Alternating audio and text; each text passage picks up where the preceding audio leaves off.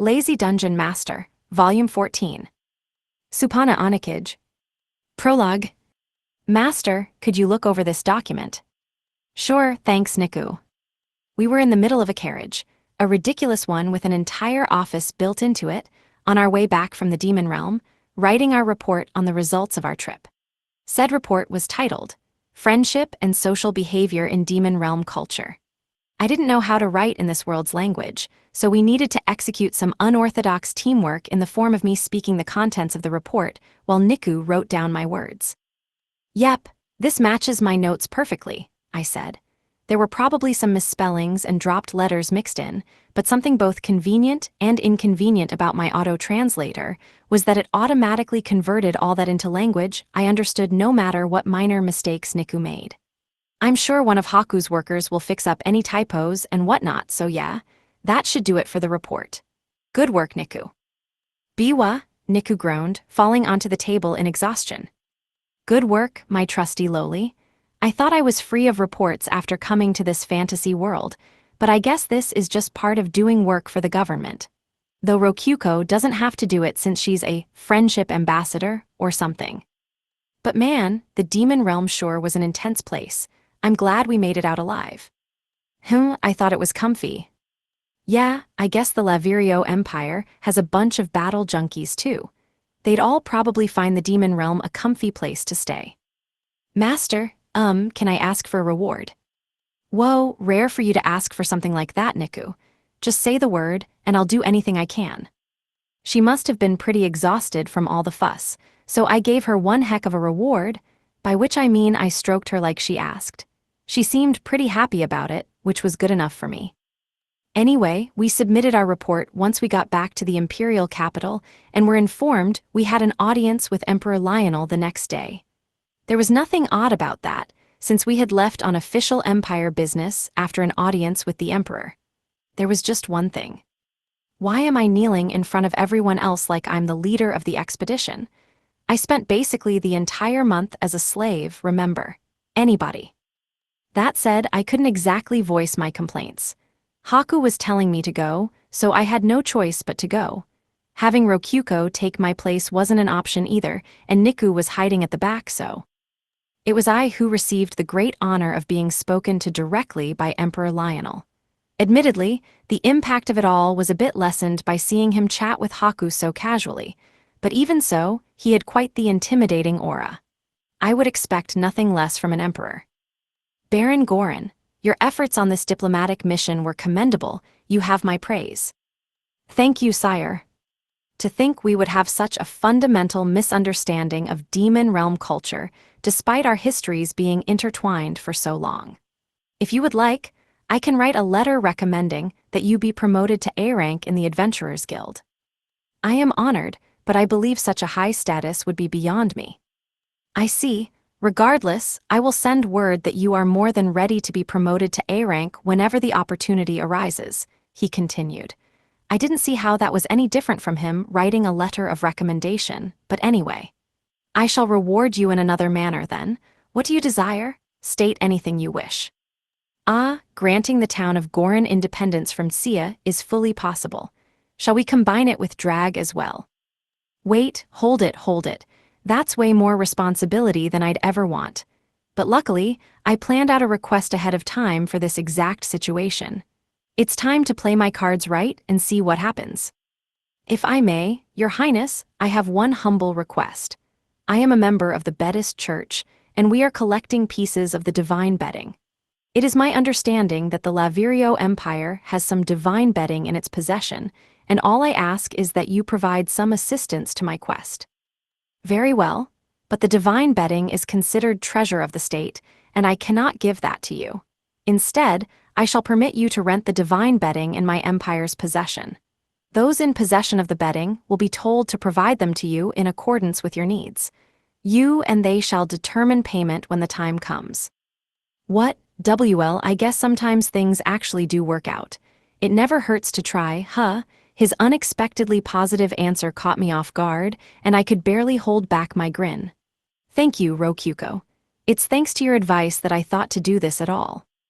My empire possesses 2 pieces of the divine bedding the divine mattress and the divine pillow. The House of Orklov manages the mattress, while the House of Tsia possesses the pillow. I shall send word to both of them at a later time. Yes, my liege, I am honored. May you continue to serve the Empire well. And so the audience came to a close. So I pretty much just got 2 pieces of the divine bedding, right? Let's see what's left. The nightcap and underwear, I think. I have the other 6, 5 excluding the alarm clock, so yeah, wow, I have most of them now. Whoa. Isn't that great, Master? Why yeah, it sure is, Niku. I left the audience chamber filled with a fluffy sense of satisfaction, having gotten 2 pieces of the divine bedding all at once, 3, if you considered the divine pajamas I'd gotten in the demon realm. My goal was just a few steps away now. Niku and I returned to the guest room in the castle I had been given, where we were then greeted by Rokyuko and Narine. Good work, you two. How was the audience, Keima? Good work. I didn't do much, I just knelt, Niku said first. Why are you two here anyway? Not that it matters, but... Rokyuko had been given another room, with Narine serving as her maid, but well, nobody could get mad at her for waiting in her party member's room until they got back. As for 80, she was staying in a room specifically for diplomatic visitors. All right, I'm just gonna say it straight. This trip to the demon realm just got us 3 entire pieces of the divine bedding. I know it sounds crazy, and I can hardly believe it myself, but there you go. Really? Great. Seems like it was worth talking to Lionel ahead of time. Rokyuko, what did you say to the Emperor? I just thought this would be a good opportunity, since you're collecting the whole divine bedding set. So. Oh yeah, it was a big help. I'm grateful, but wow. Plus, all I did was answer when he asked me what kind of reward you would want. Wait, then whose fault is this? Who set this up? Or wait, no. Calm down, calm down. Think about it. Nobody's losing anything here. Nobody's at fault. Empire Lionel's glad that all he needs to do is lend out the divine bedding to me. The managers of the divine bedding get paid when I borrow them, and all I need to do is pay a bit to use all of them at once, so I'm as satisfied as can be. I got a little on guard since things seemed to be going too well, but I mean, hey, sometimes things just work out in your favor, and that's fine. Is something wrong, Keima? Nope, not at all. You did good, Rokyuko, thanks, and, well. You. Sluvi, you. I thought I would try acting like we were a married couple, just like I'd said I would when we got back from the demon realm, but it really just felt way too out of character for me. And I had to choke it out with my voice cracking. For a second, I was too embarrassed to even look at Rokyuko, but I was curious about how she was reacting, so I stole a glance at her face. Wow, that's bright red. Is this an apple I see? Narine, did you record that? You beat. It was cute how he kinda bit his tuong. Oh yes, he's a bundle of cuteness. I'm saving that one forever.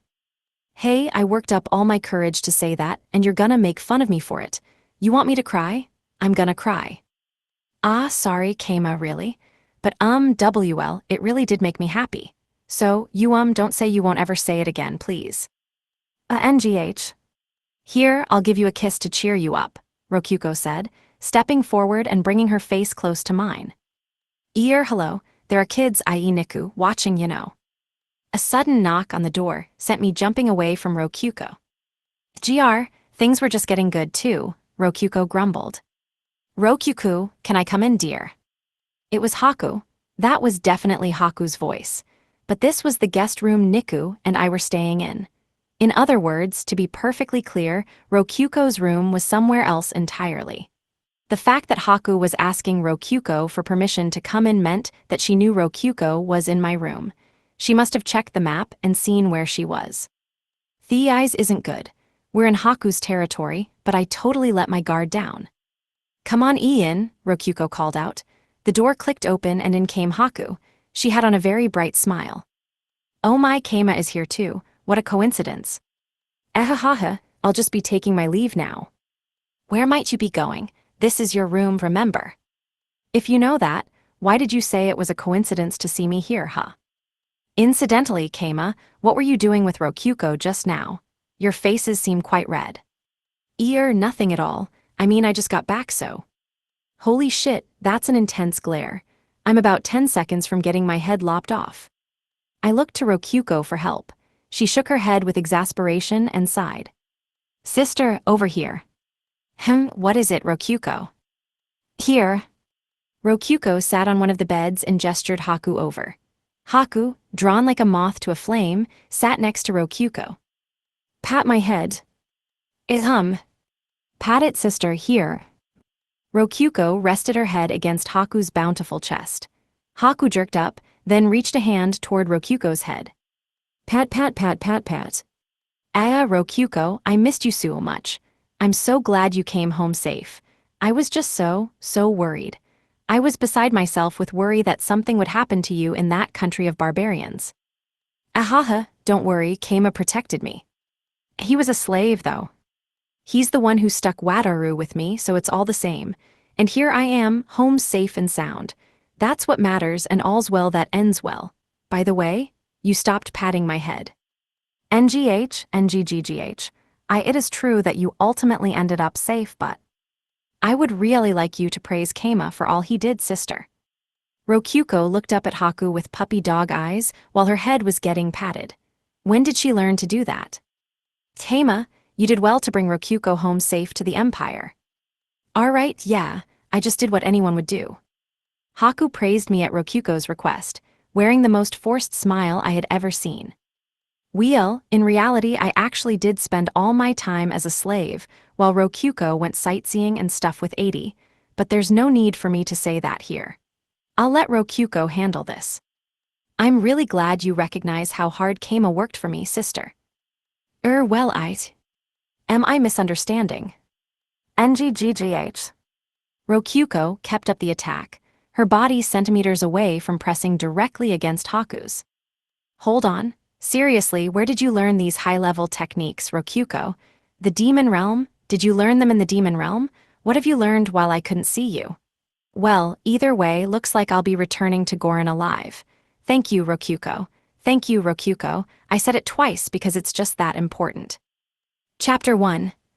So yeah, we ended up home safe and sound from the trip, but naturally, I fully intend to accompany Rokyuko and you all. Yeah, I expected as much. 80 had hosted us at the Demon Realm, so it only stood to reason that we would host her in the Empire. That said, we learned about that for the first time at a tea party with Haku. I took a sip of tea from my mithril teacup. Yep, I have no idea what kind of tea this is, but it does have the proper taste of good all-black tea. You know, the fact I have the leeway to enjoy the flavor of what I'm drinking in front of Haku shows just how far I've come. And that is that, Keima. Take good care of Core 666 for me, Haku said. Rokyuko was sitting on her lap and Haku was stroking her hair. It was really about time for her to let rock. Actually, never mind. Head pat her to your heart's content. All right. It'll only take a day for us to get back to Goron from here, I replied, recalling how long it took us to get here in the first place before leaving. We could just use the short-cut route between dungeons if 80 didn't mind going into my storage. About that, I do believe I would like to do a little tourism. The way back is one thing, but on the way there, I would at least like to see cities and the like. On the way there, oh right, it's the way back for us but not for her. I am not so sure about ditto. Oh, perfect. I was just thinking I wanted to visit those cities I told you about again. I will assign Dolce to accompany you. It wouldn't do for your trip to take too many days, so this will have to do, Haku said, her attempt to reject the idea being shot down by Rokyuko's deft counter. I had met Dolce before. She was a wraith serving Haku, one of her so-called 4 heavenly kings that apparently managed the underground Colosseum. Naturally, she could teleport multiple people all on her own. Having Dolce's help would be very welcome. She probably had more mana than I did. As expected of the 4 heavenly kings, I sure respect the 4 heavenly kings, except Misha, because she's Misha. Do put Dolce into storage and carry her through the ivory secret spot when you're returning her, Keima. Right, storage sure is convenient, huh? There are all sorts of things you can do with it. Though really, it's simply unusual to have a sub-dungeon this far away from your primary dungeon. Not that I'm complaining. Father permitted it himself. Incidentally, it turns out that the farther away dungeon territory is from your starting point, the more DP it costs to buy. Mikken's rabbit dungeon wasn't too big of a deal since it wasn't very far from his core, but it was one of those things with a soft cap and exponential growth once you got too far. Which explains why Haku hadn't established her own dungeon next to the Cave of Greed, despite her huge store of DP. Oh yeah, we never did expand the dungeon territory for the Ivory Beach. Seems like it was just a special case. But wait, don't they gain and lose dungeon territory in the demon realm through dungeon battles? Indeed we do. I've heard Grandfather personally asked Father to instate those rules for dungeon battles exclusively within the demon realm. Interesting. 80's answer really reminded me just how accommodating Father was. Anyway, we settled on leaving for the dungeon tomorrow. Why didn't we leave immediately? Well, so 80 could tour the Imperial capital. Or rather, so we could drop by the Rabbit dungeon. I needed to pay Micken some DP, so it seemed wise to meet up with Core 564 for a second. You know, I want to watch Ichigo play live again, don't you 80? I certainly wouldn't mind that, Rokyuko. And so we headed to the dungeon made specifically for Micken's live shows, the Rabbit Rest spot. Meeting up with Dolce would be kept for tomorrow as well. It's been a long time since I saw the rabbits, Niku said. This will be my first time. I can't wait, Narine added. They were both excited for this too. As for Wataru, he wasn't here.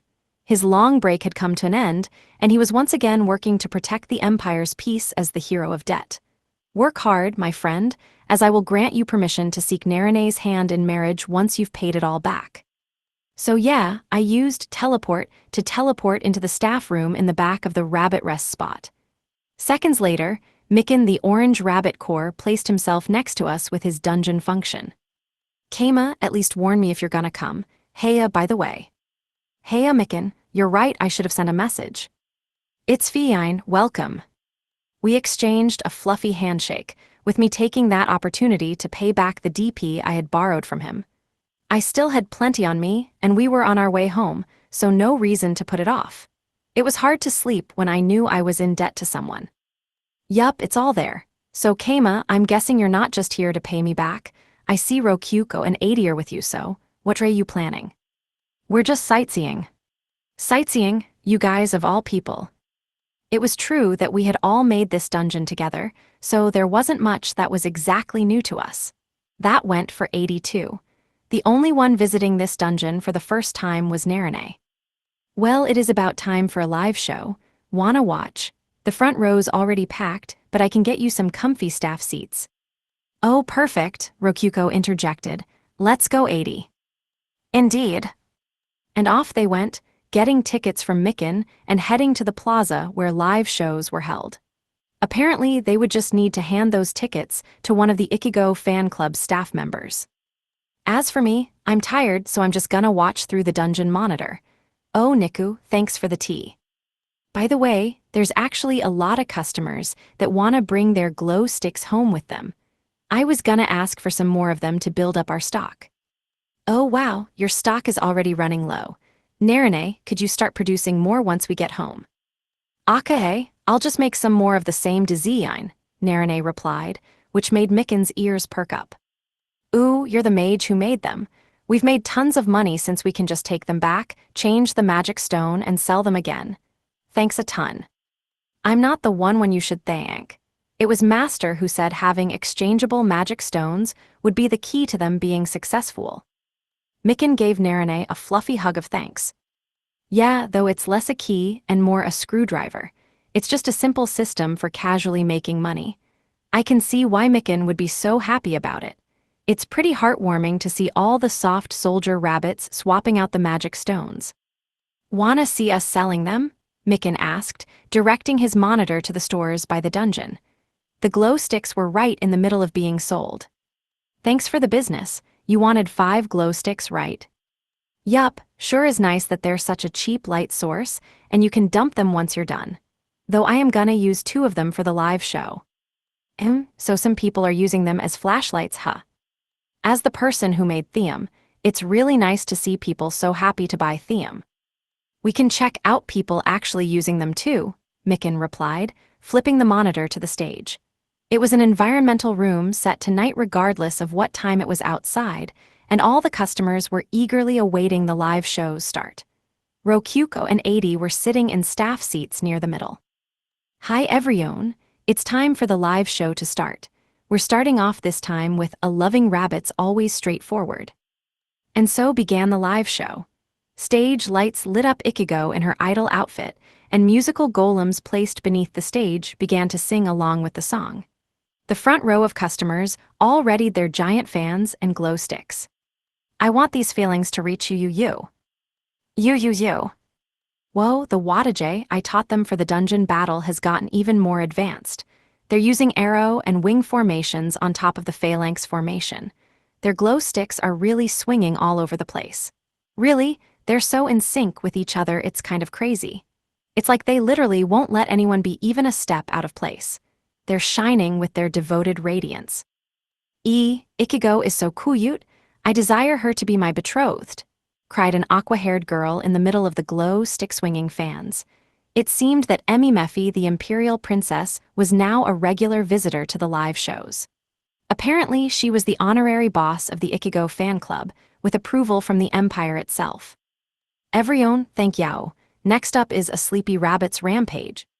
Rokyuko and 80 were both standing up and swinging their glow sticks too, having tons of fun. Good. Watching people actually use the glow sticks is nice too, don't you think? Yeah, as the one who invented them, I have to agree. I watched the video of the live show while sipping tea prepared by Niku. By the way, how'd all that about you getting a dungeon master go, Mikan? Still working on it. I do have Rinu on our side now, but you know. The sooner you make her your master, the better. Your lives and fates will end up intertwined forever, so yeah. Why isn't she his master yet when, supposedly, father manipulates fate to put these things into place? Could it be that father doesn't have as much influence in the physical world as I thought? Nah, it's probably just that Mikan's incompetent. I glanced back at the monitor, while wondering if there was anything I could do to help out. Ichigo, I love you. I love you, cried the imperial princess, boldly standing in the front row and screaming her heart out. That was a great live show. You should have been there watching with us, Keima. It certainly was a different experience when seen from up close. I felt similar exhilaration to observing death matches in the Colosseum. Rokyuko and 80 came walking back. Niku served them both tea, which they gulped down all at once. And that was Mephi in the front row, wasn't it? Seems like she's a regular here. I wonder if imperial princesses have that much spare time. We glanced at the monitor and saw Emi Mephi lined up for a post-show handshake with Ichigo. She was happily gripping her glow stick and raving about the show to a nearby imperial guard. Today was incredible once again. Also, we made eye contact. That certainly means that Ichigo is in love with me as well. I'm pretty sure she's keeping up with her actual work, though that includes observing this dungeon. So, wanna go home now that the show's over? I asked. You know, there's something called mood and lingering excitement. You should value those kinds of things more, Keima. Like saying hi to Ichigo after her handshakes and praising her for working so hard. That makes it sound like I'm her sponsor, but you know, I guess I kind of am. Should I get a bundle of flowers to give her? I think she'd like carrots and strawberries way more than flowers. They taste better, Mikan chimed in. Oh, he's thinking about this purely in the realm of eating them. I guess they are rabbits. By the way, where's Core 564? He's in the middle of making a boss right now. We're gonna start the raid events back up soon, so he's all about making a boss we can be proud of. He's also refilling the mobs with the Create Golem skill you gave us. Apparently Core 564 was digging up the ground and making golems with Create Golem, while grumbling about how he had to make monsters that served no purpose except to be defeated. That was the same two birds with one stone process for growing the dungeon while producing enemies at the same time. According to Mikan, there weren't any adventurers who were pushing past the staff-only areas to explore deeper. Rokyuko, 80, thank you for watching today. Ichigo exclaimed after getting back and seeing both Rokyuko and 80. Her frightened, quaky nature was a reminder that she was indeed a war rabbit. Oh, welcome back, Ichigo. That was a good show. Indeed, the fan club's Wataje has become much more trained as well. They will be fine generals, all of them.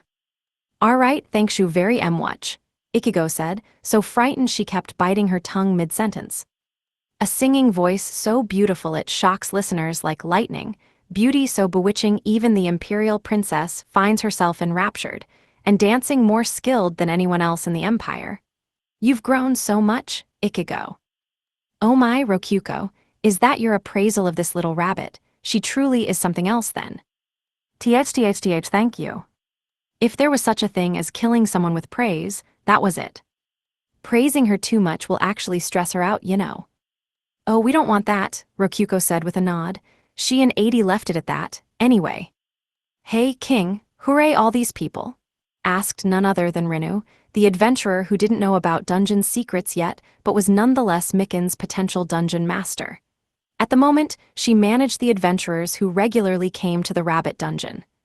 Miken had said that she was his ally now, and apparently that meant she was allowed back here.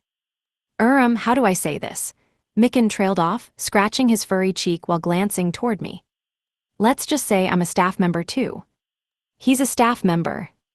Why yeah, alright then, I'm Rinu. Nice to meet you, yeah. Miken repeated what I'd said with such energy that Rinu faltered a bit and just went with it.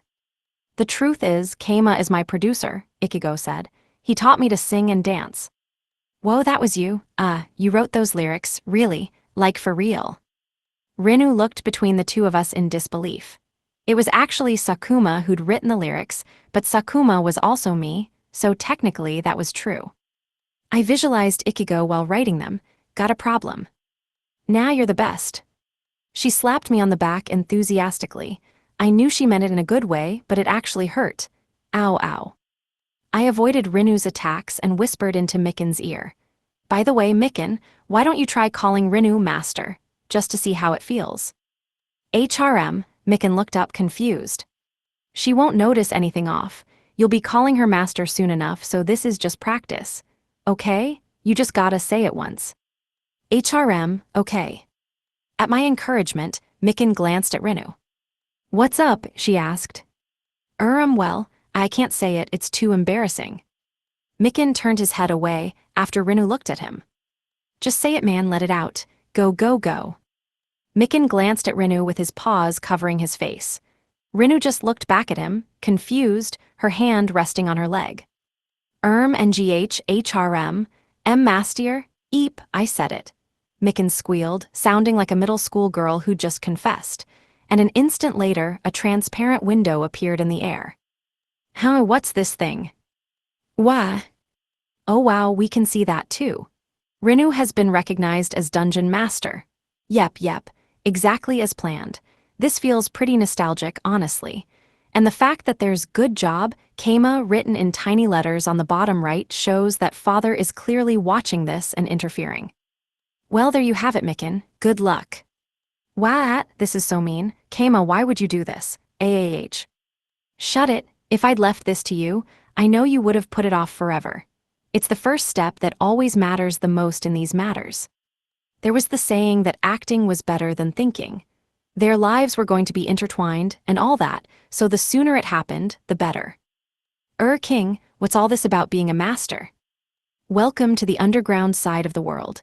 Don't tell anyone about us. Absolute authority is a pain in the ass, so turn it off fast, and that's all I've got to say on the matter. Rokyuko, retreat. Okay. I speedily activated, teleport, and left with Rokyuko and the others.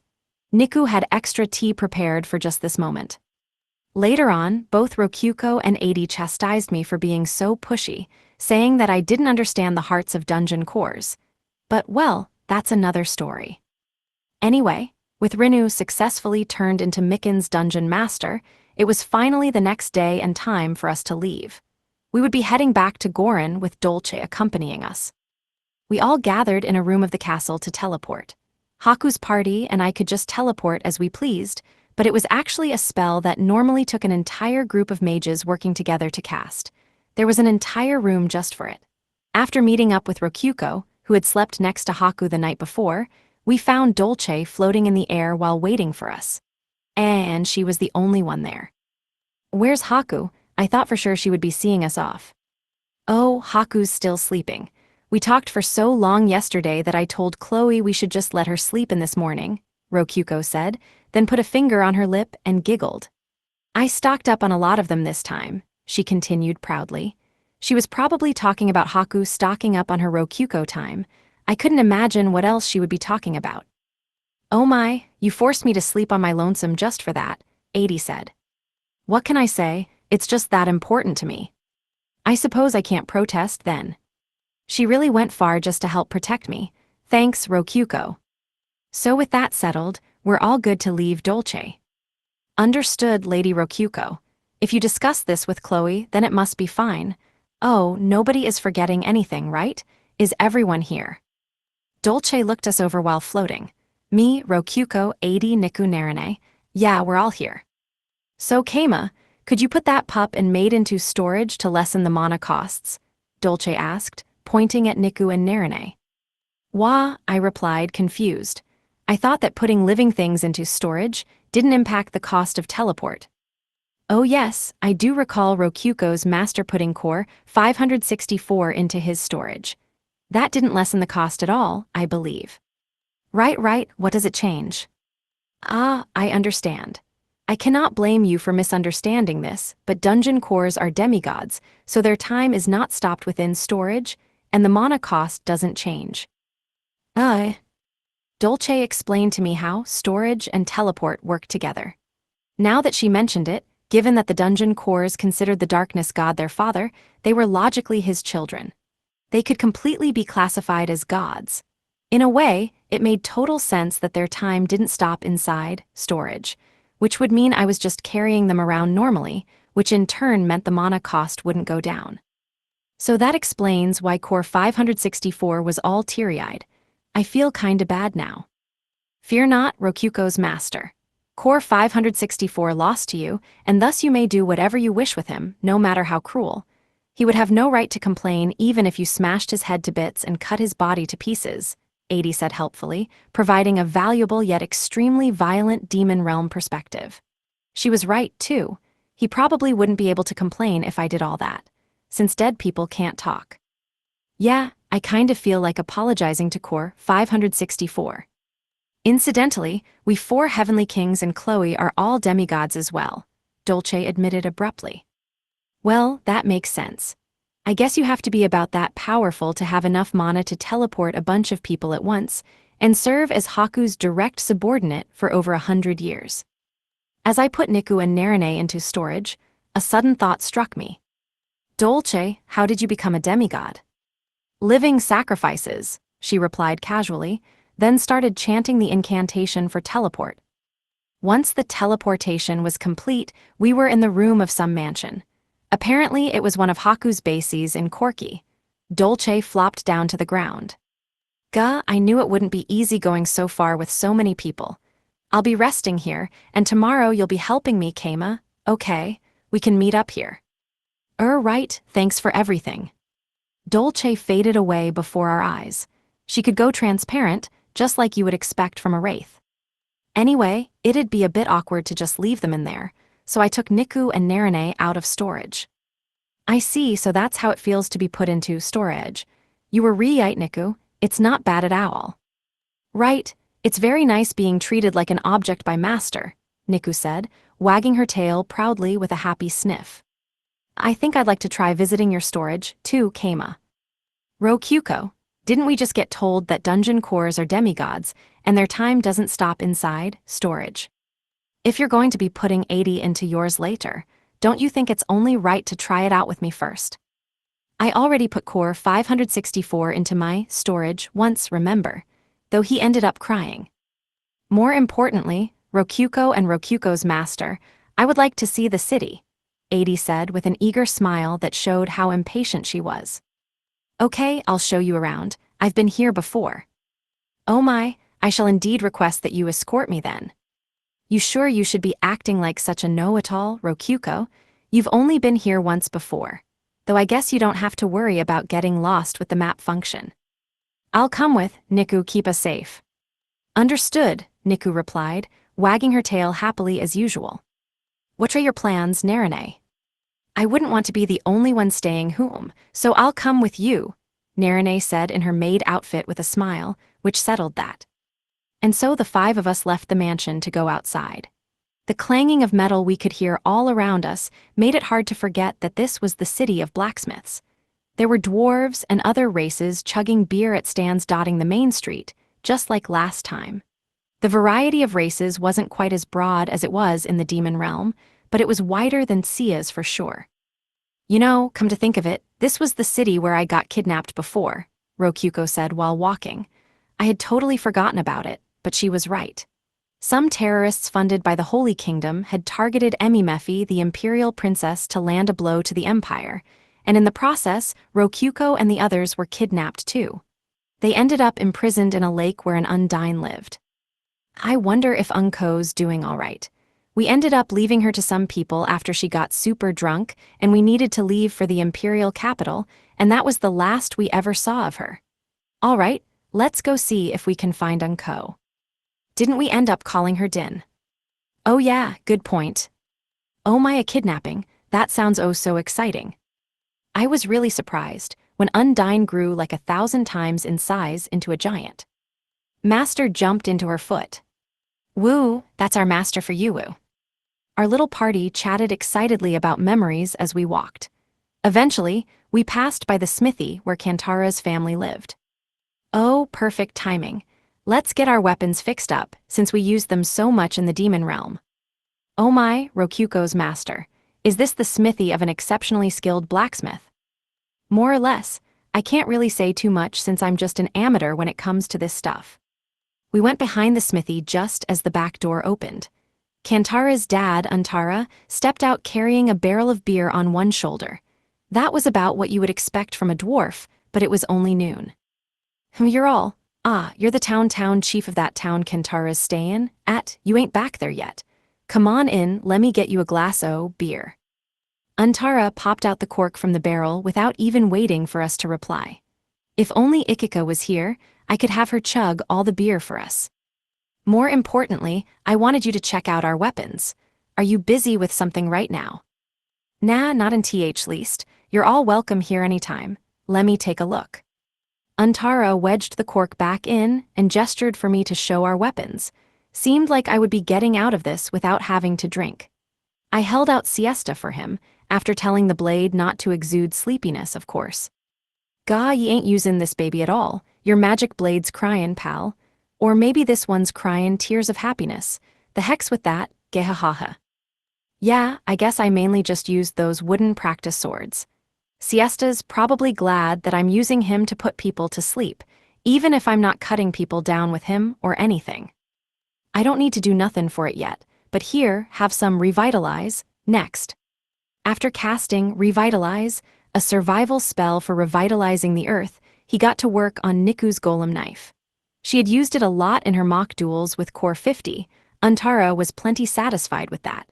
He took out a whetstone and finished sharpening it in no time. Seems like you've gotten plenty stronger from fightin' some tough foes. Revitalize, next. Rokyuko slid out her ornamental rapier and handed it over. You ain't even been swinging this at the air for practice. Revitalize, next. Wait, you ain't that big titty girl from earlier. Still got pretty big titties though. I don't have a sword, and Ikika stayed home this time. Damn, alright, what about you, red-headed girl? Antara dismissed Rokyuko's magic blade, skipped over Narine, and finally got to 80.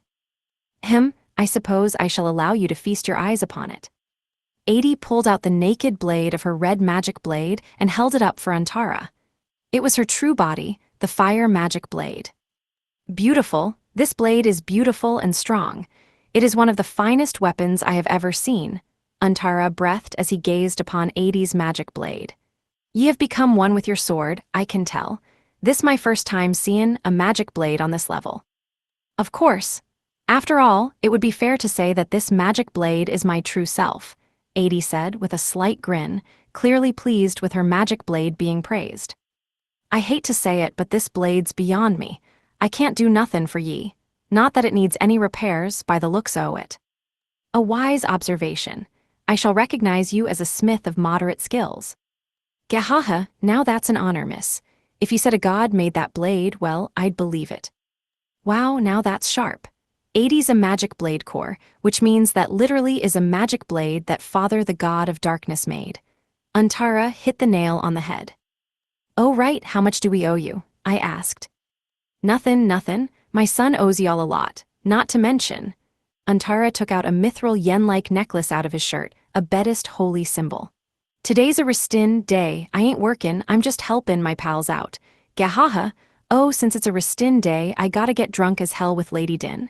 He bellowed with laughter, picking the beer cask back up. Well, at least let me thank you for your time. Don't sweat ooh, if it ain't more that sake stuff. I'll take it. Now I kinda feel bad about not doin' much. I handed over some sake that I'd bought with DP while pretending to grab it from my bag and handed it over. Antara rested the beer barrel on his shoulder and cradled the sake like it was his precious baby. Once again, I was reminded that the best gift for dwarves was alcohol, lest I ever forget. While we're here, why don't we go see Din too? Rokuko suggested, and so we casually walked over to Din's spring. Along the way, 80 abruptly stopped. Incidentally, Rokuko, is this a human farm? No, it's a normal city. Why would you think that? Oh my, but then why are there walls to prevent the humans from escaping? 80 asked, pointing at the several-meter-high stone walls surrounding the city. Those are just the city defenses. Which reminds me, your cities didn't have any walls around them. That's pretty weird from our perspective. But enclosing your cities will prevent wild monsters from entering.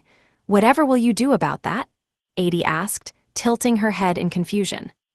That's the point, we don't want them inside. The people of the Empire don't like fighting as much as you Demon Realm people do. Didn't I mention that? You certainly did, but was that not a jest? I suppose that explains why even the weaker-looking humans are wearing proper clothes. 80 looked genuinely surprised about all this. As a Japanese person, I had to say that the Demon Realm folk were definitely the weird ones here. 80, I'll cut to the chase. Don't think your Demon Realm manners will apply here. Surprise attacking people as a greeting is a big no-go. How should I greet them then? Just be normal. Or I guess, challenging people to duels would be a normal greeting to you, huh? Guess I can't just say normal to someone who doesn't share my common sense. Alright, how about this? Just say hello or good day to them. Consider this a lesson learned, she said, which reminded me she was here to learn about our culture in the first place. We left the city and arrived at the pond where Din lived, where we found a small shrine by the side of the water surrounded by dwarves chugging beer. Din was there too, and everyone had on Bedist holy symbols. Some drunk dwarves had collapsed on the ground and were sleeping with their arms spread out. Wow, that looks fun. Don't drink anything, Rokuko. Oh, I can't. No, you get out of hand when you get drunk. Naturally, I wouldn't let Niku drink either.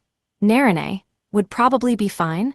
80 would probably start cutting people down when drunk, which was kinda scary. I forgot your name, but you're that super-duper rude guy. Din cried out, pointing my way after we approached. It's Wataru the hero's companion. The man who took down Lady Din. The Bedist guy. And so the drunks all started calling out to me too. Okay, I guess that's how they're remembering me. I came here without a plan, but we should probably leave before things get rough. Glad to see you safe. Anyway, guess I'll be taking my leave now. Get HIIM? Din yelled, and instantly the drunks had us surrounded. They weren't hostile, but they definitely looked ready to stir up some trouble for laughs. 80 must have picked up on that too, given how they weren't all dead already. Not that it was too hard, given that they were all holding wine jars and wooden beer mugs instead of weapons. You gotta have one drink before you go. Now 3. Chug, chug, chug. The red-faced drunks pushed beer our way. Antara was in the crowd, and, both 80 and Rokuko were just taking the mugs, even though I just said no. Narine, don't tap mugs with Niku. Oh, Niku's mug has clean water from Lady Din, you say. I guess that's fine then. Wait, no. Keima, let me just make this clear. You told me not to drink, but I was never okay with that. Oh my, then I shall drink as well. Cheers. Rokyuko and 80 clinked wooden mugs, then chugged. Nuo. Wait, when did this mug get in my hands? I see it as ale inside. What, were we all doomed to drink the moment we came here? H. None shall come to my spring and remain sober, except children. Me, but it looks fun. I want to drink too, Niku said. Children must be satisfied with juice. Here, it's juice made from berries gathered in my forest. Din poured purple juice into Niku's cup once she finished her water. God, I wish that were me. Gimme some juice. I feel kinda warm. Jehihe ahaha. Narane's cheeks were getting red and she was getting a refill.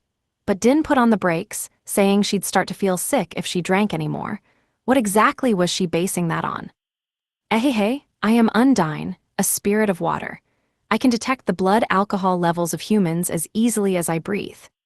So what? With you around, people can drink safely. Exactly. If someone tries to drink too much, I do this. Din flicked her finger up, and the ale a drunk was trying to pour himself shot up like a fountain and formed into a floating ball above Din's palm. Hey, that's just cruel Lady Dinier. HMPH, I don't want your vomit in my spring. I won't allow anyone to drink too much. TCCCH. I get it.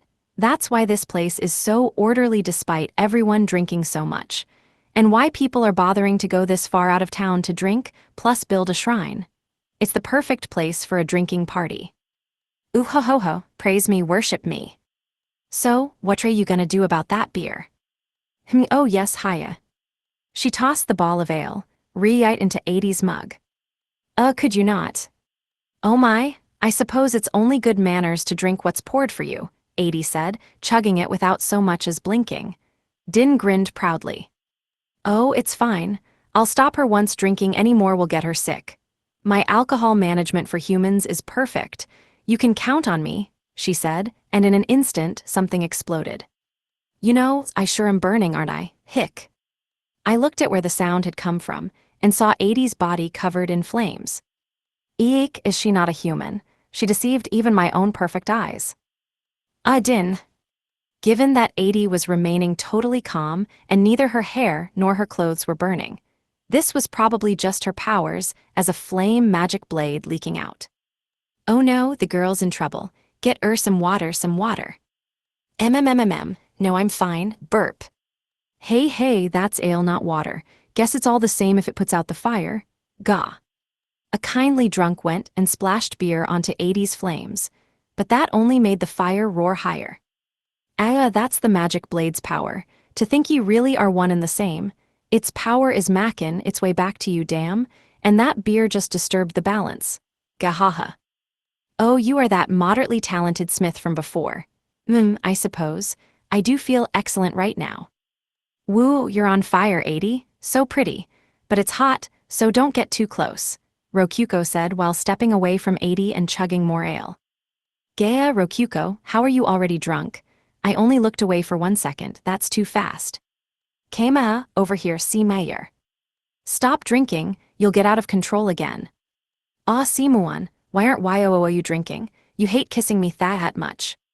Rokyuko started marching this way despite telling me to come to her. Then she hugged me, then she pushed out her lips and brought her face to mine. Onto my cheek. Ooh, soft. Maybe this would be nice if she didn't stink of alcohol and people weren't watching. Gah, she's already out of control. It's too late. All right, you're done. Hey, Din. I mean, you're still sober, so it's fine, right? I knew you would be able to handle her, Din replied, her voice shaking and her gaze wandering.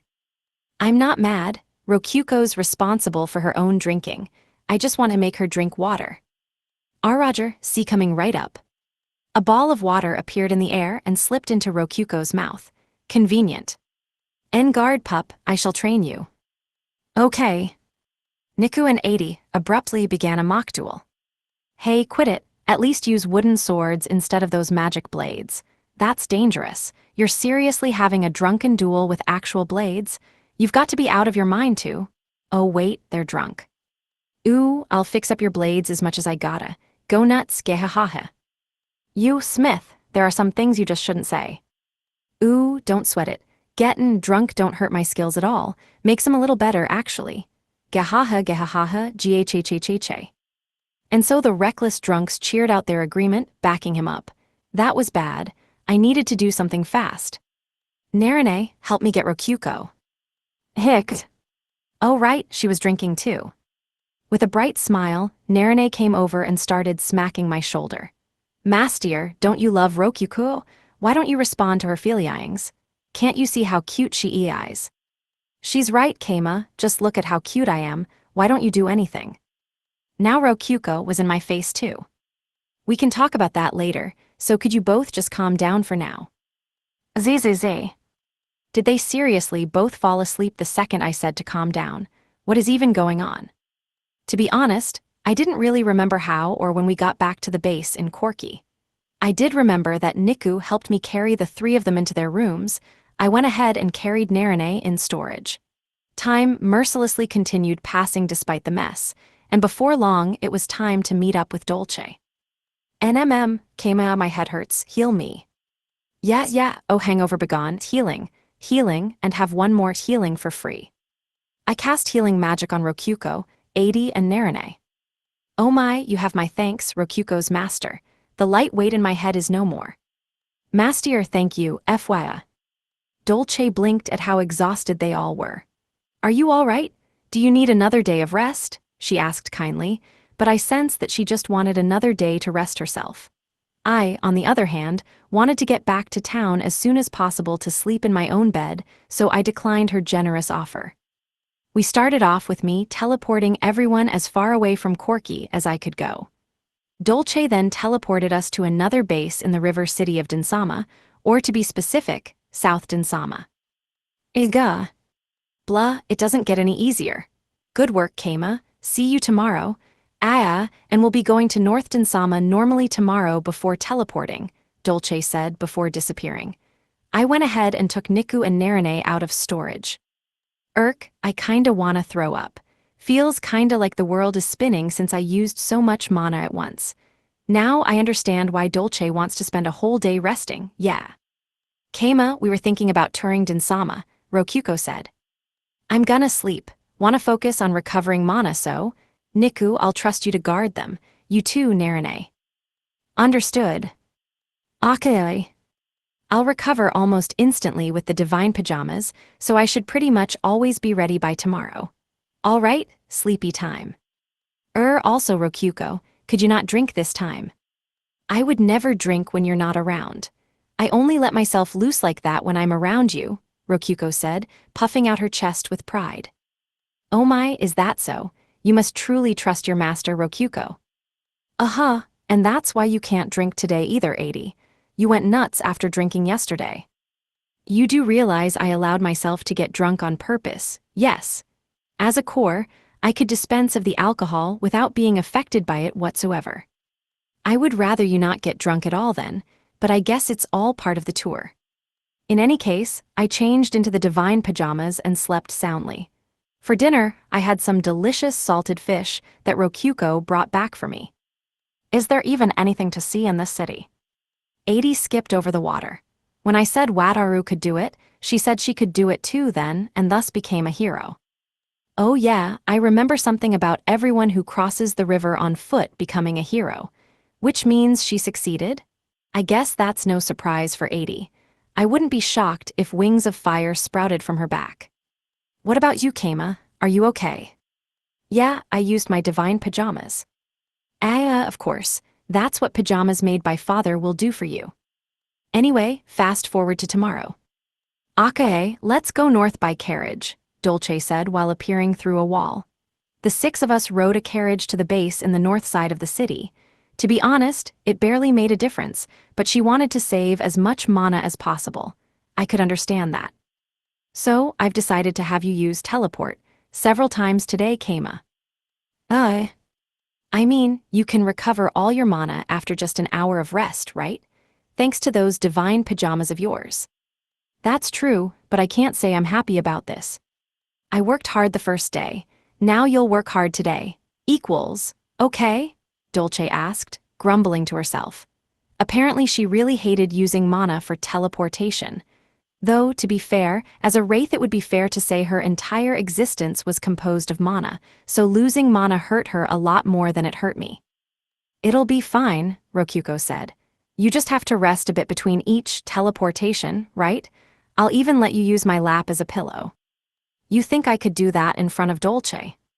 I glanced toward Dolce, who nodded a bit then looked up. "I don't mind. You can flirt with Rokyuko as much as you like.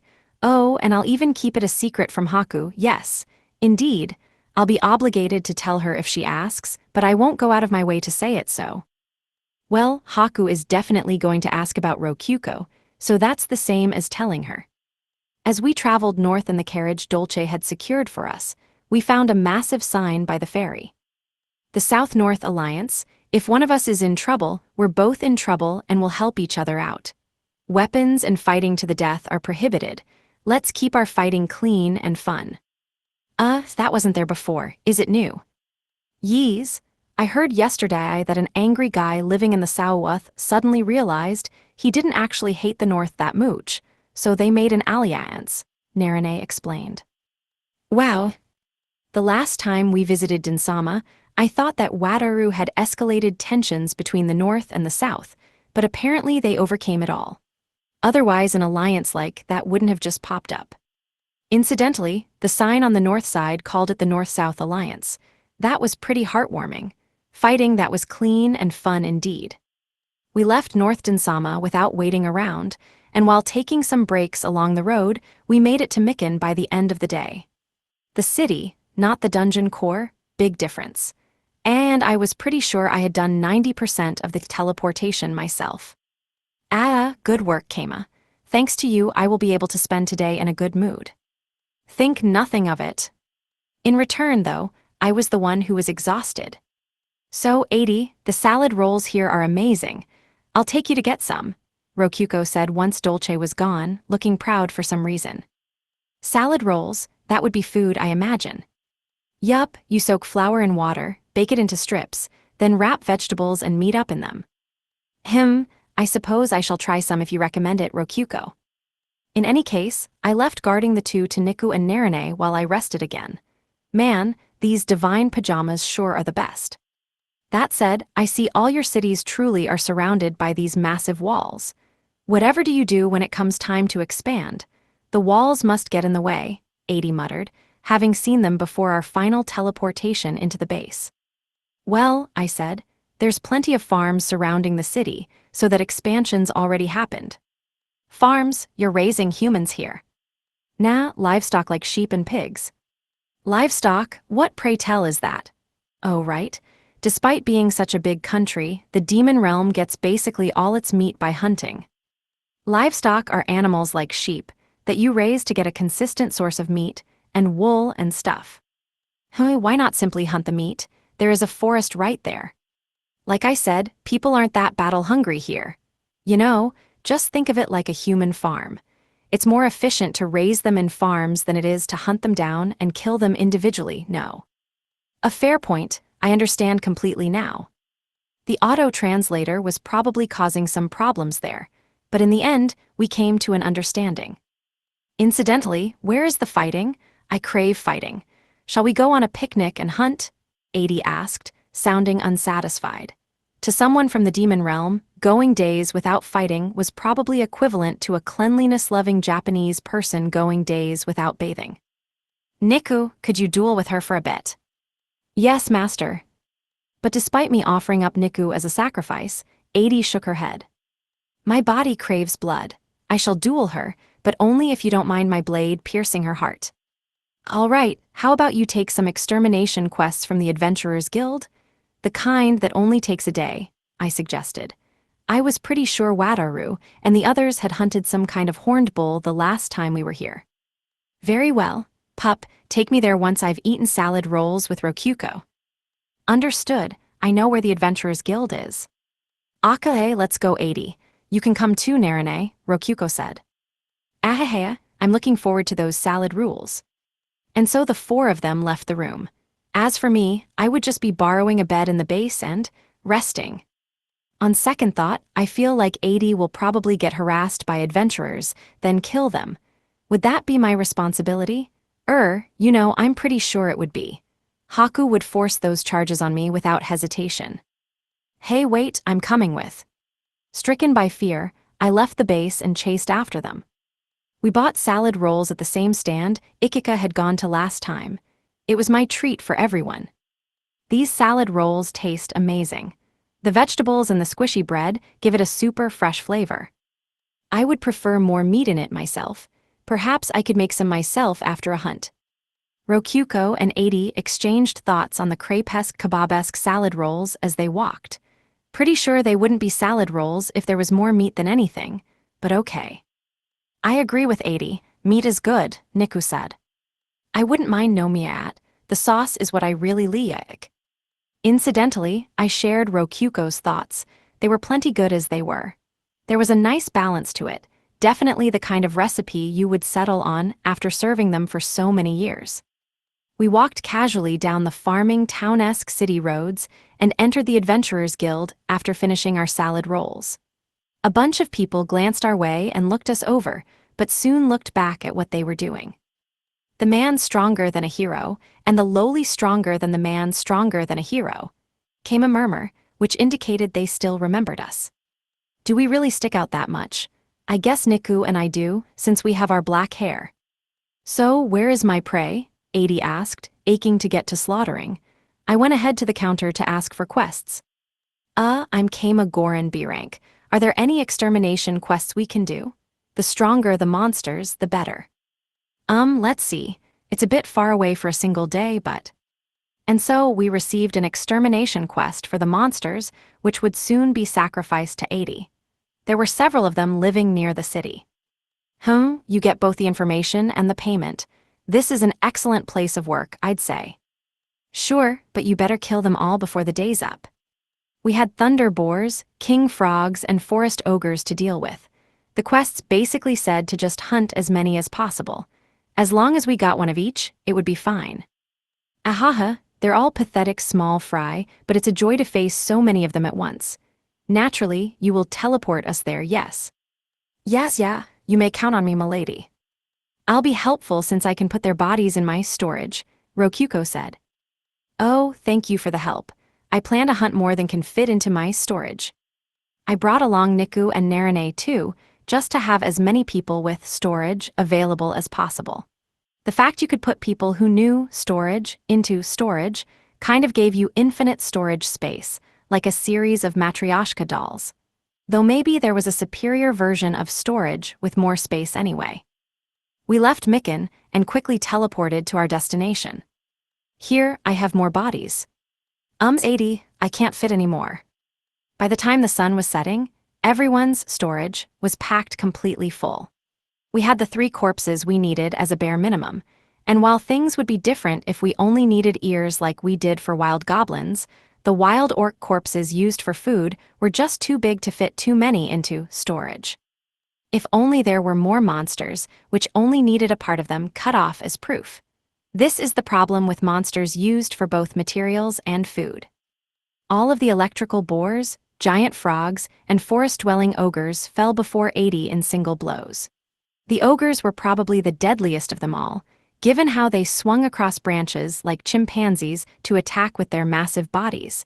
But since 80 killed them all with a single counter, it was hard to judge just how deadly they really were. I feel marginally satisfied, at least. You served well as bait for the monsters. Thank Yao, I suppose. 80 praised the blood-splattered Narine while casting purification on her. All right, let's get back. This picnic's not over until we report to the guild that the quests are complete.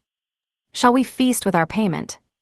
I think the stores will all be closed now that the sun has set. We'll need to eat at the guild's bower. While 80 was hunting, Rokyuko, and I had been wrapped up in the divine quilt recovering, so I had plenty of mana for teleporting all 5 of us back to town. I gave a full, lengthy chant to preserve my mana, then teleported to Mikan. After giving our report to the receptionist, we took the bodies to the guild storage building to deliver them. We plopped them out of storage and put them on the dissection tables. They looked pretty shocked to see a child and a slave, like Niku being taken out of storage. To think you would finish all 3 quests in only half a day. I thought travel alone would take a full day, but I suppose I underestimated B-rank adventurers, and all of them were killed in a single blow. I can say without flattery that you are exceptionally skilled, the receptionist said. We owe it all to this demon realm noble. And yeah, she is a noble, so be sure to be polite. The second I said 80 was a noble, the receptionist's hand froze above the monsters, but she resumed her investigation quickly. They are all extremely high quality. We will buy them all, and after subtracting the examination fee, that will be 75 silvers. The details are here. Will that be acceptable? In the demon realm, a hunt of this nature would be mere exercise to wake oneself up. Adventurers in the Empire are truly inferior. Oh my, orc meat is more expensive than I thought. Why is that? 80 asked, surprised at the numbers written on the wooden board. She must have thought that it would be cheaper since people were getting so much meat from farms anyway. Orc meat is somewhat tastier than lamb, which has raised the price a bit. The sheep I ate earlier today was not at all inferior to orc meat. Well, it's a very minor difference, and the difference in price is just as minor. This is probably a case of everyone having different tastes.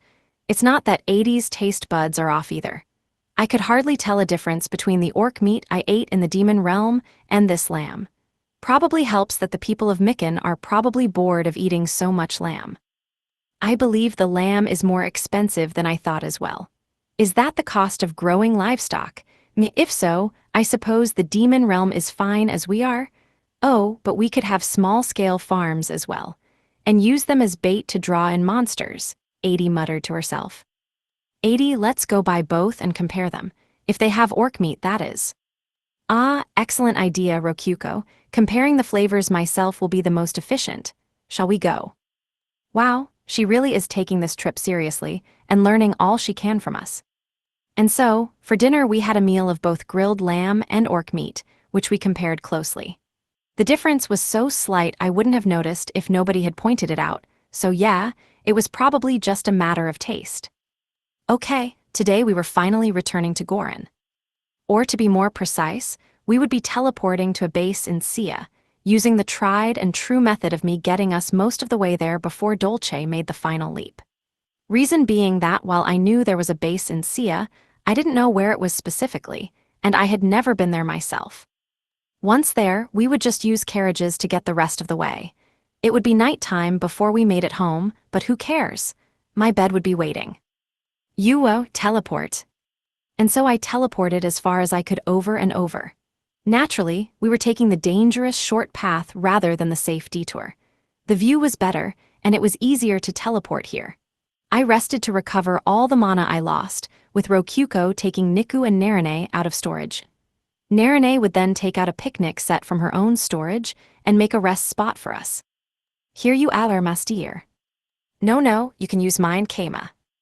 Both Narine and Rokyuko offered up their laps as pillows. I turned them down since Dolce was there, which earned me a mocking Virgian from Narine, but I ignored her and busted out my beloved heavenly pillow. I'm exhausted, so yeah, I'm just gonna put on the divine pajamas and rest for an hour or so. Let me just set the divine alarm clock to wake me up once my mana's all back. It sure is convenient that it wakes me up no matter what. 80, this place is pretty dangerous, so feel free to take down any enemies that come our way. Oh my, you don't mind, how lovely.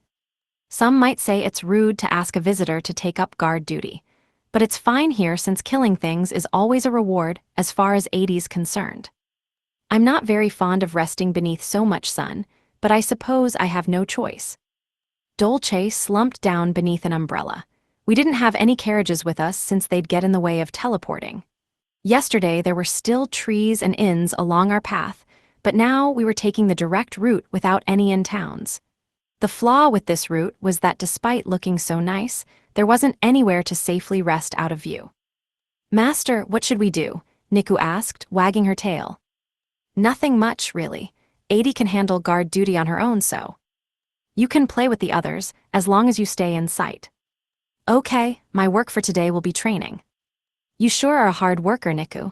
I'd be sleeping if I were you. And so I started napping, with both Narine and Rokyuko staring at my sleeping face.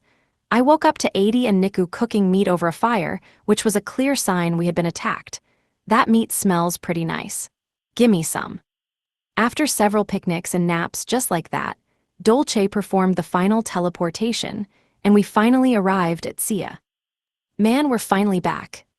It sure feels like we've been gone for a super long time, doesn't it?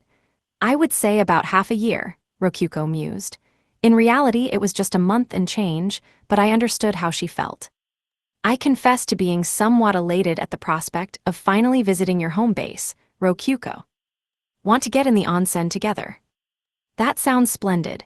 Aya, would you like to join us, Rokyuko's master? Nah, I don't go into the girls' bath. Kinu and the Silkies take care of cleaning it, even. As much as I would like to rest first, we should leave soon, since the carriages are waiting, Dolce said, neither going transparent nor floating away. She would be staying in human form for traveling by carriage. The fact she looked sick was half because she was a wraith and half because she was suffering from all the mana use. We climbed into some carriages affixed with the imperial seal, with Dolce leaving the driving to the monster that managed the base. Apparently, it was politically important to use imperial carriages here, since 80 was in fact royalty from the demon realm. I was totally drained of mana, so the rocking of the comfy imperial carriage got me all sleepy. Before I knew it, my head was resting on Rokyuko's lap, and we had arrived at Gorin. It was beyond terrifying to wake up to Rokyuko and Narine smiling brightly and Dolce grinning. Eep. You sure slept soundly, Keima. Ehehe. I finally got to give you a lap pillow, Rokyuko said casually with a smile, peering down at my face on her thighs. You are Rokyuko. It's fine, I'll take care of Haku somehow, okay. She gently stroked my head. More importantly, can we get off now? We're already at Gorin, please. We left the carriage and found all the townsfolk gathered around. Yo, welcome back, town chief. How was the demon realm? Hooray, the red-haired and blue-haired beauties. Did you grab some wives there? I was like, oh crap, when I saw that carriage with the imperial seal on it. Good to see it's just you. I think I'll go and kick that second guy in the stomach later. Home sweet home. It feels like the trip ended in the blink of an eye. Yes, it was a very productive time, Niku agreed. We were back at the town for the first time in forever. It even smelled like home. I made it back home alive. Keima, why are you just standing there like you're getting all emotional? Because I am getting emotional, Rokyuko. Not only did I make it back safe, but I've got the divine pajamas now, plus permission to use 2 more pieces of the divine bedding. This the best possible result I could have asked for. Well, that's true, good job. Haku didn't cut my head off on sight either. I told you she wouldn't, you're safe. Seriously, I didn't expect Rokyuko to have grown so much. I might have to admit that she's surpassed even me by now, especially when it comes to Haku. I made it home safe thanks to you, Rokyuko. What can I do to thank you?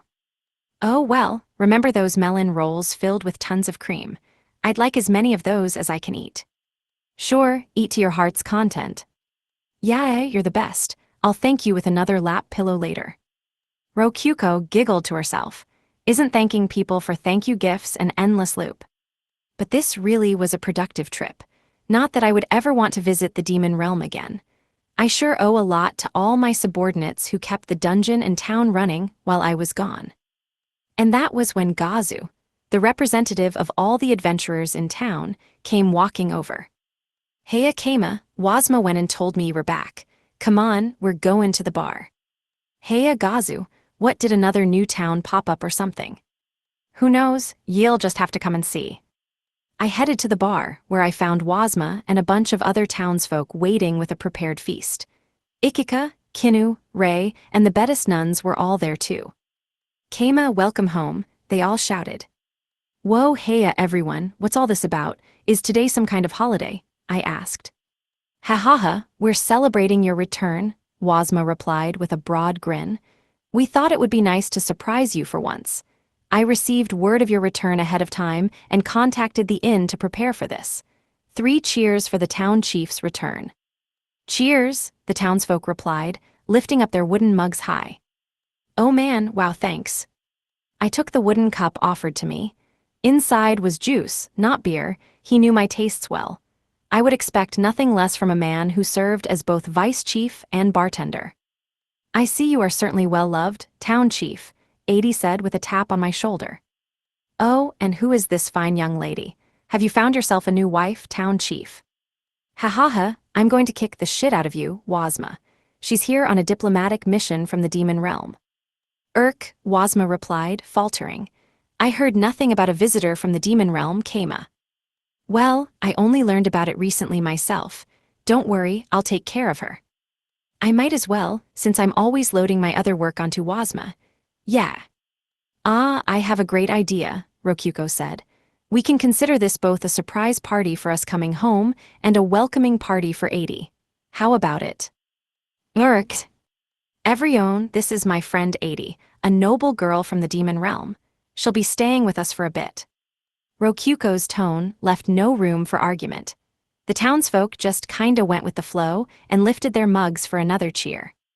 Oh my, I suppose I will accept the party then. Shall we begin the slaughter? No, Adi. Welcoming parties here don't involve bloody fighting. And so, everyone learned that Adi was a noble girl visiting from the demon realm. Oh well. It wasn't something that important to hide, so whatever. Mastier, I missed you. Also, what you get me? Actually, never mind, it's probably food. That can wait till tomorrow. I've got this hella huge feast to chow down on today. Ikika came over and gave me a clingy hug. Then she demanded her souvenirs. Then she realized her souvenirs would all be food, and she was right. I had loads of udon for her. Man, I wish I coulda gone with you to the demon realm. I wish I coulda stuffed my face with tasty demon realm food until I burst. Nom nom nom. Ikika chugged mugs of beer and started chowing down on the prepared food, which Kinu had prepared the instant she'd learned of my arrival. Hey, quit it, don't wipe your hands on my clothes. Ahaha, I forgot how nice it was to be around Ikika. Whoa there, Rokuko, don't drink anything, all right? I won't cast healing on you no matter how much you complain about your head hurting from the hangover. HMPH fine. I drank a lot in Corky, so I'll be nice and just drink juice today. I shot Adi a meaningful glance as well, only for her to respond by chugging from the mug in her hand. Hello. Fear not, there will be no blackout this time. Did I not mention that last time I was simply playing along with Rokuko? I can choose to not get drunk if I wish. Yeah, I guess alcohol is basically the same thing as poison. As a magic blade type core, she could probably just cancel her human transformation for a split second to nullify its effects. And so, the feast progressed without a hitch. Kinu added dishes where needed while sometimes serving food alongside the Silkies, who were running around everywhere. She wore a lively expression, and the way she produced fried food instantly with her chef skill made it look entirely like she was using magic. Rei was sitting next to Narine at the same time. Narine, you served Master and Rokuko well, correct? Everything was fine, though Master ended up as a sly have. What details? I can't say much more here. Why are you grabbing my hands? Master Rokuko, we will be briefly leaving our seats to get each other up to date. Oh, and once again, welcome home. I am very glad you both returned safely. Farewell. Rei dragged Narine away to interrogate her about what had happened in the demon realm. Not surprising. I believe that is enough rest. Would anyone care to dance with me? Adi asked, brandishing her magic blade and slicing the air. I thought that her sudden request for battle would throw people off, but, well, this was a town of adventurers. There were a lot of people more than eager to compare their strength. It sorta resembled the demon realm. Alright, let's do this thing. Please fight outside. The bar is for eating and drinking, Wazma called out. This is serious business, so use these wooden swords, you drunks.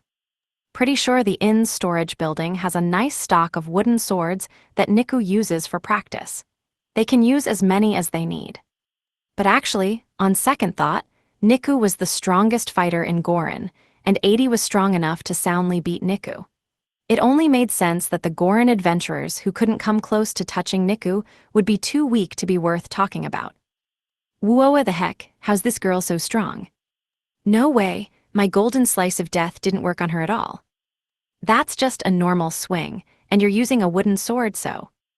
we did technically have some B-rank adventurers that had stuck around after the dragon business from a while ago, but they weren't strong enough to keep up with 80, who was powerful enough to be recognized for her battle prowess even in the country of constant violence. Absolutely pitiful. Half of you are weak enough that you would be sent straight to the pig pens of one of my farms. Incidentally, the pig pens she spoke of weren't jails, but rather facilities for housing terribly weak humans in human farms. Well, this is a town built around a dungeon, for beginners and intermediates. I see, 80 said, nodding in understanding. She then glanced at Niku. Battles this trivial will never suffice. Pup, duel me until I am satisfied. I will even restrict myself to using one hand. Perfect, I will use both hands. Niku set down her cup of juice and headed to 80 with wooden swords in both hands. Thus ended the feast, celebrating our return and welcoming 80. Side chapter, Meeting of the Girl Dungeon Cores. In the midst of a forest was a small, sunny clearing surrounded by trees that rustled pleasantly whenever there was a breeze. A fancy table and chairs were set in the middle of the clearing for a tea party. It was a place for meeting with neighbors that Rokyuko had made, inspired by the meeting room Keima and Itetsu used. The clearing was located between Sia City and Sia Mountain, and Rokyuko had invited both Core 219 from the Flower Garden of Light and Redra from the Flame Caverns. Her goal was to introduce 80 to them.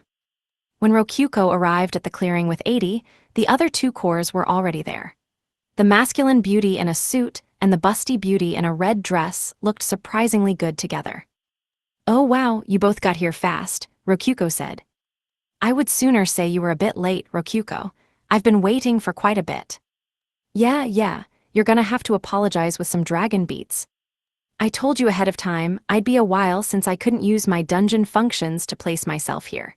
Also, I know, I brought you the beats you wanted. Rokyuko glanced at 80 to step forward, who quietly obliged. This is my friend 80. I thought it would be best to introduce her since she'll be staying in my town for a bit. I think you already know her from the gatherings, Core 219, but she's Core 666. A pleasure to meet you, 80 said with a smile. She was greeted, however, with a scoff.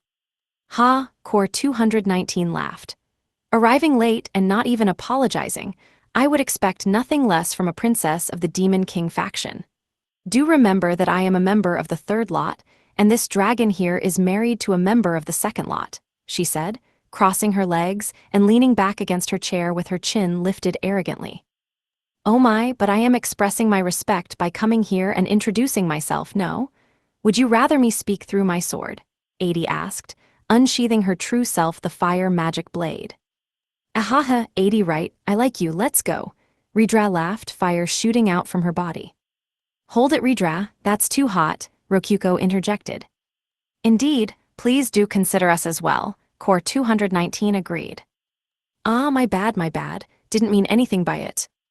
Redra extinguished her flames. Joking aside, Rokyuko, that girl is of the Demon King faction, can we truly trust her? I mean, Core 219, did you forget that Redra's part of the Dragon King faction? No, but, very well, if you trust her I shall as well, Core 219 said with a sigh. She then stood up from her chair and gave an exaggerated bow. Welcome to our secret tea party, O Princess of the Demon Realm. Do be kind and spare me your blade. Unlike that dragon, I have quite delicate sensibilities. Hey, Core 219, you're making it sound like I'm crude and junk. But all right, we can save the duel for later. Come to my place whenever, 80. You're red and I'm pretty sure we'll get along just fine. 80 smiled in reply to Redra. I'm quite sure as well.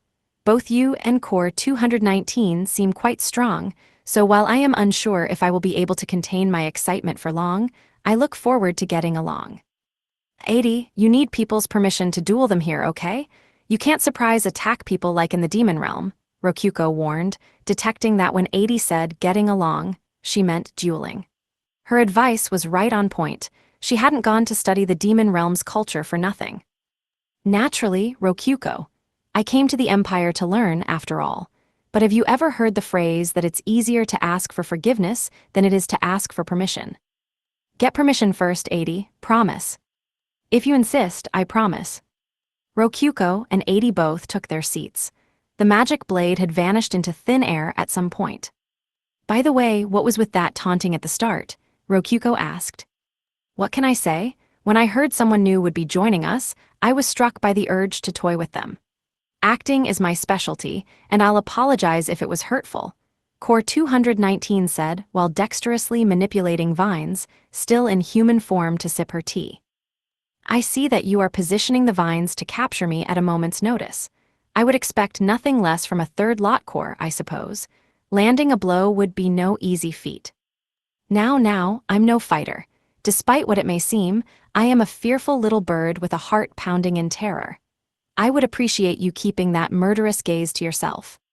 Oh my, forgive me, it's simply a habit. Whoa, I've never been to the demon realm before, but is that how everyone is there? Sounds pretty fun. Are you looking forward to our date, Redra? 80 asked, sipping some of her tea to show her lack of hostility. Again, I would kindly ask you to contain yourselves here. This is a tea party for enjoying tea and nothing more, though we do share a bit of information as well. With that in mind, what say you tell us some tales of the demon realm? I would love to hear a demon realm story. What plays or the like do you have there? Ah, Rokyuko, where's the beats? The beats. Right, here's your red dragon beats. Yees, it's been so long. 80 gave a bemused smile at Redra's boundless enthusiasm, then began spinning a demon realm tale at Core 219's request. It was an action story, of course. The protagonist was saved by their truest friend, who refused to let anyone else be the one to kill them, and then they launched right into a life-or-death duel. From 80's perspective, it was a truly heart-pounding story, but it didn't match Core 219's sensibilities very much. The final half didn't, at least. Say, what are your favorite foods, 80? Core 219 asked suddenly. My favorite foods? I've never really considered that, but I suppose I often eat udon in the demon realm. Oh, would you say that you love this, udon? I've never considered whether I like it or not. Core 219 gave an exaggerated sigh and faced the sky. Ah, what a terrible waste. Human food is the greatest joy of using their human form, you know. That dragon loves spicy food, whereas Rokyuko loves melon rolls. I myself have developed a nuanced taste for tea and wine. Having a favorite food is developing humanity for oneself, and Father is greatly pleased by it. Is that how it works? It certainly is. Core 219 let out a sensual sigh. In the past, she'd refused to eat since it would produce waste, but by now she had forgotten all about it. So, Rokyuko, might I suggest introducing 80 to the pastries you showed us last time? We certainly need something to eat alongside our tea. Oh sure. Rokyuko manipulated the menu and bought a pastry set 5DP from the catalog. It had come up once before due to it being cost-efficient with how you got 6 pastries for 5DP. You could also choose which pastries you got. This time Rokyuko selected a variety pack which included a tea cream roll, a spicy curry roll, a hamburger, a yakisoba roll, and 2 melon rolls, one for her and one to shill to 80. Here, a tea pastry for you, Core 219, and a spicy one for Ridra. Thank you, Rokyuko. Yeah, these taste great. The two of them took the pastries from Rokyuko. 80 immediately showed interest in them. This is interesting wrapping. Do they contain sweet rolls? Oh, just rip from the top and the outer layer comes right off. It helps the rolls not get musty or anything, Rokyuko said, while ripping the plastic and taking out the melon roll. The dungeon area beneath absorbed the plastic. It blocks water. Perhaps it would be wise to envelop a sword with it. How is the substance made? Who knows? You don't. Not in the least. Oh, it sometimes melts when next to heat, but sometimes doesn't. Isn't that weird? I see, that explains why you wouldn't know. Rokyuko used to be only able to produce plastic through buying rolls then peeling the packing off, but as of late, plastic had become a normal option in the catalog. Either her comprehension of plastic's nature had increased, or she just started perceiving it as something normal, but either way it was in the catalog now. The increased amount of trash wasn't a problem since dungeons could eat just about anything. Perhaps her body had learned the nature of plastic due to absorbing it so much. I have plenty more where that came from, Rokyuko said, buying different pastries from last time. Scones, tuna rolls, chocolate cornets, donuts, sandwiches, and croissants. Eat whatever you like. They're all tasty. Certainly. Rokyuko casually placed the 2 melon rolls close to 80, but 80 ended up choosing the chocolate cornets. This seems the strongest. Just look at how it's twisted into a sharp point. That's called a chocolate cornet, and that's the first time I've ever heard anyone call bread strong before. 80 peeled off the plastic wrapping and took out the strong-looking chocolate cornet. She lifted it with one hand and twisted it around. How does one eat this? From the head, the feet? I don't think chocolate cornets have heads or feet. Which is which? Well, just eat it however you like, it's just a pastry. In other words, don't think, feel. Exactly.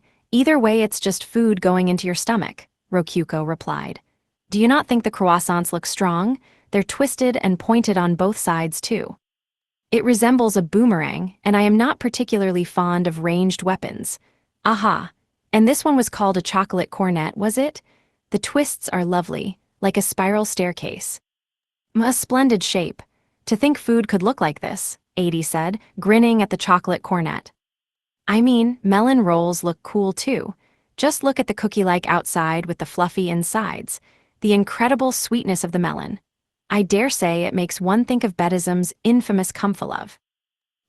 If the cornet is a spear, then your roll seems to be a shield. It much resembles a round shield, perfect for all kinds of defense. Defense? This is the first time I've ever heard anyone call a melon roll good for defense. Rokyuko bit into her defensively powerful melon roll. If we're talking about strength, then spice is king. These spicy pastries are the best, though Red Dragon beets are spicier. Ah, but it loses to tea cream pastries in elegance and grace, no. Redra and Core 219 engaged in a very bizarre pastry waving contest. I see that Core 219 and Redra both have preferred pastries of their own, 80 said, before dropping the hammer. But if you ask me, the chocolate cornet is undoubtedly the strongest of them all. 80 gave a smug, provocative grin. Core 219 responded with a full smile. Then we shall compare tastes. Rokyuko, get pastries for us all, I will cover the DP. I accept your challenge. Rokyuko, the pastries, please. Might as well get out as many as you can. Core 219's paying, Girls, please. Rokyuko started to say eating too much would get them sick, but then stopped. Redra was a dragon and wouldn't be bothered at all, whereas everyone else was a dungeon core. They could just withdraw stuff from their stomachs and eat more. Today's tea party ended up being a pastry party, Rokyuko mused, lining up the loads of pastries onto the table. And so, after having fun to their heart's content, the tea party ended and they began their journey home.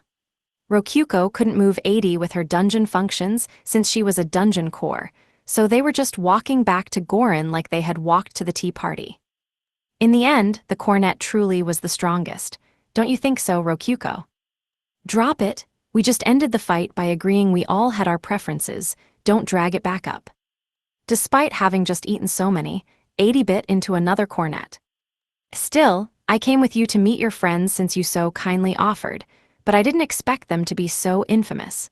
Both Core 219 and Core 112 are well known for being skilled cores, 80 said. Oh, but aren't you close with Core 50 yourself, 80?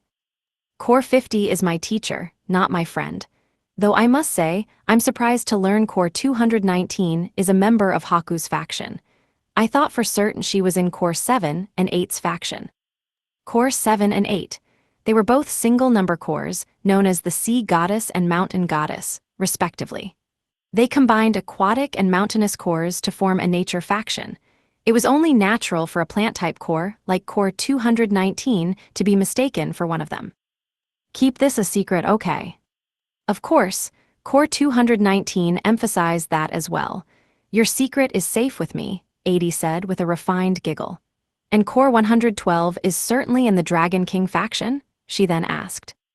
That's what I'm told, and he stays with them at the gatherings, so probably.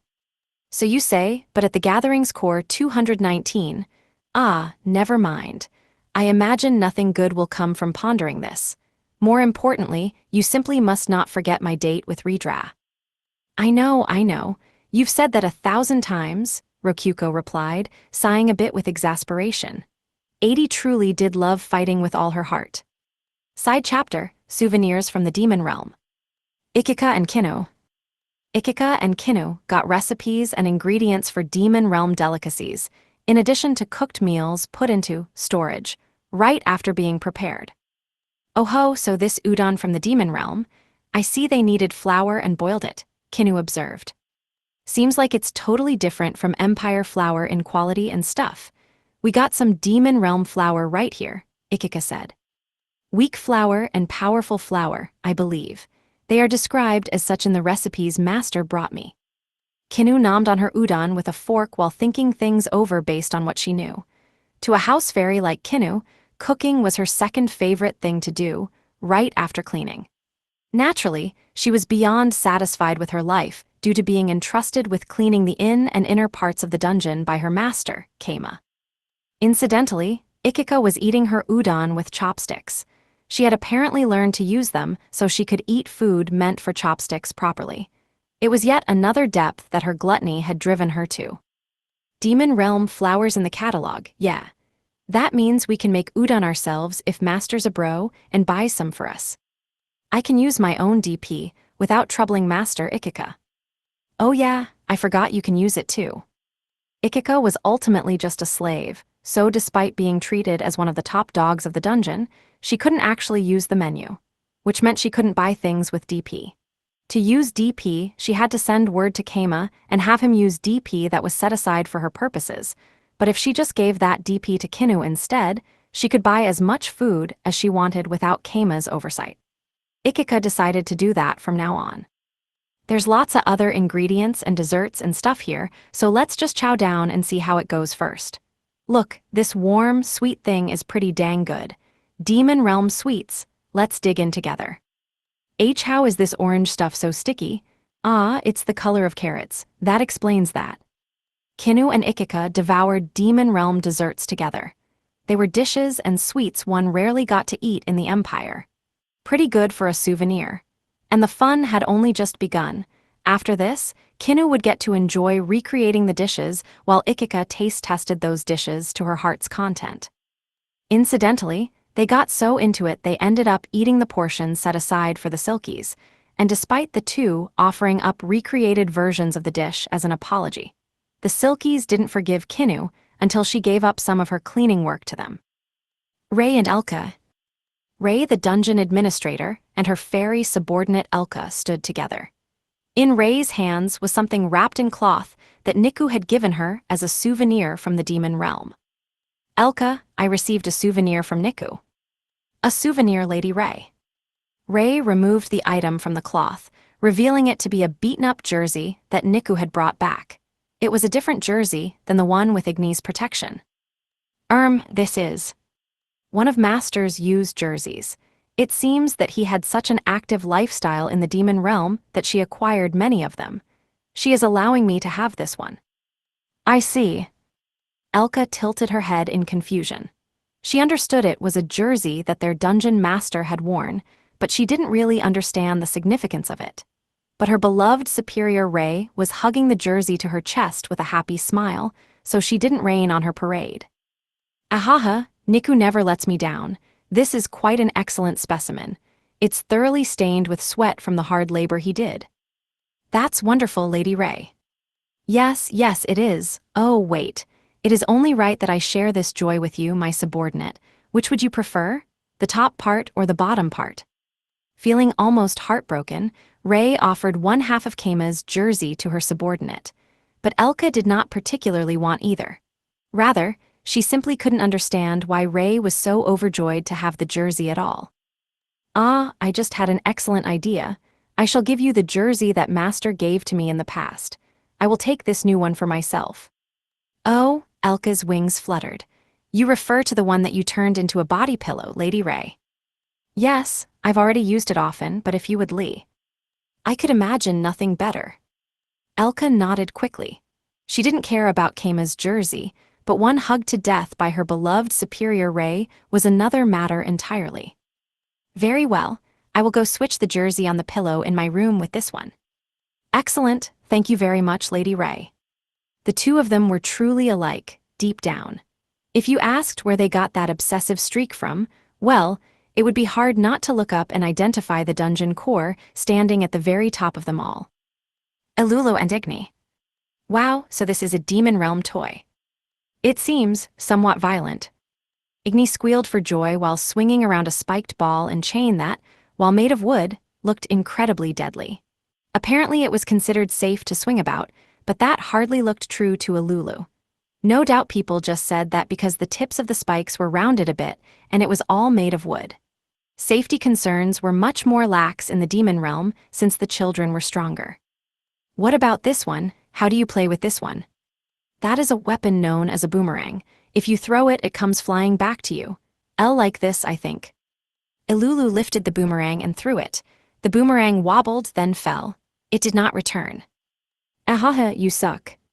As I've said, I'm a ghost, and we're not very good with weapons, though I was a bit of an archer while alive. There's a bow here too, though the arrows are shaped kinda weird. The benefit of being a ghost is that I don't have to worry about the bowstring hitting my boobs, I suppose, Elulu mused. Though that was countered by her not being able to pull the string well at all anymore. There were other toys, but the fact they were literally all weapons probably said something about demon realm culture. Hiya blas. Igni stabbed her shotel through Elulu. That was pretty disturbing to her, since although she knew it wouldn't harm her, the thrusting of the sword reminded her of how she died. You can do that since I'm a ghost, but don't do it to living people, okay? They'll die. If I was alive, that single stab would have killed me. I'm not joking. Actually, it did kill me so. I know. If I actually wanted to stab you, I'd enchant it with fire first, duh. Please don't, that would make me disappear, okay? You're my friend, so I won't kill you no matter what. And don't worry, you have my protection, so fire won't kill you no matter what either. This is the first time I'm hearing about protection, and also, I'm already dead. Why had Keima ever given this child so many dangerous toys? Elulu let out a heavy sigh and faced the ceiling. All she saw was rocks. Incidentally, the reasoning behind it was simple. Keima had asked a storekeeper for some toys, and this was all they'd had. He'd had no deep rationale behind it at all. Gimmicky weapons were the only toys the demon realm had. They sold very well, since demon realm children would play with them until they broke. Though, well, Ikika wasn't entirely sure the toys really counted as a souvenir for Elulu, so she gave her some demon realm sweets later on. Said sweets were then devoured by Rokuko's pets. Chapter 2. The day after the feast, Adi left with Rokuko to meet our neighbors. It was important to send word ahead of time before interfering in others' territory. Come on, Keima, at least say something if you're back. Dolce dropped by and we had a perfectly lovely night drinking, but that was the first time I heard anything about your town holding a party for your return. GRR, meowsers. Misha yelled angrily, barging into my office while I was checking over paperwork for the first time in a month. She was the guildmaster of the Imperial Capital's Adventurers Guild on a business trip to Gorin, and I certainly hadn't told her I was back. Whoops. Also, what is meowsers supposed to mean? Sorry, Misha, I totally forgot. It's fine, meow. Dolce saved me some beer and food. I spent the whole time just rolling around in the grand, sweet-eating hamburgers and fish, so yeah, no prob. Misha wrapped her arm around my shoulders. Haha, screw you. So digitap Rokuko. Ha ha ha ha ha, screw you. I can't believe she just asked that outright. Are her eyes glowing red because she's using a lie-detecting skill? Geez. Nope. Biwahaha kawaed. Would you say the same thing in front of Haku? Huh. Forgive my rudeness. Oh, did you check out a human farm, though? Those places have tons of fun stuff to do.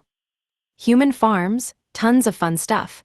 They seemed like normal towns to me, though I didn't check out every corner of the place. Wait, have you been to the Demon Realm before, Misha? Yuppers. The Adventurers Guild and the Hunters Guild work together sometimes, and I've popped over for a visit when I've needed to. Misha, you actually do your job sometimes. Keima, I am a top-class guildmaster serving the Ivory Goddess herself, you know. I know I'm so purty it's easy to forget, but come on. She called herself top class, but all I could remember was her getting punished over and over again. She must have read my mind or something, because she grabbed my head and started grinding a fist against it. In a way, we were acting exactly like two bros playing around. All I had to do was forget the two melons rubbing against me. Misha probably does visit the demon realm often, now that I think about it. This up-close and personal skinship is something I saw all the time there.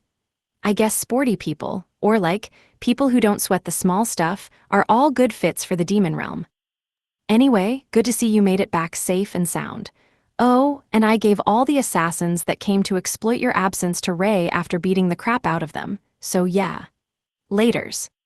Cool, thanks a T. Wait, what? Misha casually dropped a bombshell, then tried to leave, but I called out to stop her. Hold it seriously. Assassins, what? I mean, you know about the Church of Light's extremist faction, right? Seems like they wanna kill Ray. The Church of Light doesn't recognize other religions, so they're always trying to assassinate other high priestesses. I actually don't know about the Church of Light's extremist faction, no. Seriously. Ray's being targeted by assassins. Well, thanks for your help, seriously. Don't sweat it, they were small fry. I mean, protecting the town is the actual job Haku gave me, so no need to thank me. Still, I owe you one, thanks. Alrighty then, Kama. You can pay me back by giving me that grand suites bed. My bed back at home is so shitty I won't be able to sleep once I have to go back, so please gimme it, or sell it to me, anything. You drive a hard bargain, Misha, but who am I to turn down a friend? I'll give it to you if you join the Buddhist church. Oh, and to join you just have to say, I'll join. That's it. Yes, count me in, I'll join Oyasuminasai. Is it really okay for one of the ivory goddess's subordinates to just up and join Buddhism? I'd said that as a joke, but... Seriously, isn't Misha one of the top dogs of the ivory church? Is it just not a problem if she doesn't tell anyone? I'll even make an official announcement back at the capital that the ivory church and the Buddhist church are total bedfellows. Should you really be saying that? I mean, I guess Haku would stop her if there was any problem with it. Oh, I'll even buy your most expensive holy symbol. Do you want the gold straight up, or do you want DP? Gold ones are the most expensive we sell normally, but I could make one of some other kind of metal for you if you want. Orichalcum then, they're good for defense even though they've got the holes in them. Now that'll be expensive. Actually, I'm not even sure how much I would sell an orichalcum holy symbol for. Wait, you could actually make one. I kinda just said that as a joke. Yeah, I could make one no problem if you gave me the DP for it. Not sure how many millions of DP that would be, though. It would be like making a washer, one of those things you stick underneath screws, out of orichalcum, so let's see. That's perhaps a bit much. Let's just play it safe and go with mithril. And so I sold her one of the mithril holy symbols I had lying around. She bought it for a pretty high price, so I profited off the exchange. Alright, time to get some details on this whole Ray is being targeted by assassins business. For real though, they aren't anything special. You don't even need my help to see them on your dungeon map the second they show up, and your defenses will work totally fine on them. They probably won't attack her now that you're back, too. Really? They picked up on the rumors that the Buddhist Pope tamed a dragon, and they were just trying to assassinate Ray to weaken your base while you were gone. Now that you're back, they'll probably go after you directly. I'm going to be targeted by assassins. Maybe I should go to the bottom of the dungeon before sleeping from now on. Well, as long as I'm here, I'll protect you all no matter what. You can count on me, meowsers.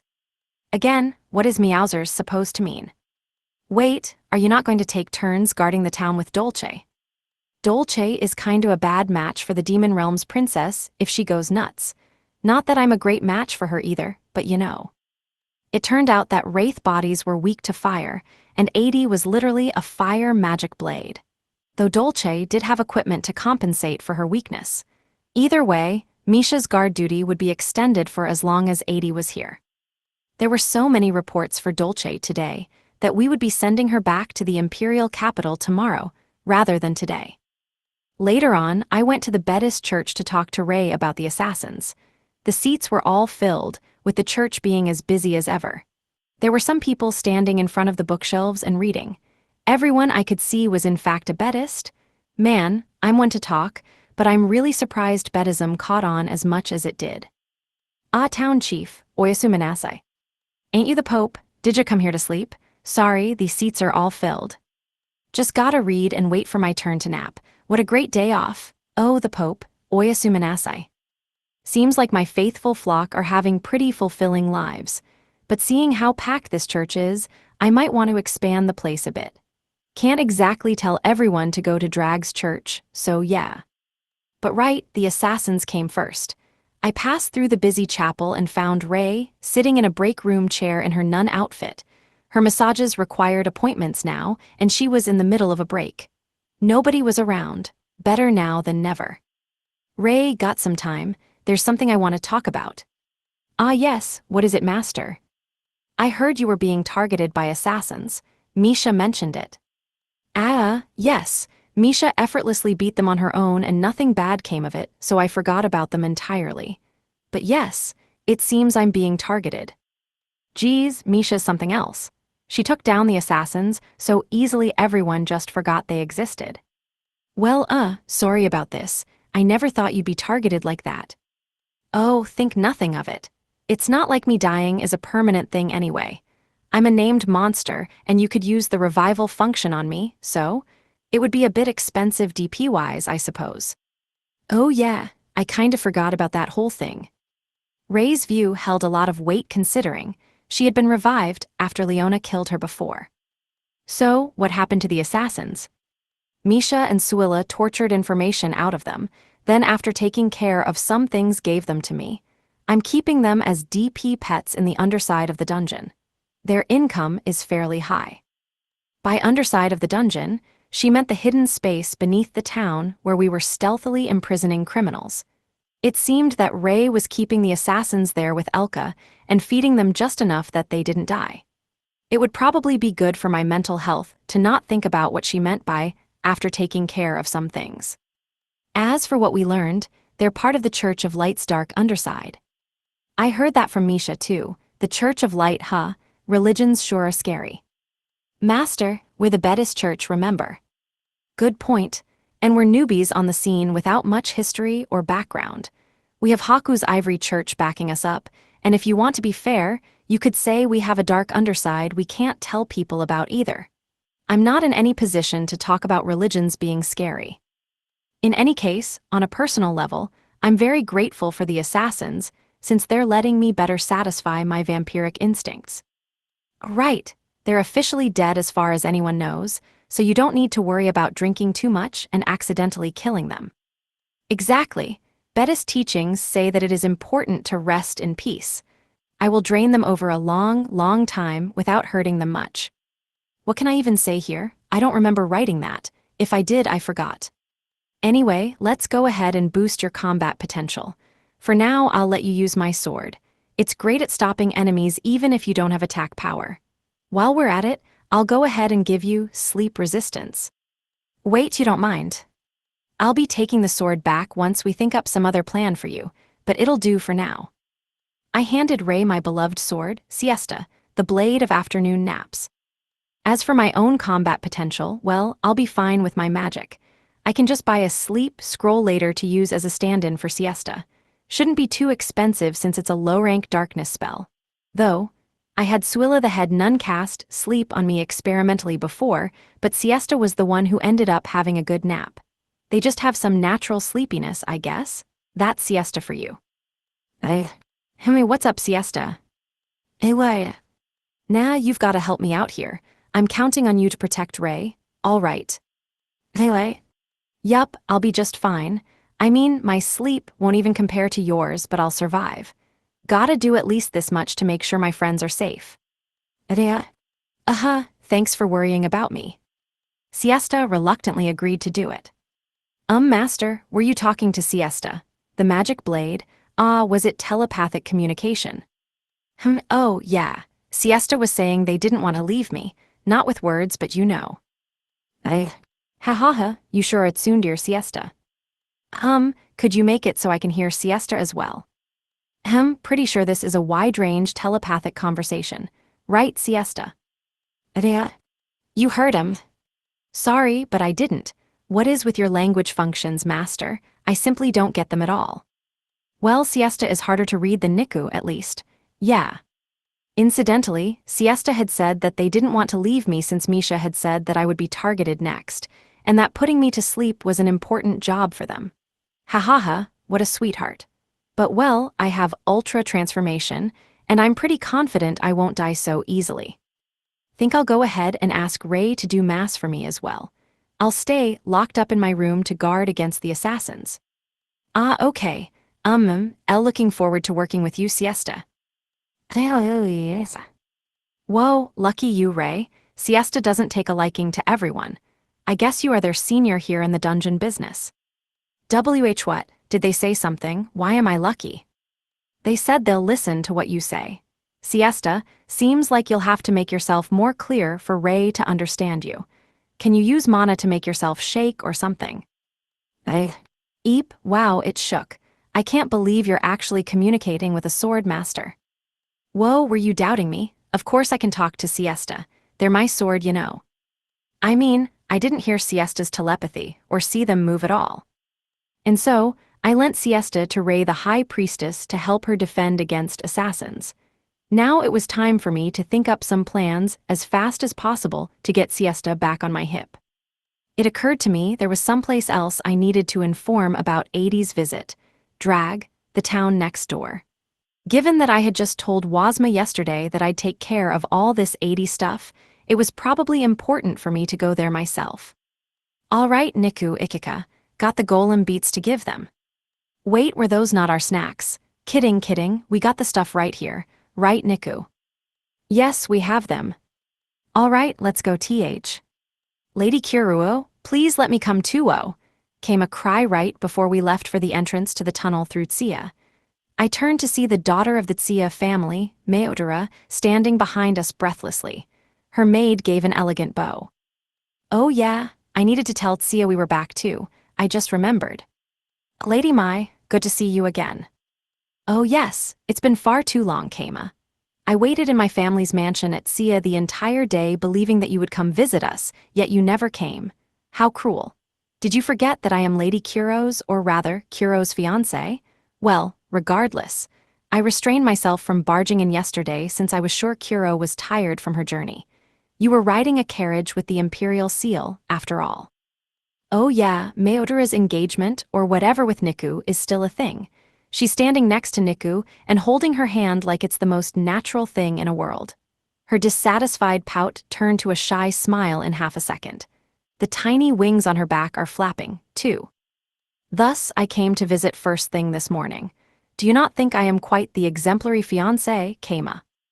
Well, I appreciate the consideration for sure. In conclusion, I would like to accompany you today. It seems that you are about to leave for drag, correct? Please do allow me to join you. Sure, I had some stuff to tell you, so we can talk while we walk. My initial plan had been to be seen entering the tunnel as an alibi before using dungeon functions to move where I wanted to go, but it was a good idea to talk to Mai about both 80 and the divine bedding. Want some souvenirs from the demon realm? Here, have a completely useless tapestry. What? Why, you were given an audience with the Emperor and rewarded for your deeds. What in the world did you mess up? All I did was say what happened, but this lowly made it sound like I had made some huge mistake. Excuse me, I wouldn't have been rewarded if I messed something up, though I did end up as a slave for a bit. I just put together a report on what I learned there. I wrote it, Niku chimed in. Yep, since I don't know how to write. The auto-translator lets me read at least. Lady Kuro, that's incredible. To think you wrote a report so significant the Emperor rewarded you directly. I was useful to Master. I now have the strength to fight for an entire year, Niku said proudly. Meodora watched on with a loving look. When you look at them like this, they sure do look like an engaged couple, though they're both lowlies, and Niku is wearing a maid outfit. So yeah, now I have the right to borrow the Empire's divine bedding when I need them. Ah, which means you wish for we of the Tsia house to prepare to lend you the divine pillow when necessary. Yep, I'll come to negotiate each time I need it, But, well, we can discuss the details when the time comes. Very well, I will think of a proper price for it, Meodora replied. She was a noble, so despite being a child she was pretty quick on the uptake. Anyway, we reached the exit to drag on Pavella's side of the mountain while talking about what we'd brought back from the demon realm. Ikika and Niku hid their faces with masks. Why are Ikika and Lady Kuro wearing such unusual masks? Ikika actually comes from Pavella, and there's a lot of people she might not want to meet here. As for Kuro, it looks cool, Niku said, surely giving a cool smirk beneath her mask. Or, well, she was probably expressionless under the mask too, but you know. It's the thought that counts. You heard her. Oh my, how lovely. Shall I have my maids wear similar masks as well? No, I don't think there's any point when they're not hiding from anyone. Meodora's maid nodded quickly in agreement. To think that even a noble would get so blinded just because her fiancé likes something. Anyway, we were at drag. Ah, Kama, good to see you, my father-in-law. Sid, the son of Pavella's archduke and the town chief of Drag, welcomed us at the chief residence. I replied while pondering why there were so many children gathered in a place like this. Heya, also, I'm not your father-in-law, Sid. Didn't your request get turned down? Sid had asked to marry Niku earlier, and since she conveniently was already engaged to Meodora, I had managed to deflect him to Bonodora, who had then refused him. Ha, no need to play it tough. Oh, Lady Mai's with you, nice seeing you. Lord Sid, what is all this about a father-in-law? Meodora asked with a threatening smile. Ah, did I not mention it? I asked Lady Kurinu for her hand in Mar. I am Lady Kuro's fiancé. You wish for me to cancel the engagement and hand her over to House Pavella of all houses.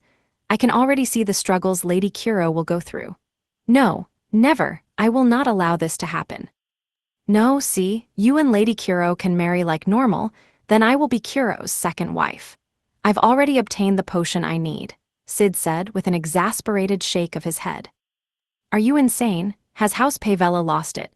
That potion is incredibly expensive. Well, I expected to be turned down in any case. House Pavella is close to the Holy Kingdom, and as a result, there is quite a significant amount of racism toward demihumans here. Really? You didn't know, Kama? It's sad but true. I consider it foolish myself, but culture is not so easily changed. It seemed that was why House Tsia wanted to reject Sid's engagement in the first place. Avians in particular were on shaky ground as far as the Holy Kingdom's Church of Light was concerned, since they resembled angels, apostles of the light god, so much. There were ongoing debates about whether they were the descendants of angels or fallen, corrupted angels. Sounds like a pain in the ass, I said. Indeed, quite a pain in the hindquarters, Mai agreed. Yes, it's a pain in the neck indeed. But in any case, Lady Mai, that is what I meant. I have an excess of sex-switching potions now, so just say the word if you need any.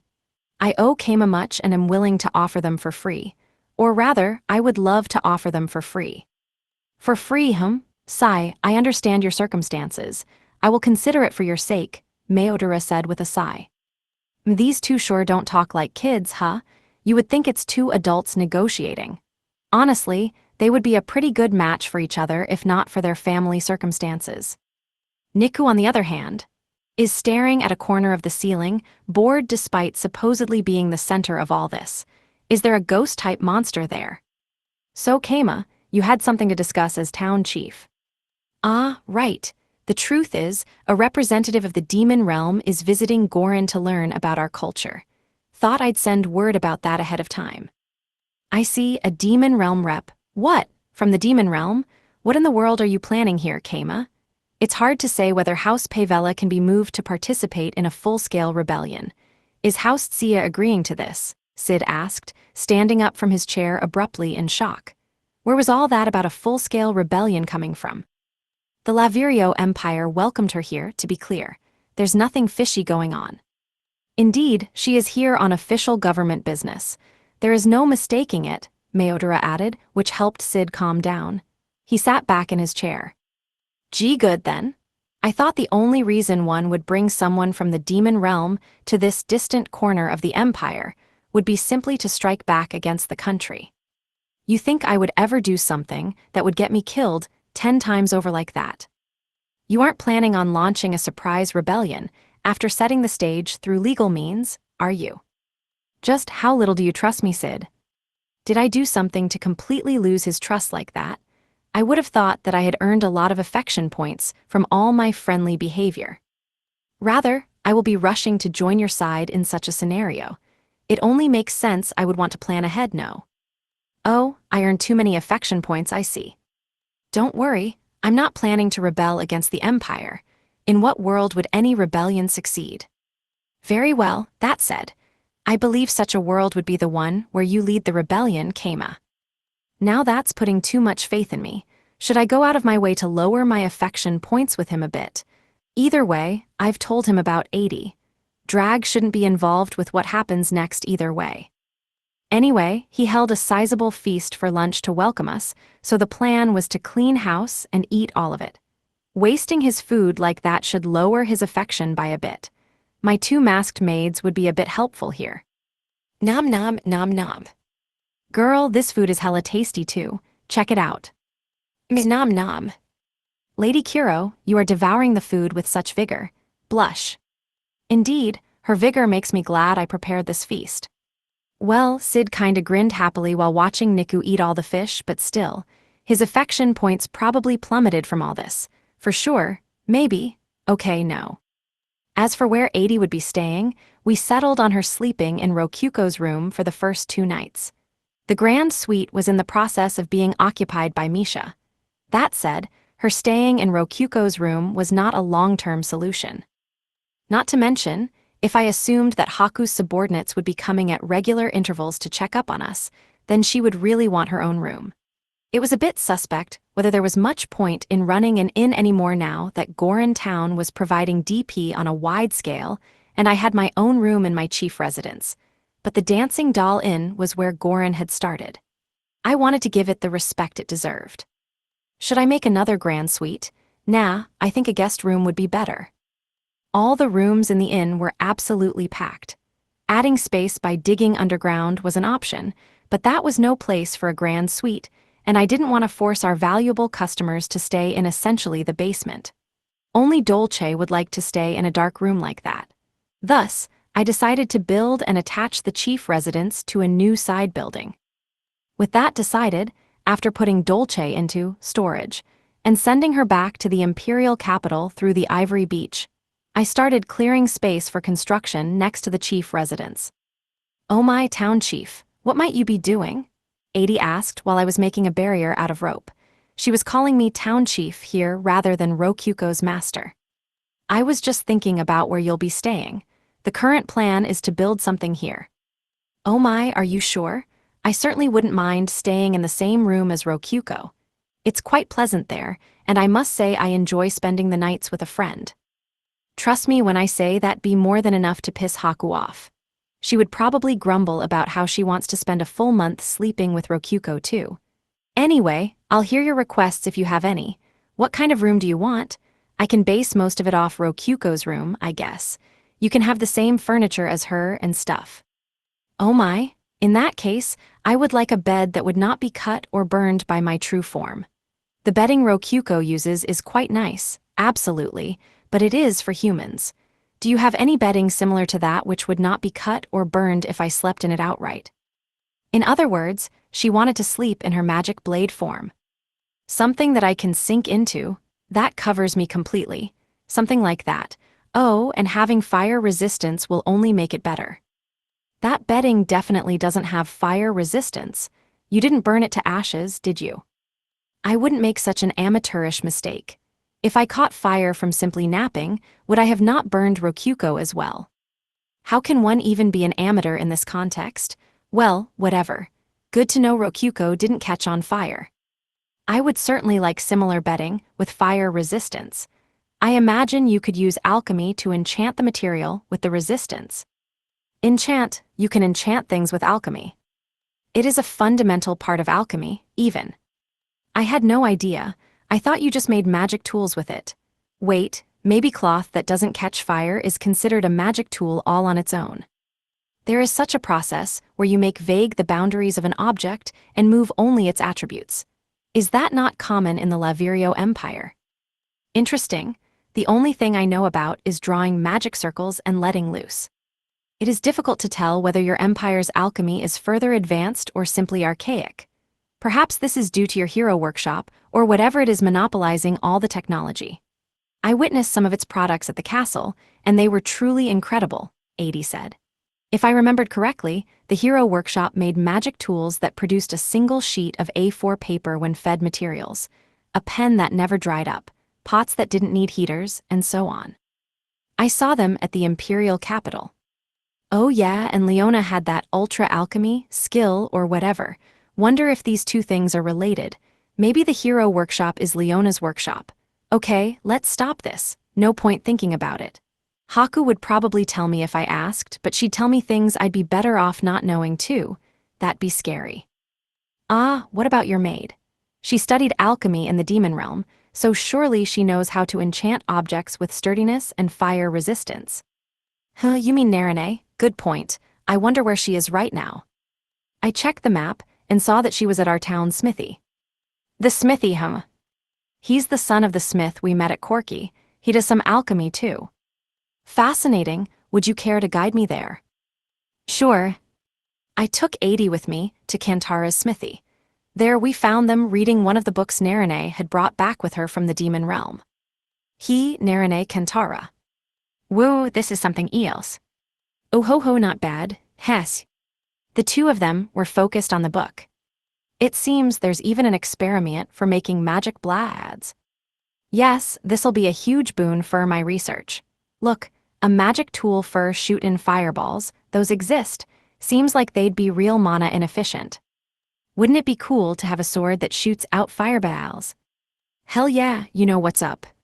Hello, Narine, Kantara. Can I get a nod or something? You've got visitors. The two of them were getting giddy over the book. They were surprisingly focused on it. Narine, Kantara, wake up. Ooh, master, and I yiddy. NM, Akema, and that girl next to ya. Ooh, the demon realm girl. The two of them finally noticed me once I raised my voice. Kantara looked at Adi and grinned beneath his bushy dwarf beard. Adi put on a polite smile for him. This is a noble from the demon realm here to study our culture. My name is Adi. Greetings, I am from the demon realm. I be Kantara. Well, you're from the demon realm, huh? Sorry, me words be a bit crude. Indeed, and do not worry about your speech. You may speak as you like. Thank ye, Kantara said, fidgeting uncomfortably. What's up, Kantara? Gotta piss. It's not strange at all to suddenly notice you've gotta piss after a long time of focusing. Nah, you see, the demon realm's real advanced with magic tools and stuff, yeah? I was kinda wonderin' if she'd be willin' to teach me some stuff. I was just in middle of Narine teachin' me Samatha stuff she learned there. So, what do you say, miss? I see. I find it admirable to abandon one's pride to dedicate oneself to personal growth. Very well, I shall give you whatever advice comes to mind. Let's see. You, maid, would you kindly demonstrate the process of enchanting material with sturdiness and fire resistance? You do know the process, yes. Ooh, you don't mean. I said I do not, and thus I do not. Isn't that right, town chief? Narine and Adi looked my way. Well, why not? All right then, how about trying to give this mattress the enchantment? It's best to learn through action. An excellent idea, town chief, Adi said with a smile upon seeing me take out the mattress. You owe for real, I owe ye everything. Kama, I'm gonna barf the girl for a bit. Yup, feel free. There was no reason for me to refuse when Adi herself was willing to help. Rather, I wanted this to happen so my town smithy would get even better at his job. In these parts, we'd be usin' this magic circle here. Me alchemy teacher taught me it. I see, you learn through oral tradition then. In the demon realm, we learn through textbooks. Textbooks? Sure would like to get me hands on one o' them. Town chief, did you not buy one as a souvenir? Adi asked. Kantara glanced my way. Now that she mentioned it, I sure had, though it had been a bit expensive. Just be sure to give it back to the church when you're done. UWOH, I owe you my life. Thank ye, thank ye. Kantara looked on the verge of breaking out into a happy dance. Master, what about me? You went to the demon realm with me. I mean, weren't you just teaching Kantara yourself? Ooh, right. Man, Narene's so ditzy it's hard to tell when she's joking or not. Good for you. Oh, I thought this furnace was simply an embarrassment, but if my eyes do not deceive me, it appears there are phoenix eggshells inside. Oh, ye can tell, girl. It's true, it's got some phoenix eggshells this here Kama got me. Best furnace I could ever ask for. Oh, he did. I would like some too, 80 said with a glance my way. I still had tons of the stuff stashed away, so I wouldn't even mind giving them away for free, but if I just agreed to her every demand, I got the feeling the demands would never stop, so I went ahead and turned her down. While 80 was helping make the durable, flame-resistant mattress in the smithy, I finished making the side building. The building fit the land I had sectioned off exactly, and I had built it in the master room with Create Golem. When putting it in place, I had the Silkies set up a tent with no ceiling to ward off prying eyes. I then arrived as Narakin with my mask on and set it in place. It was the perfect disguise. Behold, as I pull away the curtain and reveal an entirely new building. Well, people passing by instantly freaked out after seeing a new building that hadn't been there yesterday, but that was par for the course when it came to that all Narakin building things. The fuss settled down with people saying things like, "The town chief again, huh? You never know what's coming with the town chief." Yeah, I knew it was him. It's always the town chief. No problem. To think that you actually did build it, 80 said, arriving at the building with a crimson mattress in her hands. Hey 80, I see you finished your mattress too. Indeed, it has just enough durability and fire resistance to last. It would have been much better if only you had lent me the phoenix eggshells, she replied while blinking and giving the building another look. I truly did not expect you to build an entire house so quickly. Did you use DP? What can I say? Finishing work early so you can sleep sooner just makes sense. Nah, one of Haku's magician friends, named Narakin, built it for me. The Empire truly is formidable at times, I suppose. 80 seemed to be reading a bit more deeply into this construction than I'd expected, but whatever. No point worrying about it. Anyway, now you have a place to sleep. Just stick that mattress into the bedroom. It's completely ready if you want to try it out. Yes, I believe I'll sleep here tonight to see how it is. All right, well, you'll know which bedroom is yours by the metal plates I fixed everywhere to stop the place from catching on fire. Very well. 80 entered the building with her flame-resistant mattress. Incidentally, she seemed to quite like both the mattress and her room. She would pay for the mattress when she got back home. Thank you for your patronage. Rokyuko, I would like to see your dungeon, 80 said at dinner after inviting Rokyuko to her side building. Did you not hear me? I would like to enter your dungeon and see how it has been constructed.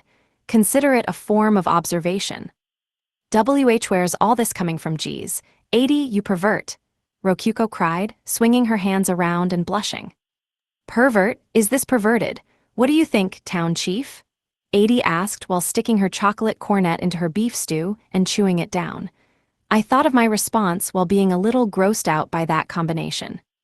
I don't really see how it's perverted, I guess. Kama, you dummy, it's so embarrassing. The dungeon is my body, remember? Oh, I guess she's speaking from a dungeon core's perspective. Wait, no. If that were the case, surely 80 would feel the same way as a fellow dungeon core. You don't mind bathing with her, but you're embarrassed to show her your dungeon. I mean, we're both girls. Those two things are completely different. Hua, I don't get it. It's quite fine, Rokyuko. I will be satisfied just going as far as the adventurers do. You promise I won't show you the underside. And you have to come with Kama, Rokyuko said, blushing and fidgeting while looking my way. Guess we should bring Misha with us too. We'll want someone there who can stop 80 if she tries to force her way to the back. And I'll need to make Kinu clean up first, Rokyuko added. If 80 wants to observe the dungeon, shouldn't she see what it's normally like? No polishing it up just for her.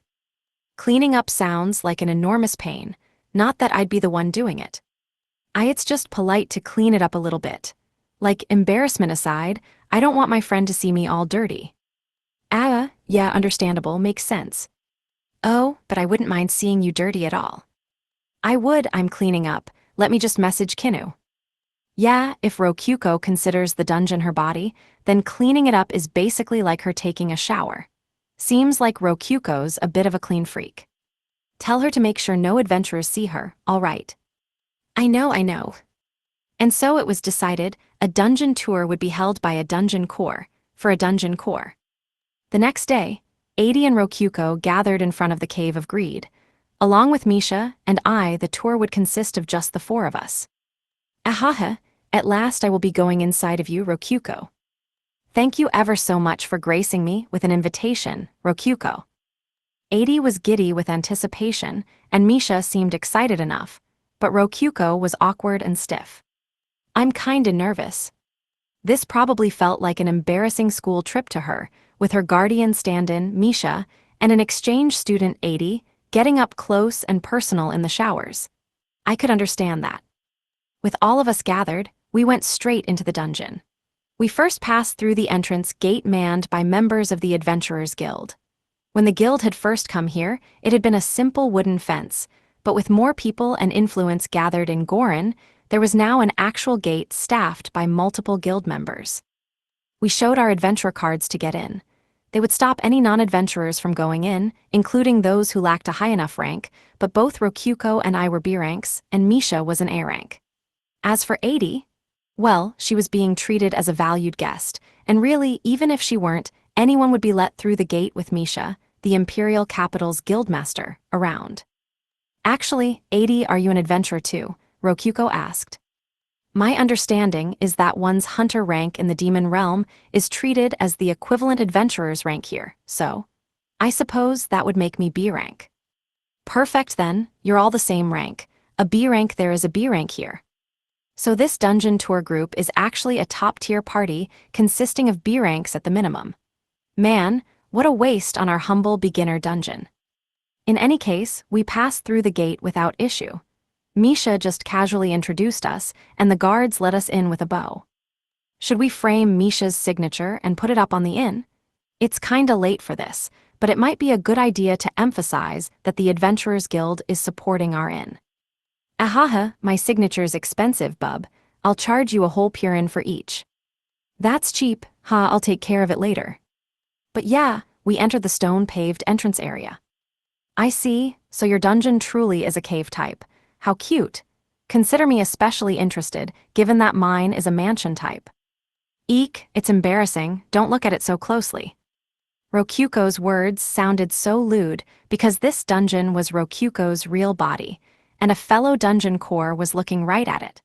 This was probably equivalent to Adi and Misha both staring closely at her naked body or something, which would indeed be humiliating. Ah, Rokyuko, mind if I lick your walls around here, meow? Misha, I'm going to tell Haku. Sorry, just a joke. Okay, that was going too far. That was like saying, mind if I lick your armpit, or something. Ah, Adi, there's a pitfall there, watch out. Oh my, I didn't notice. These pitfalls. Talk about nostalgia, meow, my precious minotaurs.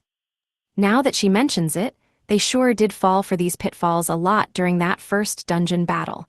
They were just normal pitfalls with thin boards hidden among the stone floor. The goblins weren't heavy enough to break the boards, which ended up making them extra deadly. So, Rokyuko, would you care to explain these pitfalls to me? Adi asked. Should I, Keima? Visitor or not, I don't think we should be explaining our dungeon tricks to anyone. We'll explain stuff even adventurers would notice, but anything more than that you should figure out yourself.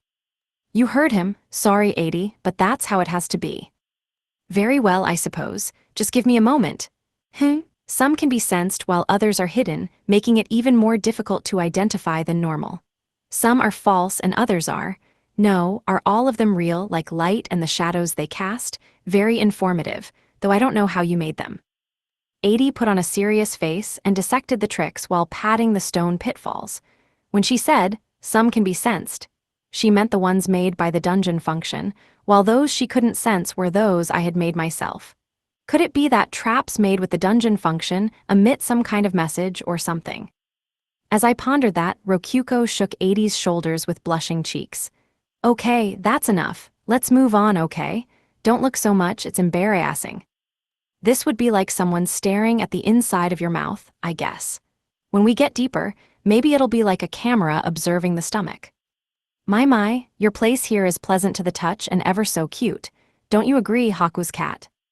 Yuppers, Rokyuko's stone is top class just like I expected. I could just wrap myself up and sleep right on them. Misha, do you think Haku will show you mercy? Sorry, it was just a joke. After they observed Rokyuko's entrance, her literal entrance, don't read too deeply into that, we advanced further down to the labyrinth area. Incidentally, we walked right by the monsters. It made sense the goblins would avoid attacking a party consisting of B ranks and above. They sensed us and watched from afar, but either way these two didn't need much of an explanation for that. Even if the monsters did attack us, it would just be a waste of DP. This is the labyrinth area, but we prepared a special route straight to the exit just for you, so let's go. Oh my, what a shame. This would have been an excellent opportunity for some mapping. And no mapping. This isn't a dungeon battle or a dungeon attack. That's embarrassing to you? I guess I get it. I wouldn't want my body mapped out either.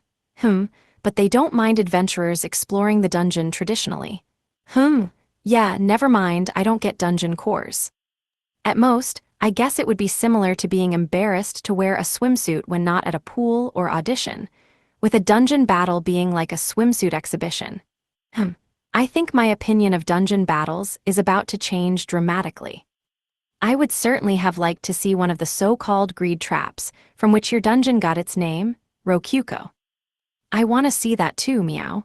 It wasn't there during the dungeon battle, and if I go home without seeing it, Haku would kill me dead. Please. No way, it'd be embarrassing. This shortcut is going to take us right to the next floor anyway. I made the shortcut pass by one of the traps, since this is a guided tour. You're too good at this, Keima. It was safe to say the greed traps were the most unique thing about our dungeon. Not introducing these would be like visiting Egypt and not checking out the pyramids or something. Of course I would plan around this. WL, I guess you can take a look. Rokyuko blushed. She resembled a young girl embarrassed to be seen in a bikini. Okay, now this is getting cute. Ahaha, I will take a good look at all your most splendid places, Rokyuko. I need to give Haku a report on all your parody spots. All right, let's go, it's right over here. I pushed past a revolving hidden door and entered the shortcut that was out of sight for normal adventurers. Now I was really feeling like a tour guide. Maybe I should have brought some flags, too. Right this way, everyone. If you look to your left, you can see the door to the greed traps, I declared, taking them to one of the magic blade trial rooms. They were our dungeon's most notable tourist attraction. So these are your greed traps, Rokyuko, I see. Pretty big room, meow, about medium-sized. Oh, there's the magic blade pedestal. Misha promptly went up to the pedestal and slid out the golem blade we used as a trial magic blade. Instantly, thick needles slammed down at the entrance and sealed off the passageway. It was like an animal shutting its mouth. I see, so you could kill someone by tactically removing the sword then. Yug 80, you have some gross thoughts. But yes, people have used it for that before. Mwahaha, when adventurers have arguments they love to trick each other into falling for deadly traps and just pretend they didn't know what it did, meow. Happens all the time, Misha said, revealing deadly adventure happenings while looking over the magic blade in her hand. Let's see here. It vibrates when you pour mana into it. Must make it a lot sharper, meow. I guess you like these, since you used them at the dungeon battle too? Are they just way cheaper than I think? Nice. I was a bit worried that an A-rank adventurer like Misha would figure out they're just golems, but seems like she can't. But the real test starts here. A vibrating magic blade. Haku's cat, would you allow me to see that for a moment? I would like to see if it is a monster type or an item type. There we go. After all, 80 was a magic blade type core. Would a real-deal magic blade see through the golem blades I made? A monster-type blade, I see. I sense its inanimate properties. Oh, really? I thought for sure it was an item type, Miuo. It worked, yes. I struck a celebratory pose on the inside. Incidentally, when buying magic blades from the catalog, it let you pick between item-type magic blades and so on. That was probably what she was talking about. Would that make you a monster-type core yourself 80? Indeed, Rokyuko. To be more detailed, monster-type blades are those with wills of their own and inanimate monster properties, whereas item-type blades are those that are normal blades with enchantments and magic circles carved into them. The magic blade this town's smith is attempting to make is an item-type blade. So my trusty blade siesta is a monster-type blade, huh? Given that they talk and everything. I see. Indeed, golems are the same. The ones the town chief made in the demon realm are item types, whereas those working in the dungeon and inn are monster types. Wait, did she actually notice they were golem blades? I'm kinda starting to sweat now. Oh, by the way, Rokyuko said, you can actually keep the magic blade if you manage to get it out. Right, Keima? That was in the rules. Oh. Misha and 80 both stared at me. Well, the idea of this room is to let adventurers try out the magic blade and encourage them to dig deeper into the dangerous lower floors through greed, but there does need to be a policy in place for if someone manages to get one out. Want to try? I see, I believe I shall try then. We returned to the magic blade to the pedestal to begin. 80 pulled the magic blade out and the needles blocked the exit. She put it back and then opened up. Out, close, in, open, out, close. This is certainly fun. Could Mew hurry it up? I'm waiting for my turn. Oh my, excuse me. At Misha's prompting, 80 removed the magic blade. She then walked to the closed needles, pulled out her own red magic blade, readied it, and... Crimson R. Stop, stop, stop, stop. I hurriedly interrupted 80. She stopped her skill midway for me. Yes, town chief. What were you about to do? I was merely about to use my attack skill, Crimson Road. Destroying the needles will allow me to leave with the blade, no? It is that simple. Please no. That's the skill that evaporated both metal and water back at the triple threat dungeon battle. It was so deadly that the intense steam from the water actually pushed back the ocean. It just blasts out in one direction. The iron needles might be strengthened due to the dungeon's wall effects, but it would still melt them like nothing. The fire would pierce right through the labyrinth walls, too. I did intend to hold back, you know. Look, just take it, you win. Please don't destroy the dungeon. Oh truly, ahaha, I did it, Rokyuko. Congratulations. 80 happily put the golem blade into storage. So it's my turn now, meow. Keima, one new magic blade, please. Normally, I'd let it sit for a bit before putting on a new one, but sure, all right. Thank me by giving me a signature later. I'll pay you back with a Purin. Naihaha akire. I used a dungeon function to put a new magic blade on the pedestal. Okay, time to show you why I'm called Misha the Tactician. I'm gonna say, I doubt anyone has ever called you that before in your life. Misha placed her hand on the golem blade's hilt without removing it. Naiaha, I don't even need to break the door for something this simple, she said before pulling it out, and, disappearing, a blast of wind blew by me. The dot signifying Misha appeared on the map on the other side of the needles. Naihahaha, the trap's nothing if you just run by the needles before the close. Irisi. Yeah, she just overpowered it with her AGI stat. Not much in the way of tactics here. Not bad, Misha, 80 said. A bit hard for a demon realm princess, HMMMM. It was such an impressive feat that 80 had subconsciously switched from calling her Haku's cat to Misha. I replenished the magic blade and opened the door. There stood Misha with a smug grin and the golem blade in hand. Aya, Rokyuko's magic blade. Now I've got a perfect gift for Haku. Misha gleefully put the golem blade into storage. I think I'll make the exit hallway bendy next time so running straight won't work. Ah, I just realized this, but you don't even need super speed for this. Teleportation will work on its own, Rokyuko muttered. Yeah, not even a bendy hallway will stop that. Crap, we lose, EA. Should I make it so the swords just break if they go outside the room? That's pretty cheap, but... In truth, a human capable of removing the magic blade from this room would not need such a low-level weapon. It is nothing for you to worry about, town chief. Good point. At the very least, it's nothing I need to hurry and fix anytime soon. And so, both of them easily defeated our greatest attraction, the greed trap. They had pretty much cleared the dungeon. The only notable thing left was the Inn of Greed, plus the wreckage of the puzzle area. That ended the tour.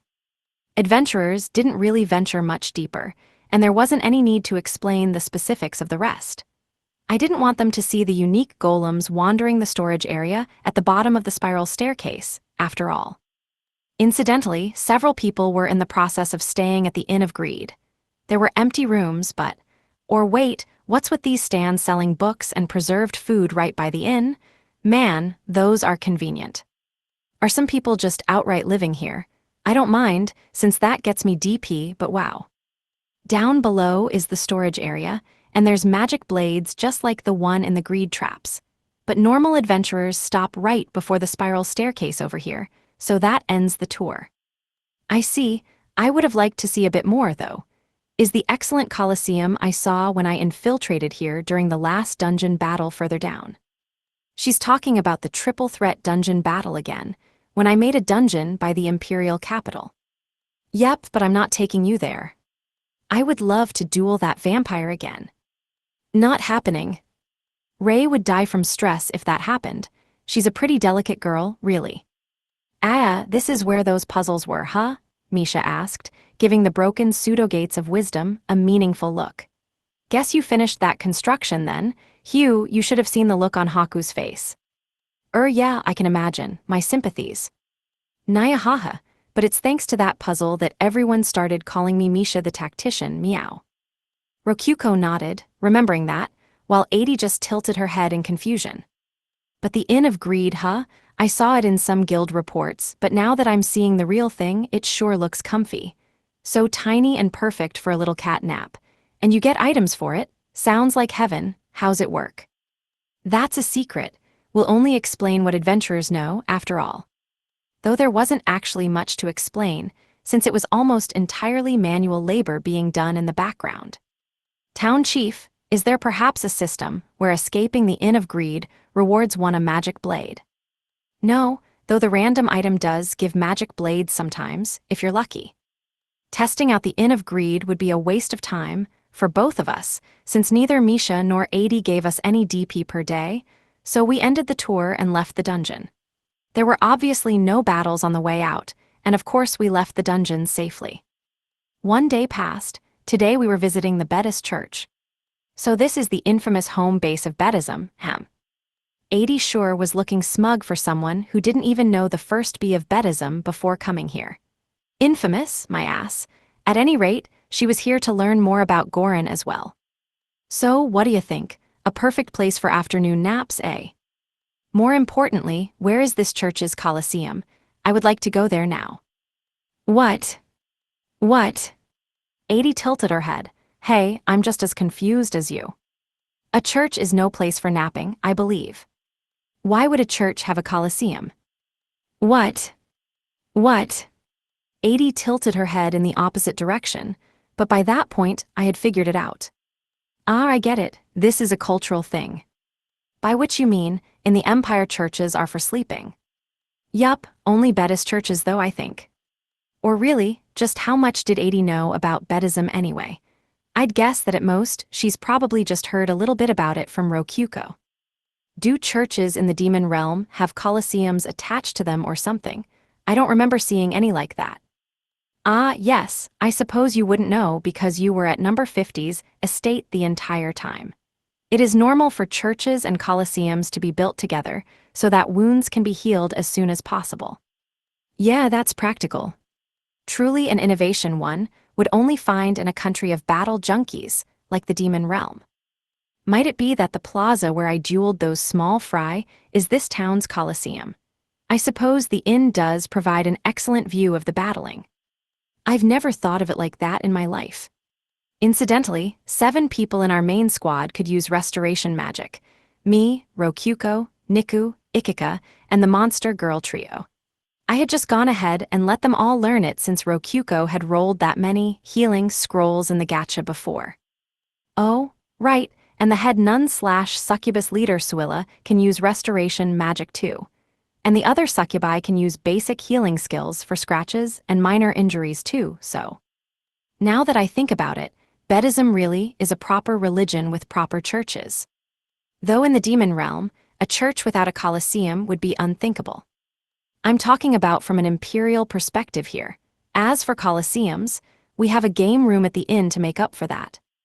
Not that 80 considers fighting to be a game, but yeah. A game room, you say? Yep, there are these rat races you can gamble on, plus tables for dice and card games. Have you checked it out with Rokuko yet? I haven't gone there, no. If I wish to play dice or cards, I can simply go to Rokuko's room after all. What are these rat races you speak of?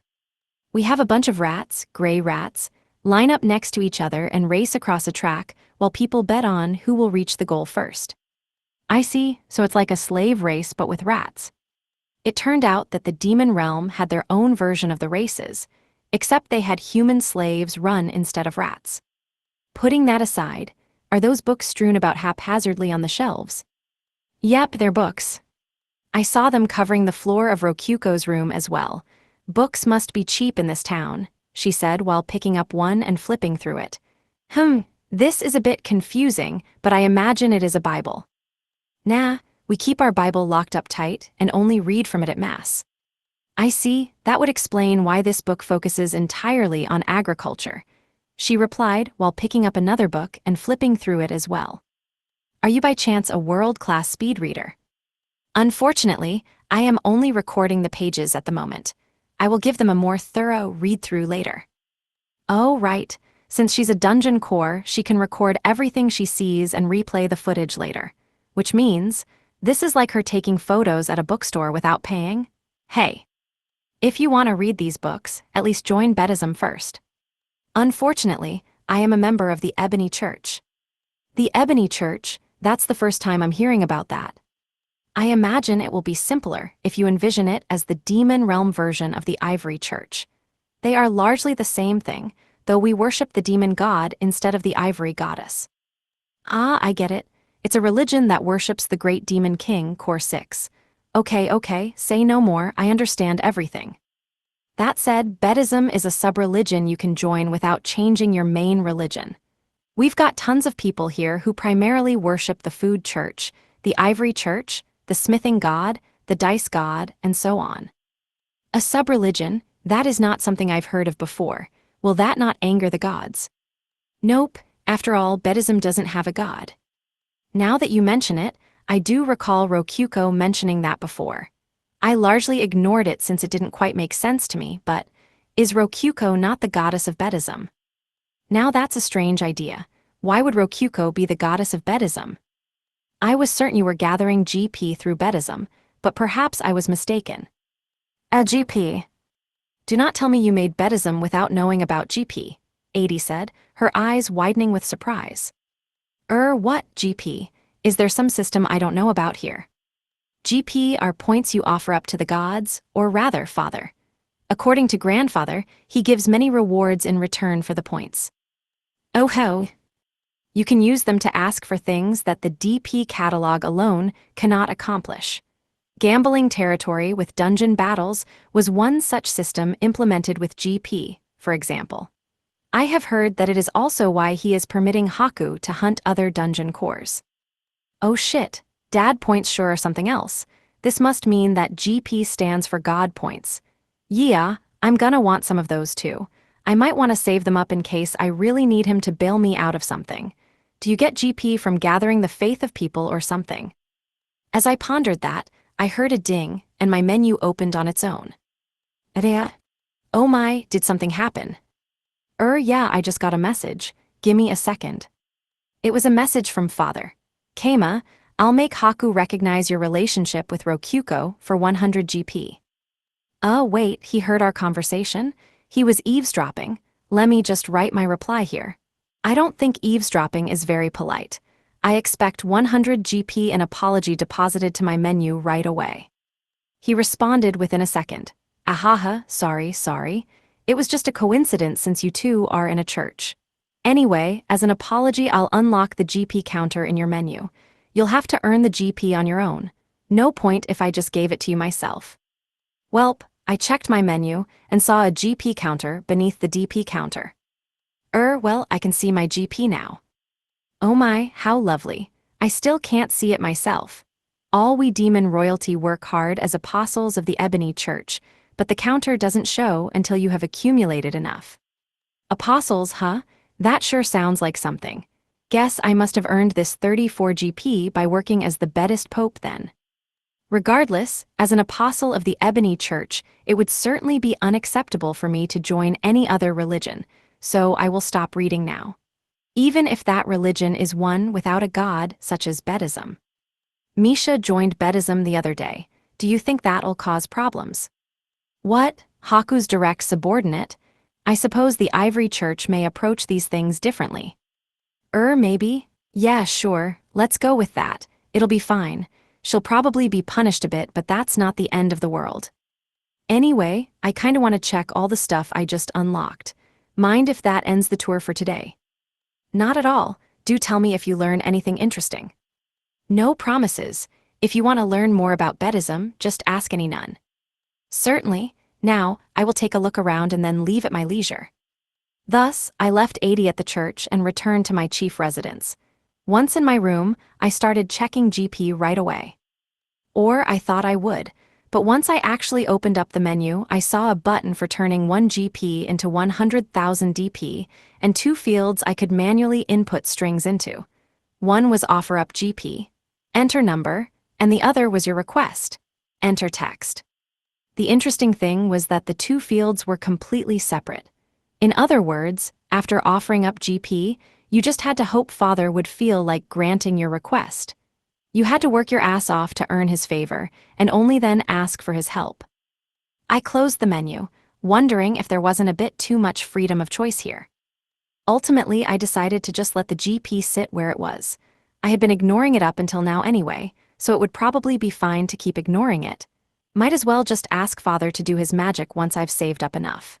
Yeah, I guess you earn more GP by getting more devoted followers, but I don't have anyone to compare myself to, so I'm not even sure how much 34 DP is, nor how challenging it will be to get 100 GP. Turning GP into DP was on an entirely different level from turning DP into gold coins. I could turn the gold right back into DP, but there didn't seem to be any way to turn DP into GP. The process was irreversible. It was probably a function one would only use if they desperately needed DP and had no other choice. Well, no point thinking any more about it than I already have. Time to forget about it and sleep. ZZZ. #80's perspective. 80 was still at the Bedist church. As she wandered around, she suddenly noticed someone she never should have been allowed to meet. Oh my. Eek. 80 walked over to the other person with a broad smile and grabbed their hand gently, but firmly. That person's name? Ray, the High Priestess of Bedism. 80? What brings you here? Ray said, troubled but needing to be polite since 80 was her master's visitor. You are, I suppose I shouldn't say your race here. You're, let's see, the town chiefs? Goodness, picking words carefully is so tedious. Suffice to say, I have been searching for you. May I ask your name? Ray. Ray, I see. Ray, consider it memorized because I have memorized it. Ahahaha. Ray had a very bad feeling about this, but 80 paid that no mind, and even began stroking the back of her hand lovingly. Have we met somewhere? Oh my, have you forgotten me? Even after we had such a passionate, heated date. My, you certainly play hard to get. D-date. Naturally, Ray had no memory of dating 80. But 80 was from the demon realm, and 80 and Ray had engaged in a one-on-one duel to the death in the dungeon's Colosseum at the end of the 3-way dungeon battle. In imperial terms, they were equivalent to lovers who had exchanged a passionate French kiss, and 80 had exactly that much affection for Ray now, according to Keima's research. In contrast to 80's joy, however, Ray was just befuddled. She hadn't seen 80 at the feast since she had dragged Narine away from questioning, and since Ray had genuinely forgotten 80, she had no idea why she was being approached. Oh, how I've yearned to date you again. You, Ray, shall we begin? Sorry, but I'm in the middle of work. I can wait. For your sake, I could even wait forever. Or would you like me to help so we can begin as soon as possible? 80 wasn't letting up. My work is something only I can do so. Waiting it is then. How long will it take? We can meet at the plaza and... No, that won't do. How about the fateful Colosseum where we first met, deep in the dungeon? Adi asked, a love-struck look on her face, and finally Ray understood. Adi had participated in the triple-threat dungeon battle, and she was the one who invaded the Colosseum at the end. Honestly, she deserved some high praise for figuring that one out. After all, Adi had been in her magic blade form during the dungeon battle, and the living armor had been wielding her. Ray had never even seen her face. In any case, Ray thought things through based on what she knew, which meant she thought about it from an imperial perspective. And from that perspective, it made no sense why Adi would be fawning over her so much. They had been enemies. Or, well, Rokyuko and Adi were close friends despite having fought each other, but that was different since they were both dungeon cores. The dungeon battle had probably been a fight between friends observed by their respective guardians. A possible analogy would be Ray protecting her master, Rokyuko, from being bitten by her friend's dog. Why would Adi adore her so much for that? She wasn't even this close to Rokyuko, and yet here she was, pressing her body up against Ray and stroking her hand lovingly. If Ray had read the report Keima had given to the Empire, she would have figured things out, but unfortunately she hadn't. Let me repeat. Engaging a demon realm resident in a duel to the death was equivalent to two imperial lovers exchanging a heated French kiss, according to Keima's research. Ray paled, being unable to process this as anything but a psychopath targeting her. Please just say yes, I want to do it with you again, Adi begged cutely, her cheeks flushed red, but all Ray heard was, I'm going to kill you this time. Incidentally, that wasn't too far off the mark for a demon realm date, according to Keima's research. Master told me not to fight you under any circumstances, so. Ray threw out an excuse as best she could. It wasn't technically a lie, either, if one interpreted him telling her to treat Adi as a visitor very broadly. Hearing that, Adi pursed her lips with frustration. I see. He must wish to hide the extent of your strength from me. Very well then, I will give up on this. Ahaha, thank you very much. A shame, truly a shame. Ray gave a polite smile, as Adi fell back despite her extreme dissatisfaction. Putting that aside for now, Ray, my interest in you is undying, and so I would like to observe your work. You are a nun, I believe. Well yes, technically. To be more precise, she was a high priestess, but in Buddhism, even the high priestess was considered a nun. There was no hard delineation between them, not to mention that Ray was indeed wearing a standard nun outfit. The town chief said to ask any nun about Buddhism. In other words, I have the right to question you about Buddhism, and you have a responsibility to answer me. Am I mistaken? Not at all. And so, Adi locked her targets onto Ray, and from then on Adi constantly visited the Buddhist church to spend as much time as physically possible with Ray. After all, they had exchanged a one-on-one duel to the death that even ended in Adi's defeat. To describe Adi's position in imperial terms, she was like an innocent young girl who had the handsome man of her dreams push her onto bed and whisper sweet love into her heart. According to Keima's research. Keima, look at this look. One day, a week or so after Adi had first visited us, Rokyuko energetically burst into my room. What's up? I sure hope this was worth my sleep getting interrupted. It sure is. I talked to Adi about some stuff. Check out what was added to the menu. Rokyuko eagerly showed me her menu. I thought she was talking about DP, but what she actually showed me was a new strengthen option. Strengthen, it's strengthen. Oh yeah, Adi did mention something like this before. As I recalled, after the dungeon battle with her, she had mentioned that magic blade type cores had a strengthen option for using DP to strengthen themselves. Our menu didn't have it, but I guess that was just because we hadn't unlocked it yet. Who knows what unlocked it for us here? The heck was she talking to Adi about? It turns out, this strengthen function will let me power up. Makes sense. For example, beastification. Using these options will give me animalistic powers, Rokyuko said, selecting the strengthen function, then going to beastification. There were more precise categories there too, including dog, cat, monkey, and even lion. The page was entirely mammals. The price changed depending on the animal, but even the rabbit one was 150,000 DP. The lion one was 500,000 DP. And The whale one was 3 million DP. There's dragonification, too. Ahaha, I think it'd be pretty on point for me to transform into a dragon and fight. She opened that page next, revealing Wyvern at 800,000 DP, Green Dragon at 30 million DP, and Red Dragon at a surprisingly cheap 10 million DP. Maybe that was because we had a red dragon neighbor. Crocodile, iguana, snake, and lizardman were all in this area too. Either the catalog was kinda messed up, or they were just put together for convenience. There was probably a reptilification page somewhere too. Weaponification and itemification are nice too. We could, like, fight together with you wielding me. Those had sword, shield, armor, helmet, and underwear. Equipment, should this really be an option? Incidentally, all of them were 300,000 DP flat. According to what Rokyuko had heard from 80, each of those options equated to transforming into a low-quality version of the item. We would probably be getting magic bladification later, though 80 probably didn't need anything like that since she was already a magic blade type core. Or maybe 80 could transform into, like, a magic blade of another element. Maybe she could transform from a sword into a spear, or into armor, or something like that.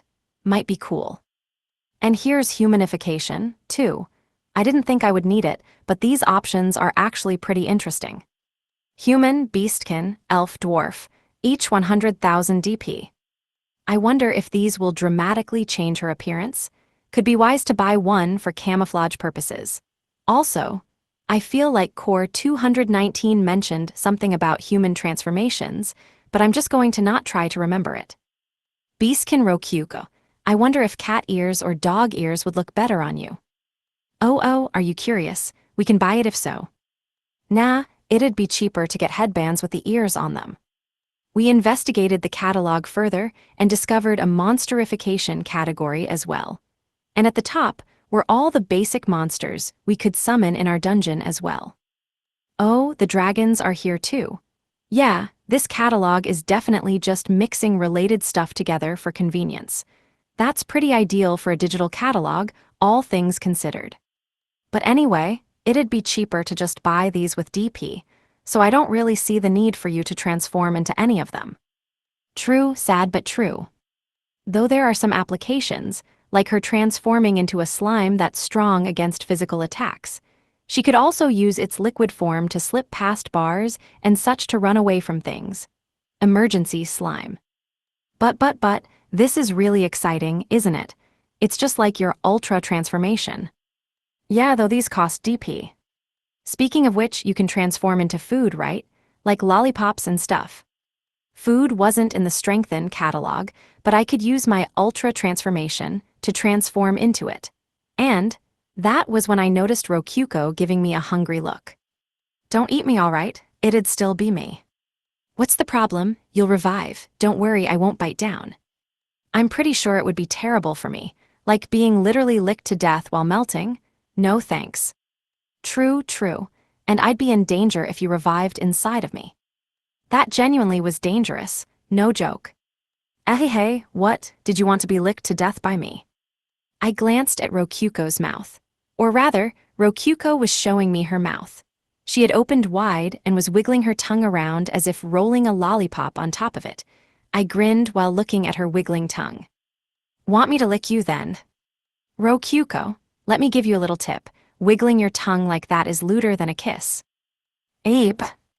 Rokyuko blushed. Lewd, this isn't lewd. It's not lewd at all. Sure, whatever you say. She started hitting me with a nearby pillow. It actually hurt. Itema's hug. Yeah. Haku had given her permission for us to hug, so we could do that as much as we wanted, technically. I went ahead and gave Rokyuko a tight hug. She let out a dreamy sigh of satisfaction, then pulled back. Anyway, in conclusion, I can strengthen myself now. Yup, though I didn't actually see any normal power-boosting options that weren't transformations. You know, stuff like 80's indestructible trait. Though I can guess, that was probably something only for non-living creatures. Those are probably all still locked. I'm not really sure what the requirements for them might be. Do you think I'll be able to fight too once they pop up? Nah, you should never fight, Rokyuko.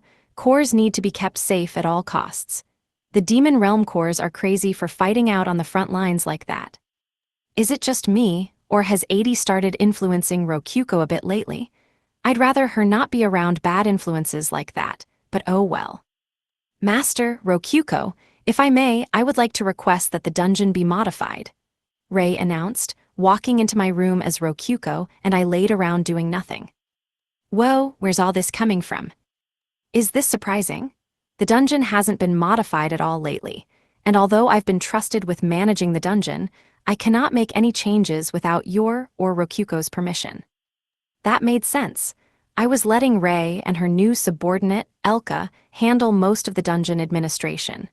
If she wanted to modify the dungeon, then she probably had a good reason for it. I request a direct path be made to the Colosseum area. As it stands, I have no idea where 80 might drag me off and try to kill me. Right. Rokyuko nodded. 80 really did take a liking to you, Rei. Take a liking to me, you say? She super likes you. She even keeps asking me if I'll let her have you. I turned her down, obviously. You're my precious dungeon administrator. Rokyuko, thank you so much. 80 went that far. I guess it probably just came up in casual conversation, but still. But wait, she likes me. I thought she just wanted to kill me. Alright, look, remember how you fought 80 at the dungeon battle? That's all it took, I said. In Demon Realm culture, fighting like that is something best friends do. Indeed, and I could guess that from 80's perspective, Rei had been winning the life or death duel, such that she would have won had I not interfered midway through. The fact she called Rei by her actual name, just like she used Rokyuko's name, when she still refused to use my name, even when it would be convenient to do so, just showed how much she really liked her. So in other words, I accidentally defeated an opponent so strong that not even Niku can hope to beat her. But that's all a misunderstanding, isn't it? Besides, it wasn't a one-on-one duel. Kinu and Narine were there, plus your gargoyles. What matters here is how 80 saw things, I think. Right, 80's a super straight shot once she's convinced of something, Rokyuko agreed with a nod. Also, summoned monsters were seen as nothing more than obstacles in a duel. At the very least, I guess this means she won't kill me then. Nah, she will. She's from the Demon Realm after all. She's from the Demon Realm. Eep, I knew it, she doesn't like me. Rei's eyes welled with tears. Honestly, I knew how she felt. Duels to the death are a sign of love in the Demon Realm. There's some duels to the death that aren't romantic, but the more they love someone, the more they want to kill them. What the heck, how are they so messed up? I feel the same way, but that's just their culture. Different people believe different things. Well, anyway, since in your case she wants to kill you out of love, she'll probably be fussy over the details. I can guess she'll want it to happen in a duel at the Colosseum. Eep, this is crazy. Not only am I not strong, I'm the weakest dungeon administrator in the group, and my attack power is 0. Oh, would 80 fall out of love with me if I told her that? Don't look down on yourself. Your true worth lies outside of battle. But, your lack of attack power is kind of a dungeon secret, so it's for the best you don't correct her on that. As you wish, Master, Rei said, hanging her head sadly. Also, telling her that probably wouldn't help anyway. She wouldn't believe it until seeing it for herself, which would involve a duel to the death. It feels like it's already too late for everything. Don't worry, Rokyuko said. She knows I'm weak now, but she still challenges me to duels sometimes. Rokyuko, that's not going to help. That just makes it worse. At the very least. Please fill the way to the Colosseum with traps to slow her down, and then come rescue me if she starts dragging me there. All right. Rei's desperate plea was so emotional I decided to be kind and help her out, like a good dungeon master should. So yeah, I added a riddle room. I took Rokyuko and Rei into the dungeon to show them the time wasters I added. If you give a wrong answer, it closes down and takes 24 hours before it lets you try again. It basically stops you from giving any more answers. I reused the timers I designed for the Inn of Greed to institute a cooldown, where a wrong answer would cause the puzzle to flip around and hide in the wall. Perfect for buying time, huh? Thank you so much, Master. Rei gave a deep bow. Her being so happy made all the work worth it. But that won't do much if she answers correctly right away, Rokyuko observed. What's the riddle? Right, check it out. At Rokyuko's prompting, I read the riddle aloud. There is a ferocious trap within a dungeon. You will die no matter what if you get caught in the trap. You have to get past it to reach a treasure chest. But a certain adventurer managed to get past the trap and obtain the treasure despite the trap activating. So, how did the adventurer get past the trap and obtain the treasure? Rokyuko and Rei tilted their heads. You die for sure if you get caught in the trap, right? Yup, you do. I know, master. Did he exchange his life to get the treasure? Rei asked, shooting her hand up excitedly. BZRT, enjoy waiting for a day. Rei's hand drifted sadly back down to her side. That said, you're not actually wrong, Rei. Why? Normally, you'd think a riddle has only one answer, but in this case, I'd used ambiguous wording to make two answers possible.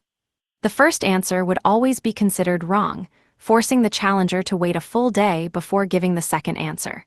It was essentially cheating, but thanks to making these traps with golems, it was totally fair to do so. Not bad, Keima, but why not just make a door that forces you to wait a day outright? I mean, if I did that, I wouldn't be able to make a trip to the boss room and back in a single day when acting like an adventurer. I would expect nothing less, master. No detail escapes your grasp. I'd made up that excuse on the spot, earning an eye roll from Rokyuko who saw through it, and genuine praise from Rei who hadn't. I averted my gaze from them both. So, what's the other answer? Guess, just this once, I'll turn off the cooldown and give some reward to whoever figures it out. Rokyuko's eyes gleamed. Since Rei's answer was wrong, we can tell the other answer doesn't involve him dying. More or less. Your only hint with the puzzle was that the door not opening meant you had answered wrong, since it would open if you got it right. There were some lateral thinking logic puzzles on Earth that involved this kind of thing. Oh, what about this? The adventurer used create golem to fall for the trap, then went for the chest afterwards. The door rumbled open. Seriously, one try. Amazing, Rokyuko, Rei exclaimed. Now that I think about it, the riddle never did say he was the one who got caught in the trap. Yep, her answer's so good I honestly want to ask if she's cheating. Hey, too bad for you. All I did was think about what kind of trick you would pull here, Keima. I simply know you too well. HRM, so she read my mind that easily, huh? Rokyuko's getting good. I opened up my menu to reward her with melon rolls and... Hold on, Keima. I have something I want other than melon rolls. What's that? I'll see what I can do. I stopped fiddling with the menu. Let me see Sakuma. Let me see Sakuma, Rokyuko repeated with a smile. Actually, how about I get to use Sakuma as my Dakimakura for the whole night? Hell no, that'd be torture. You want to kill me? Or alternatively, do you want Haku to kill me? Sorry, Rokyuko, but there are some things I just can't do. It doesn't cost a single DP, and I'm pretty sure it's well within your power to make this happen. You're not wrong, it's just come on. Besides, I can buy as many melon rolls as I want on my own terms. It's not much of a reward then, is it? Just let me enjoy my fill of Sakuma. Hey, don't escalate things. I'm going to keep escalating until you agree. Fine, later then, later, I said. Rei was staring at me silently, clearly trying to convey she wanted to see Sakuma too, but nope. Rokyuko got the answer right, not her. Tonight, I'll be waiting in my room. Ahaha, don't worry, it'll just be us. No one will see you but me. There's nothing to be embarrassed about, Rokyuko said with a grin, and there was nothing more I could say. I raised my hands in a sign of defeat. Time flew by painfully fast. I put on the succubus ring Kasaki and went over to Rokyuko's room. Nothing I could do but pump myself up and endure it.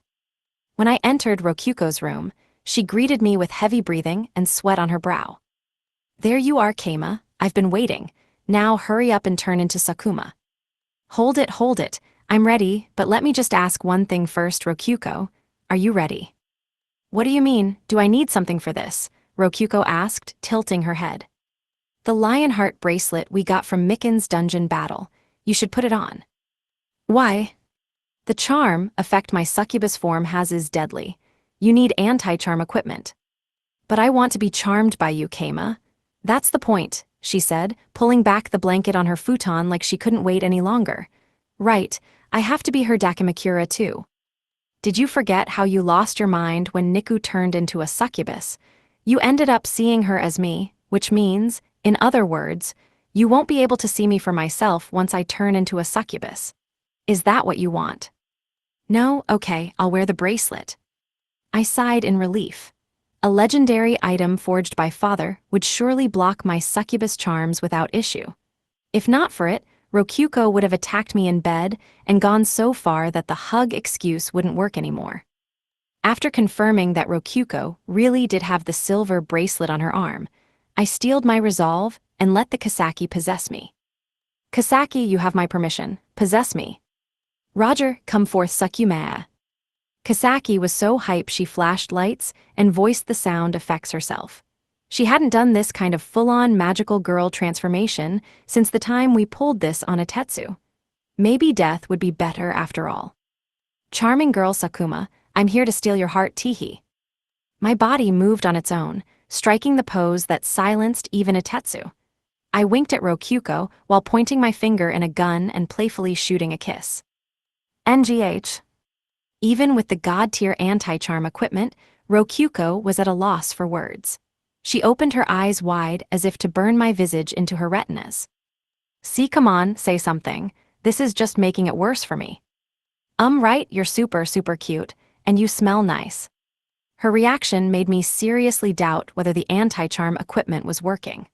Well, if it hadn't been, she would probably already be clinging to me and sucking my ear, so it probably was working. Wow, you really do look just like a girl now, don't you? Don't take off the bracelet, all right? Keep it on, always. I know, can I touch you? Can I lick you? I need to know what you taste like, Rokyuko said, breathing hard through her nose with dilated pupils. Is this bracelet really working? You gotta be kidding me. I'm canceling the transformation. Wait, please wait, it was just a joke. All a joke, ha ha ha ha. Yug, I'm used to being Sakuma by now as much as it pains me, but I don't think I'll ever get used to being stared at like this. It's just embarrassing for Rokyuko to breathe so heavily, touch my skin, smell my neck, slide her arms underneath my clothes, and go for my... Hey, what the heck? Rokyuko, what are you doing? The bracelet's not working, is it? Tell the truth. Oh, but it is, Keima. The bracelet's working just fine, no doubt about it. But my love demands I enjoy every part of you right now. I'll accept no complaints. You said you would let me do this, Keima, so take responsibility and let me have my fill. Pretty sure you said you would just look. At that point my demands had already escalated, and you agreed to it, Keima. Gosh, how do you smell so good? Where is this scent coming from? Your neck, your chest, your armpits. Rokyuko sniffed like a puppy. She looked just like Niku. I want to touch this smooth skin of yours forever. It's all flushed and sticking to my hand like, wow. Oh, and is this back-exposing sweater the only outfit you have? I can change it, do you have any requests? Kasaki asked. Hey, Kasaki, did I say you could do that? I remember Ichigo saying he wore an idol outfit for her. Start with that. Roger Dodger. GAAH, what do you mean, start with that? You're planning to make me wear tons of stuff, aren't you? There was nothing I could do, as my clothes flashed and turned into the idol outfit I wore at the rabbit dungeon. Perfect.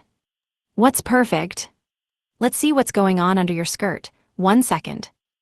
Quit it. I chopped Rokyuko's head as she tried climbing underneath my skirt. I saw your underwear for a second and it was black. I knew it, you love black underwear, don't you? You're messed up, Kasaki, change my clothes back. Now, master. Let's be nice and satisfy Rokyuko's lust here, eh? It'll be for your benefit too. I decided to hear Kasaki out. Anti-charm equipment ultimately just blocks the charm effect itself. Right. It stops charms from raising the wearer's affection or controlling them, but it doesn't make their hearts remain steady in general. Or really, judging by the item's name, we can conclude it just strengthens the heart they already have. Right. Also, it doesn't stop her from loving your smell or feeling good from touching you. And Rokyuko has been touching you all over for some time now. Do you understand what I'm getting at? In other words, she touched me as Sakuma based on her own desires, which in turn made her want to touch me more.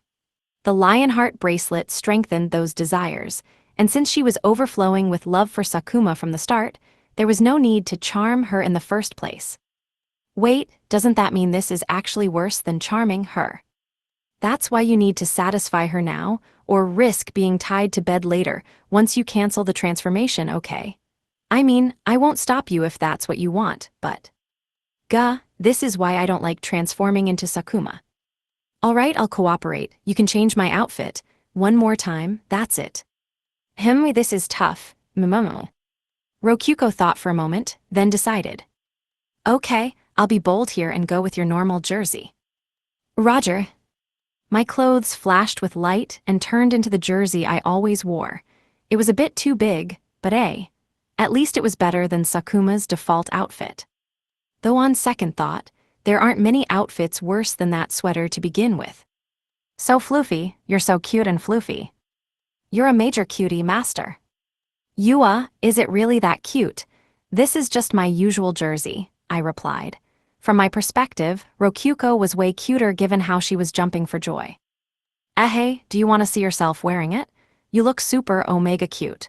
Not seeing it would basically be the biggest mistake you ever made, I think. Seriously, alright, now I'm curious. Want a mirror? Here. Cool, then. I took the mirror from Rokyuko and made eye contact with myself, i.e. Kasaki. There I saw a slender form, a cute nose, and naturally flushed cheeks. Shiny lips, long eyelashes, and last but not least, big red succubus eyes that made me feel all sleepy. It was morning. Weird, I can't remember anything.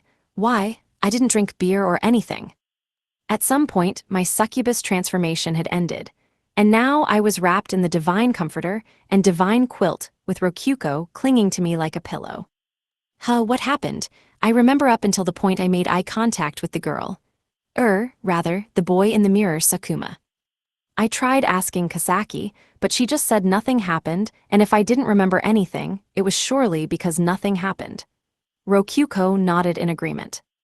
No, seriously, what happened, be honest. Rokyuko. It's a secret. That wasn't exactly an answer, but Rokyuko was blushing enough, I got the feeling it was best not to press further. I decided to just do my best to forget any of this ever happened. Also, Ray said, sounds like you two had fun last night, So I flicked her forehead. Anyway, more days passed with Adi staying in Goron. She seemed to be having a good time here. She was sparring daily with Niku and the others in the plaza behind the inn. Not bad at all, pup. Continue entertaining me. NGH, you're good, take this. Almost but not quite. I went to the plaza and found Niku and Adi already engaged in a mock duel. Ikika was sitting on the ground nearby, covered in sweat from what I could guess was her own mock duel earlier. I sat next to her. Good work, Ikika. Hey, master, gimme a sec before you sit so close. I stink like a pig with all this sweat. Pee purification. Okay, so what's up? Hey, I don't mind it.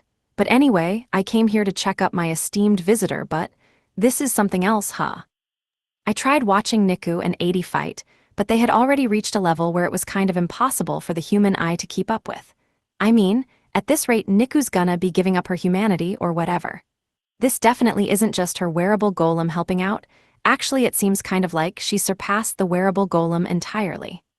Well, Adi's the real crazy one here, since she's easily keeping up with Niku. Surely she's strong enough to duel a hero now. Especially after all that practice with Wataru. Master. Sup, Ikika. Niku got, hella stronger after coming back from the demon realm. I'm kinda not even in her league anymore. Who's gonna be her training partner now? I mean, I don't know about all beastkin, but I think there's definitely something weird about this. A kid her age being this strong is definitely whack, dude. Would it not be whack if she were older then? Beastkin or something else? Oops, my bad. It'd be whack no matter how old she is. It's just nutty in general. Really, damn.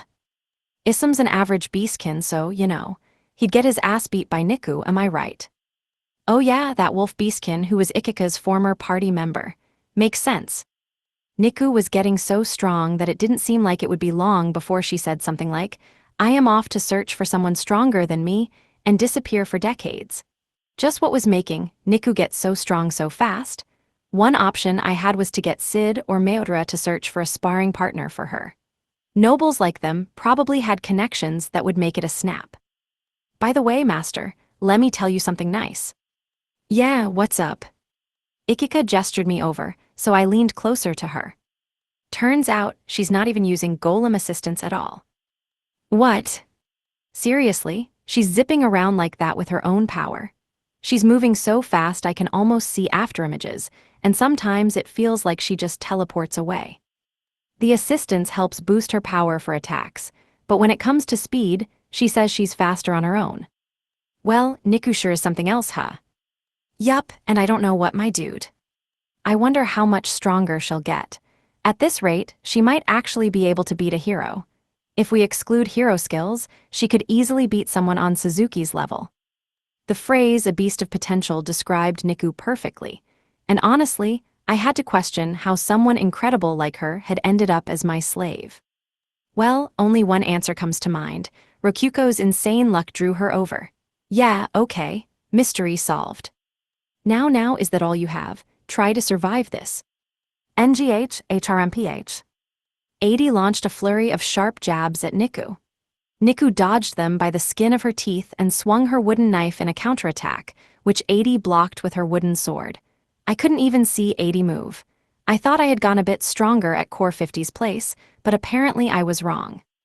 "You have certainly learned to hold your breath for a long time, pup." "Thanks to you. If only you graduate from humanity, you can become even stronger." Graduate from humanity and become what? A vampire? Spooky.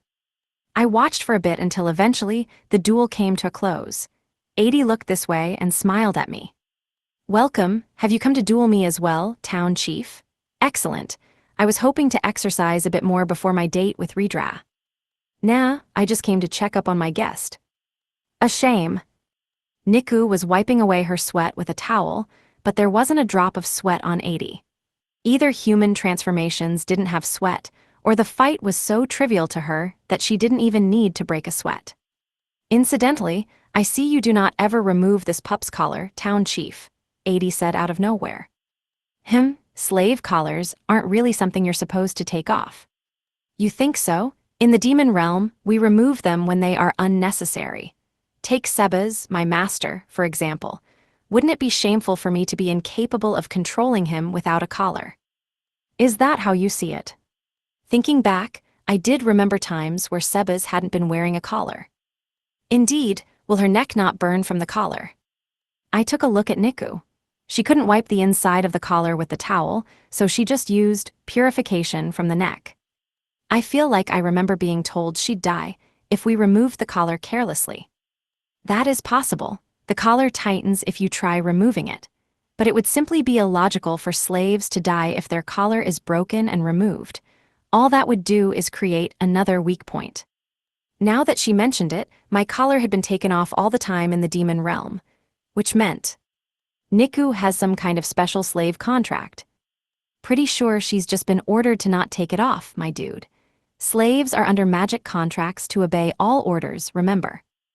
Oh, right. I see. Both 80 and I nodded in agreement at Ikika's pretty obvious conclusion. "We're stuck with these collars till you say we can take them off, master. I dunno about the demon realm, but that's how it works over here in the Empire."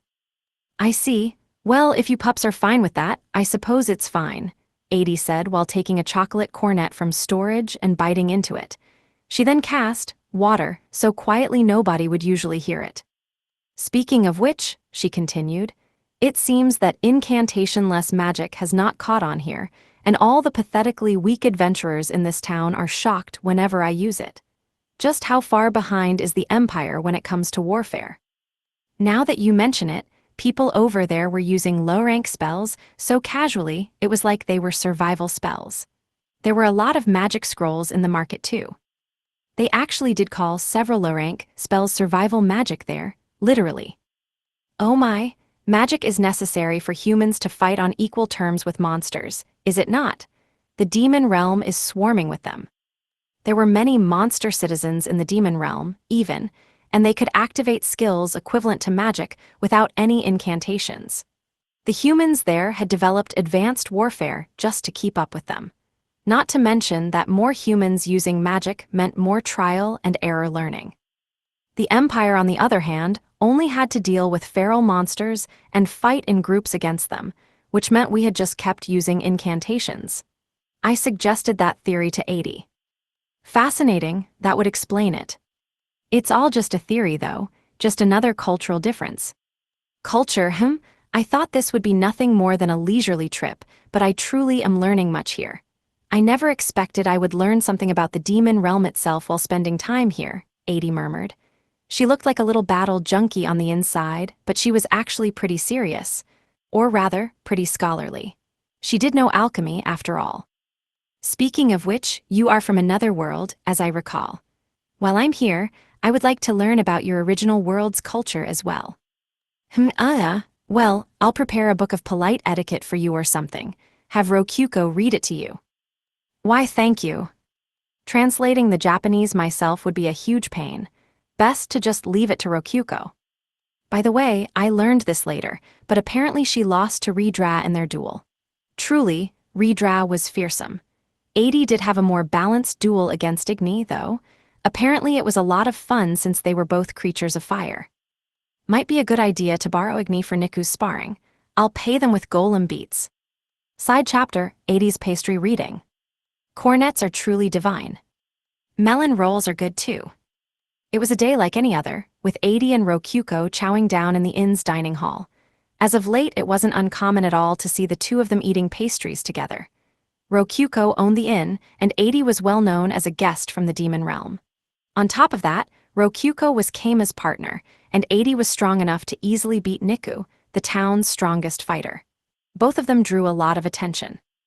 Lately, I have concluded that one's favorite pastry is a reflection of their personality, 80 said, while biting into her chocolate cornet. Oh, continue, Rokyuko replied casually. For example, my cornets, they reflect a very aggressive personality. They're pointed to stab through any resistance. And my melon rolls. They are shaped like shields. Surely they reflect a defensive personality. My goodness, I think you're onto something, Rokyuko replied, probably just wanting to dramatically say, I think you're onto something, whether or not she actually believed it. Incidentally, the sword on Rokyuko's hip was ornamental, and they both already understood that Rokyuko would rip like wet paper if 80 chose to attack her. 80 didn't scorn her for that, however, as she understood Rokyuko's true power was in dungeon battles. In truth, 80 had concluded that Rokyuko had talent as a general who gave orders from the sidelines, which was not a concept that existed in the demon realm proper. She thus assumed that Rokyuko would assign troops to guard her in a defensive formation. Was she wrong about that? Not really, but you couldn't deny she was kind of forcing things to fit into how she viewed reality. It's like palm reading, pastry reading, I guess. I kinda wanna see what other people think. Truly, let me see then. 80 looked around the dining hall and saw Niku working as a waitress. Some hand gesturing later and she walked this way. Answer, pup, what is your preference? Niku tilted her head in confusion at the sudden question. Oh, she's talking about pastries. 80, you have to explain what you're talking about. HRM, that is tedious. Allow me to ask again then, pup, what is your pastry of choice? 80 corrected herself with Rokyuko's advice, and after thinking about why 80 would ask that, Niku gave her answer. Hamburgers. I see. I suppose pastries can include anything with bread, if you stretch it a bit. Oh, wise and mighty 80, what personality does that reflect? Give me a moment, Rokyuko, I am thinking it through. After a brief pause, 80 came to her conclusion. Hamburgers were certainly like pastries filled with meat, which meant she is a carnivore, as one would expect of a dog, really. I see. Consider me surprised. I thought she was just a pup, but in reality she was a feral beast. Not bad, Niku. Okay. 80 let out an amused laugh and praised her. Not knowing why she was being praised, Niku just nodded in confusion. Let us move on, Rokyuko. Akile. Rokyuko and 80 left the dining hall in search of their next victim, or rather, their next target. They first visited the Buddhist church. Why? No reason. They knew the succubus nuns and Rei the high priestess were there, at least, and there. They found the high priestess and wasted no time questioning her. "Eep, you're here again, 80. Oh, you want to know my favorite pastry? Well, I don't really have one. My favorite food is blood." Already they had found an outlier, someone who didn't have a favorite kind of pastry at all. Talk about a buzzkill. That said, it seemed obvious the succubus nuns would give an even worse answer. They messed up going to the church at all. I guess that makes sense for a vampire. So, 80, will favorite foods in general work here? No, pastries are the heart of all this, Rokyuko. And thus, Rei, I demand you give a proper answer. What? That's even more unreasonable than what you usually do. Okay, I'll go with jam pastries then. Like strawberry jam, it's red so. Jam pastries, I see. 80 thought, then answered. I understand, Rei, you have a simple heart. Simple. Hearing that, Rokyuko nodded meaningfully. You're not wrong, but how did you get that from jam pastries? Because her reasoning was simple as it being red like blood, no? It's cute, but terribly simple-minded. Rei swallowed the urge to point out that it didn't have anything to do with the pastry itself. 80 was her master's guest, after all. She could have said blood sausage or hot dogs to try to wiggle out of it, but that probably would have earned her a similar reading. By the way, 80, you sure seem close with Rei. Of course, I quite like her. Do you still refuse to give her to me? Duh, she's one of our top dungeon administrators. Rei just smiled and stayed silent, but thankfully that was enough for the two girls. They left the church in search of more targets. What's my favorite pastry? I guess sweet pea paste rolls. A surprisingly normal answer from their next target, one of the Silkies that had been drying clothes by the inn. All the Silkies looked almost identical, so it was hard to say for sure, but it was probably Hannah. Is that because it's green, perhaps? 80 asked. No, it's because it's the same color as Big Sis Kinu. And there you had it. Incidentally, the Silkies changed how they referred to Kinu based on their mood at the time. Big Sis Kinu, Captain Kinu, Head Maid Kinu, etc. Today they felt like calling her Big Sis. How is that different from choosing it because it's green? Rokyuko asked.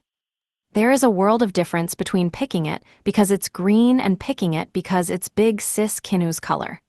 Rokyuko, think about it like this. Isn't there a difference between choosing black and choosing master's color? I think you're onto something. Okay, I approve of your reasoning. With that said, 80, you're reading. Rokyuko accepted Hannah's proclamation and passed the baton to 80. Her answer.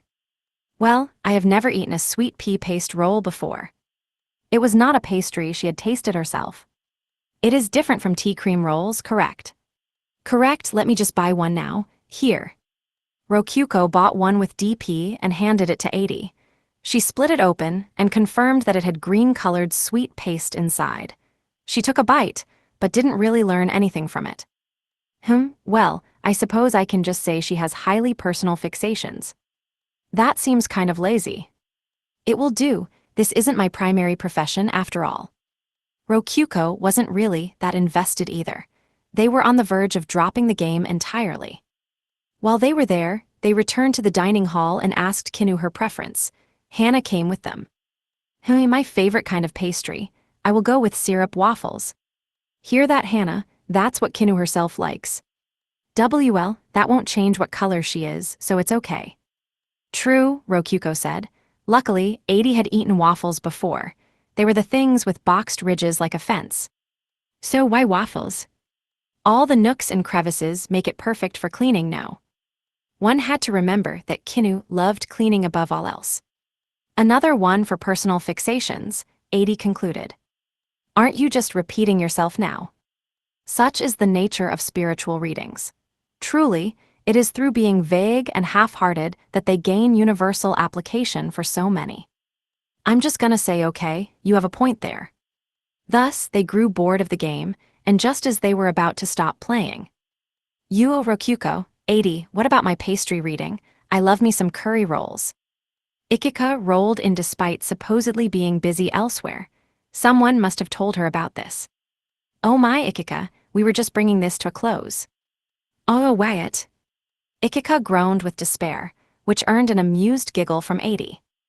Very well then, I will give you a pastry reading. Let's see here. Curry rolls. I got this. Ridra loves these super spicy ones. I showed you these before, remember? Just like she did with Hannah, Rokyuko bought a curry roll and handed it to 80. This is spicy. It is curry so. Then, I conclude she likes curry. So lazy. And so, due to 80 growing kinda bored of it, the pastry readings came to a close. Chapter 3. A lot of time had passed since 80 first came to visit. I am bored, she said, sliding into my office unannounced.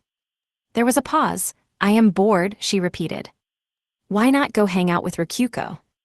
To put it simply, no matter how close we are, there is only so much time we can spend together before running out of topics to discuss. It also seems that Ray is avoiding me somewhat. Yeah, Ray mentioned that to me. She couldn't relax since 80 was staring at her like a predator all day at work.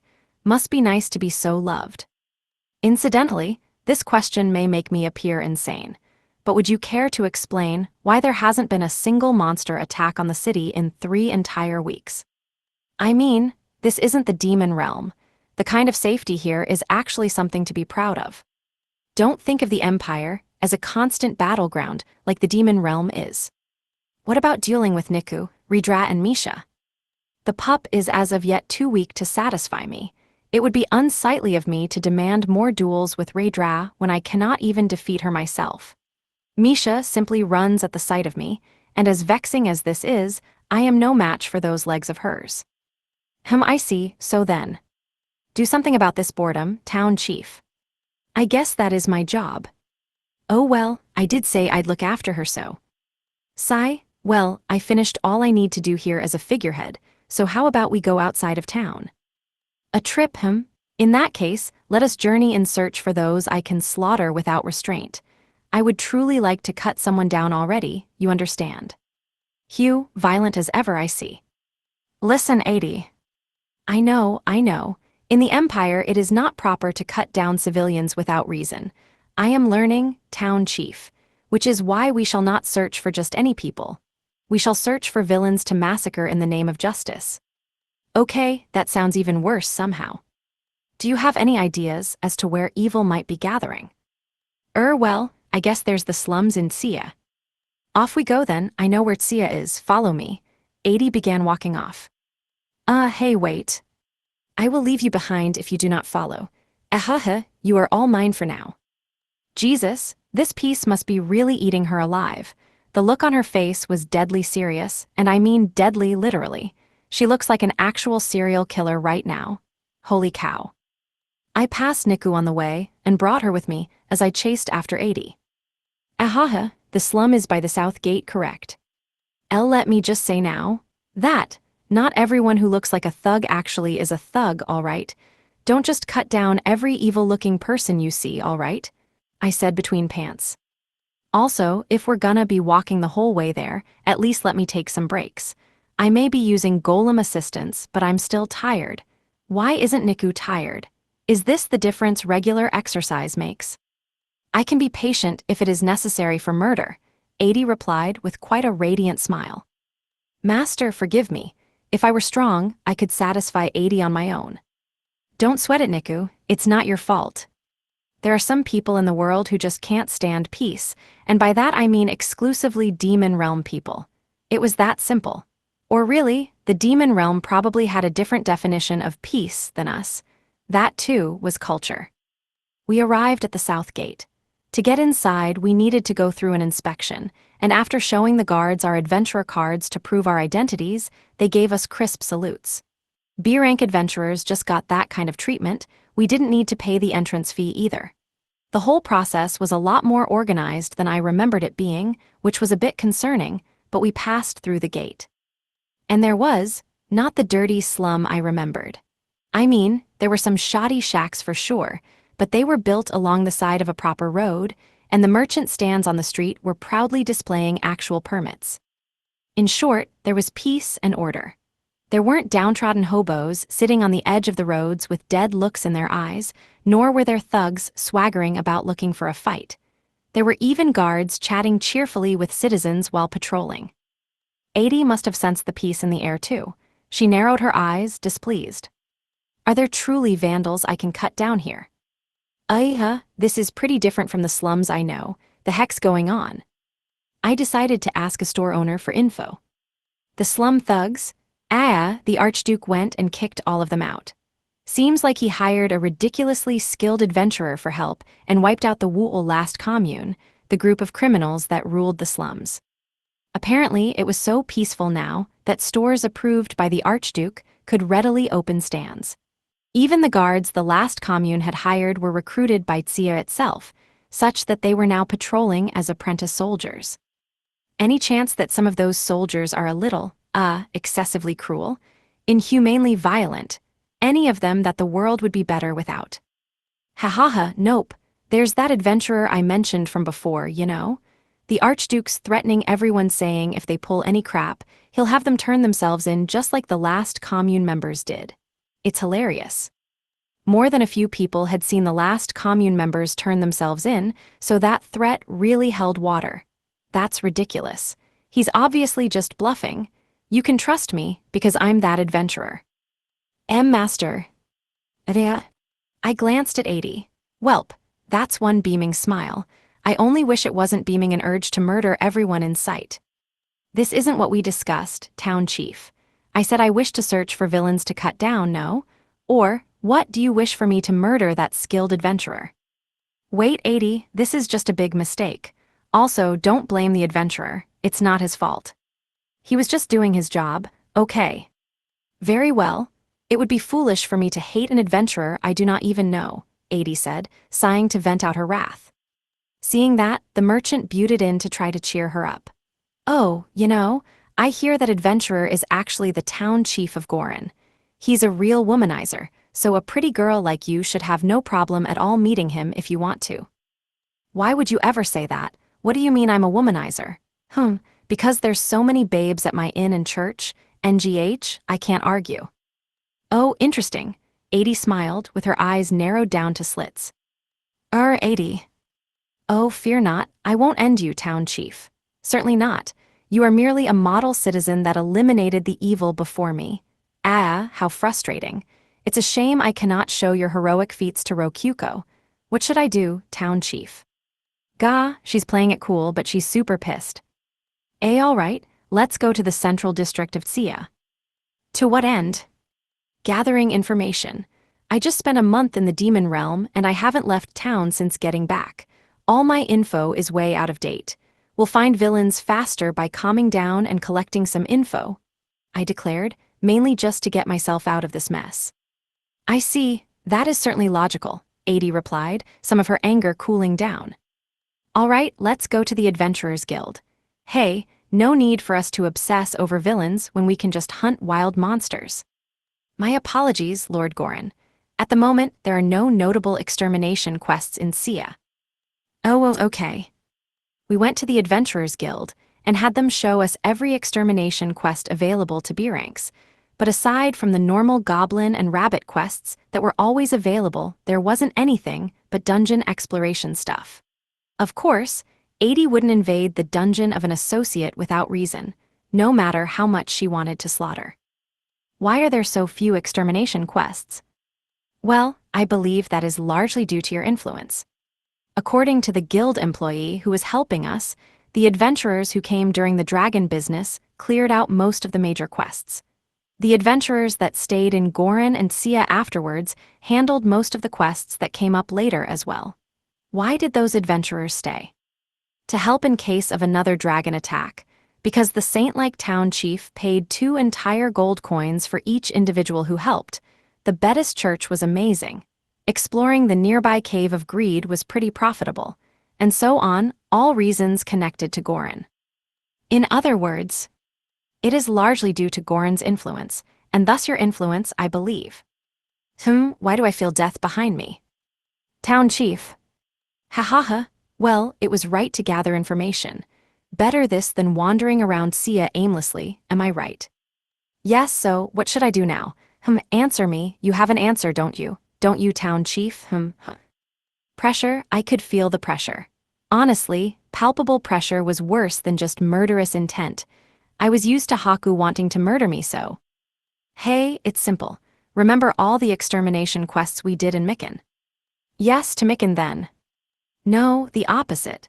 You already cleared out all the extermination quests in Mikan, so we should go to Pavella next. Maybe they'll have a slum of their own. Not to mention Pavella is close to the Holy Kingdom. I'm sure the evil organization trying to assassinate me has a base there. I mean, they have to, right?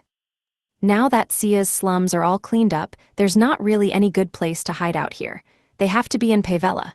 Actually, why aren't any assassins coming after me right now? Why? I'm totally out of Misha's sight. Why won't you come when 80's so passionately waiting for you? Actually, that's probably why. 80 kicked the shit out of every adventurer in town, including Niku. I would definitely hold off on attacking until the ungodly strong demon realm visitor left. And so, we briefly returned to Gorin. We used a carriage this time, as it was fastest to use this route to reach Pavella. I would not like to waste my time again. How would you feel about repaying me by allowing me to slice off one of your arms the next time you take me to a dead end? 80, Niku said, I think you're taking it too far. I am serious, pup. Weaklings like you have no place to talk. Niku faltered and fell silent. I mean, if Niku's a weakling, then everyone in Gorin is a... Well, all right, you got me. We're all weaklings. I'm the Weakling Town Chief of Weakling Town. But don't worry, 80. It won't be a dead end this time. We've narrowed down all our options. Sigh, I had high hopes, when I saw that Gorin had no meaningful walls to speak of. I thought it would have as many monster attacks as the demon realm, or at least half as many. And yet, what did I get? Nothing, not even goblin raids. Why is it so dreadfully peaceful here? There would be riots in the demon realm. Yeah, I guess you're already kicking up a one lowly riot over here, so. We got out of the carriage and went to leave straight for Pavella, but Rokyuko saw us at the plaza and came running over. 80 Kama, where'd you run off to with Niku? Geez, I was looking all over for you. Sorry, I was just being a good host for 80. I glanced her way and saw 80 let out a small sigh while making no attempt to hide her dissatisfaction. Indeed, my apologies, Rokyuko. I am out of patience and on the verge of snapping. I'll be borrowing the town chief a bit longer, if you don't mind. The details are a tad embarrassing and I would prefer you not ask, she said. Rokyuko blinked in surprise, put a thoughtful hand on her chin, narrowed her eyes, then whispered to me carefully. Just to be sure, this isn't anything lewd, is it? No, not sure if you can see her down there, but Niku's with us. As I placed an exasperated hand on my forehead, 80 tilted her head in confusion. Lewd things. What exactly are you referring to, I wonder? Like kissing. Or since this is Kama we're talking about, hiding in the shadows and smelling your feet. Why ever would we do that? B, because he likes it. Oh, are things different in the demon realm? Rokyuko's guard lowered due to 80 looking so surprised. And about that feet smelling? Sure, I do have a foot fetish, so that's completely in my ballpark, but why is Rokyuko thinking up things like that? Where'd she learn about it? I see, this must be a difference in culture then. We may kiss and bite each other in demon realm, but never smell each other's feet. At most, there are some races that smell each other's rear ends, but that has nothing to do with me. Okay, good then. Incidentally, to what end were you looking for us? If there are monsters that need exterminating, or the Flame Caverns has requested a duel, then I will gladly accept. Oh, nothing that serious. It's more that Redra and Igni won't be able to play at all for a while. Just awful. I didn't know the exact circumstances, but at the very least their lives weren't in danger. The problem, then, was one of 80's few methods of venting stress here had just disappeared. I will need your assistance, now more than ever, Town Chief. What are you making Kama do? I am having him prepare toys for me. There were none available to slaughter in Sia, 80 said with a melancholic look, and that was enough for Rokyuko to put the pieces together. And that's why you were on the way to Pavella. In that case, shouldn't you bring Ikika instead of Niku? She's from Pavella, remember. I'm sure she'd be a better guide. Good point, sounds like a plan, though she'll have to wear the mask. I am certainly fine with that, 80 said. We waited a bit, then switched out Niku for Ikika. She was hesitant as always to visit Pavella, but some curry roll negotiating and the maid mask settled things quickly, and soon we were on our way. Once we passed through the Tsia tunnel and arrived at Drag Ikika. Or rather, the masked maid gave a suggestion. You know, Master, how about we ask Sid if he knows anything? Oh yeah, nice idea. On second thought, if I had asked Meodora before going to Tsia, she probably could have told me about the slums being cleaned up and the total lack of extermination quests. 80 was in such a rush I didn't really think things through. Well, you heard her. Mind if we take a detour, 80? Certainly not, if it means speeding things up. 80 was a bit unsatisfied, but with her permission we headed to Drag's chief residence. It was an abrupt visit without any appointment, but we were led right to the same parlor as always to see Sid. Sorry for the sudden visit, Sid. Think nothing of it, Kama. We're allies, no, but in any case, who is that with you? Right, this is 80, the princess from the demon realm I mentioned before. 80 glanced at Sid once, then sniffed. Did she think that was a decent greeting? Nah, she was probably just too annoyed to care.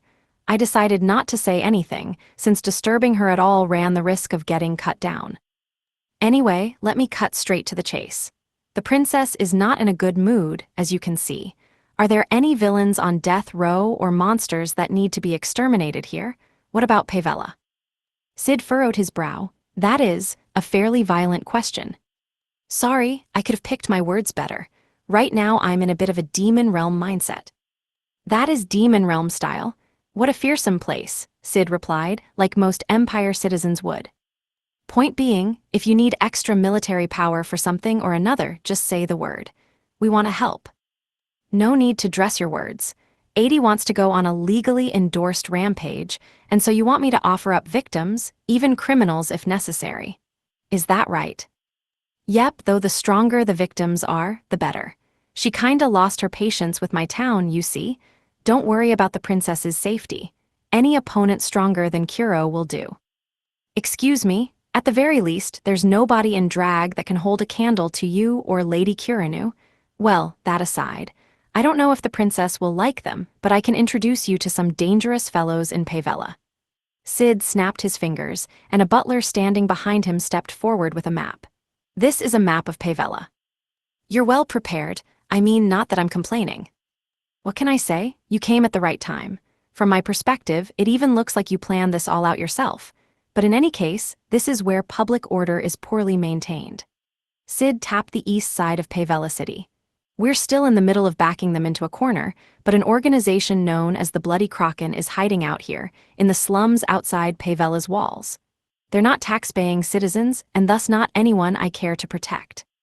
Feel free to slaughter them, though we do want at least a few left alive to serve as meat shields in case the Holy Kingdom invades. 80's lips curved into a grin. Aha, there are toys for me to play with there. Why yes, the organization deals with addictive drugs and questionably effective medicine, so we were just in the middle of planning how to get rid of them, Sid explained, looking a bit weirded out by 80's murderous grin. Given the scale of their operations, we can guess they are working with one or more Pavella nobles. I see, in short, I can kill them. Preferably after getting information out of them, but yes, we want to know who's funding them. I see, in short, I can kill them. Yes. I see, in short, I can kill them. 80 beamed a smile that covered her whole face. All I could say was, I felt bad for the members of the Blood Kraken. Come with me, town chief. Whoa, hold on, sorry, Sid. Pay it no mind, Kama. Take this and read it on the road for reference, and please try to settle this peacefully. 80 was already rushing out of the parlor, having memorized the location Sid had pointed to on the map. I took the memo and chased after her with Ikika. I checked over the memo while riding the rocky carriage to Pavella. Suo, Master, that's something you got from Sid? Yeah, specifically, it's a memo of what kind of crimes the members of the Bloody Kraken are committing. For real, let me see. Since there were no other riders in the carriage, Ikika slid her mask to the side and peered at the memo. Apparently, they were selling addictive drugs, selling potions with poisonous effects, kidnapping women, children, and beastkin to sell as slaves, and more. The last commune in Sia had been pretty tame, but these guys were basically trying to eat Pavella alive from within. It was possible all the baddies we'd failed to get in Sia had just moved over to Pavella to cause chaos. I get it. You know, I'm pretty sure Sid was gonna ask for your help with this to begin with, Master. Why's that? This is Pavella business, but it went all the way to Sid, Sue, just think about it. Drag's right in the middle between Pavella and Gorin, so anything sent your way would pass through him. Not to mention that you did a hella good job smashing the last commune. Yeah, and even now that's being used to intimidate the slums into shape. I guess it is pretty likely they'd use my history there as a reason to hire me for this too. Not that I want to increase the number of Sakuma-obsessed Muslim men out there. Though judging by that last line, they might have changed their mind about getting your help, Master. Reliable information. Attempted assassination of the Bedist High Priestess, huh? Now that they're targeting me, I can see why they'd be hesitant to hire me to destroy the organization attempting to assassinate me. Is the source of this reliable information Misha? Well, either way, these are the guys going after my Ray. Anyway, they want you to clean them up, but how are you planning to do that? My biggest priority here is relieving 80's stress. I didn't take this as an official quest, so I don't care about letting some of them escape or whatever. We'll do what we can with violence and leave it at that. If only they gave us a little more time, but they didn't. If I tried taking a whole week this time, 80 would fucking snap. And then she would snap me, as in, break my spine. Oh, and she's going home after another week, now that I think about it. Guess I really should just let her run wild here. If we miss anyone, they can just spread the word of what happens when you mess with us. You heard the man, 80. Try and leave the higher-ups alive if you can, okay, girlfriend. That sounds annoying. I wish to slaughter them all. Wouldn't it be totes boring if you just killed them all at once? I'm sure it'd be way more fun if you juiced some info out of them first. Or what? Can you not handle that? A fair point. Very well, I accept. Ikika had cleverly talked 80 down.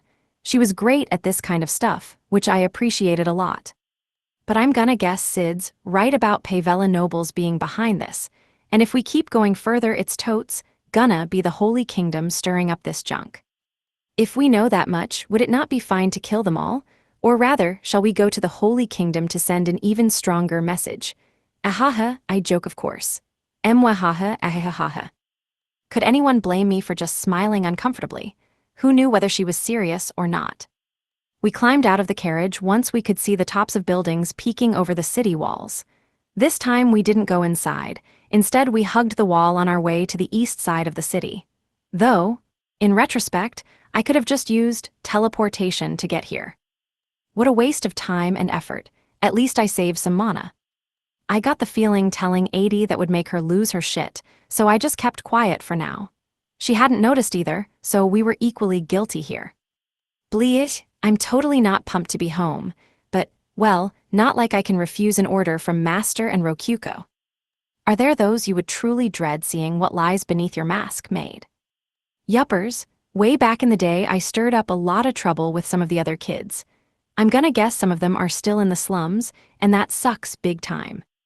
You will perhaps know someone in the Bloody Kraken then. Probs, but don't sweat it. They won't recognize me in this outfit anyway, Ikika said, sighing and waving a hand. Here we are, the slums, I announced. They were just like how the slums in Sia used to be, with shoddy tents held up with branches and such strewn about the misshapen roads. We stepped inside and instantly drew attention. 80's pretty red dress stood out a lot among all the people wrapped up in cruddy rags. Ikika and I did a bit too, since we were clean, but 80 was an especially beautiful young girl, which made her stand out all the more. Though Ikika's mask made her stick out a lot too. But the look in their eyes was different from the one we'd seen in Sia. They gleamed like we were their prey. I couldn't tell if that was due to our fancy clothes, or because these slums were just more serious than Sia's. Yup, the air here sure is nasty, Ikika said while readjusting her mask. It was important to remember, though, that thanks to purification, the slums were incomparably clean compared to what the slums of Middle Ages Europe would have looked like on Earth. In short, The air was nasty not in the literal sense, but rather in the sense that crimes were obviously being committed here. I understood what Ikika meant even with the auto-translator at work. What's the plan, 80? Oh my, is it not obvious? I shall start by cleaning up some of the trash, 80 said, rapidly unsheathing her magic blade. Many of the people watching us scattered upon seeing the ruby-red blade, but not everyone did. There were elderly folk with bad legs, drug-addled vegetables without any light in their eyes, and thugs who cared more about stealing 80's sword than running from it. Aha! A wide grin formed on 80's face. Who could blame her? After so long, she had finally found the villains she could murder in the name of justice without complaint. May I begin? Sure, I'll just leave this to you. The evil-looking thugs approached as we talked. There were 8 of them in total, a mix of humans and beastkin. They surrounded the 3 of us. If they thought they could beat us when we were clearly adventurers, they probably could have just settled down and done honest work at the guild. Oh well. Their lives were now 80's. We need to get information from them too. Leave at least one alive. Very well. 80 shot me a beaming smile, then without even turning her head cut down the man who leaped at her from behind. There was a pause, then his body split in 2 from top to bottom. I appreciate your confession of love, but I am not fond of weaklings. Waga, goth. Yug, Gura warning. The thug wriggled on the ground, blood pouring from his body, as he failed to breathe due to both of his lungs being crushed. The 7 other thugs just froze in place, having no idea what had just happened. My, so full of openings. Eep. Ow. Gah. Pausing at all was a fatal mistake around 80. Within seconds, 5 of them had their heads removed from their bodies. One of the 2 survivors finally turned around to flee, while the other crumbled to the ground in fear and pissed himself. Hunting humans truly is fun. Don't you agree, town chief? Not really, since I'm a human. I could take it or leave it. A shame. I would say that's a pretty inhumane statement to make, but she is a dungeon core, after all. Humans are basically like rabbits to her. 80 flung her magic blade with a smile while surrounded by headless corpses spewing blood. It pierced the back of the thug who fled, who fell over with a large hole in his chest once she made her blade disappear. Judging by the positioning and flood of blood, she had hit him directly in the heart. Rest in peace. Maybe I should have worn a mask myself. One with eye covers, that is. God, there's so much blood and gore. I need to use purification on the air. Purification.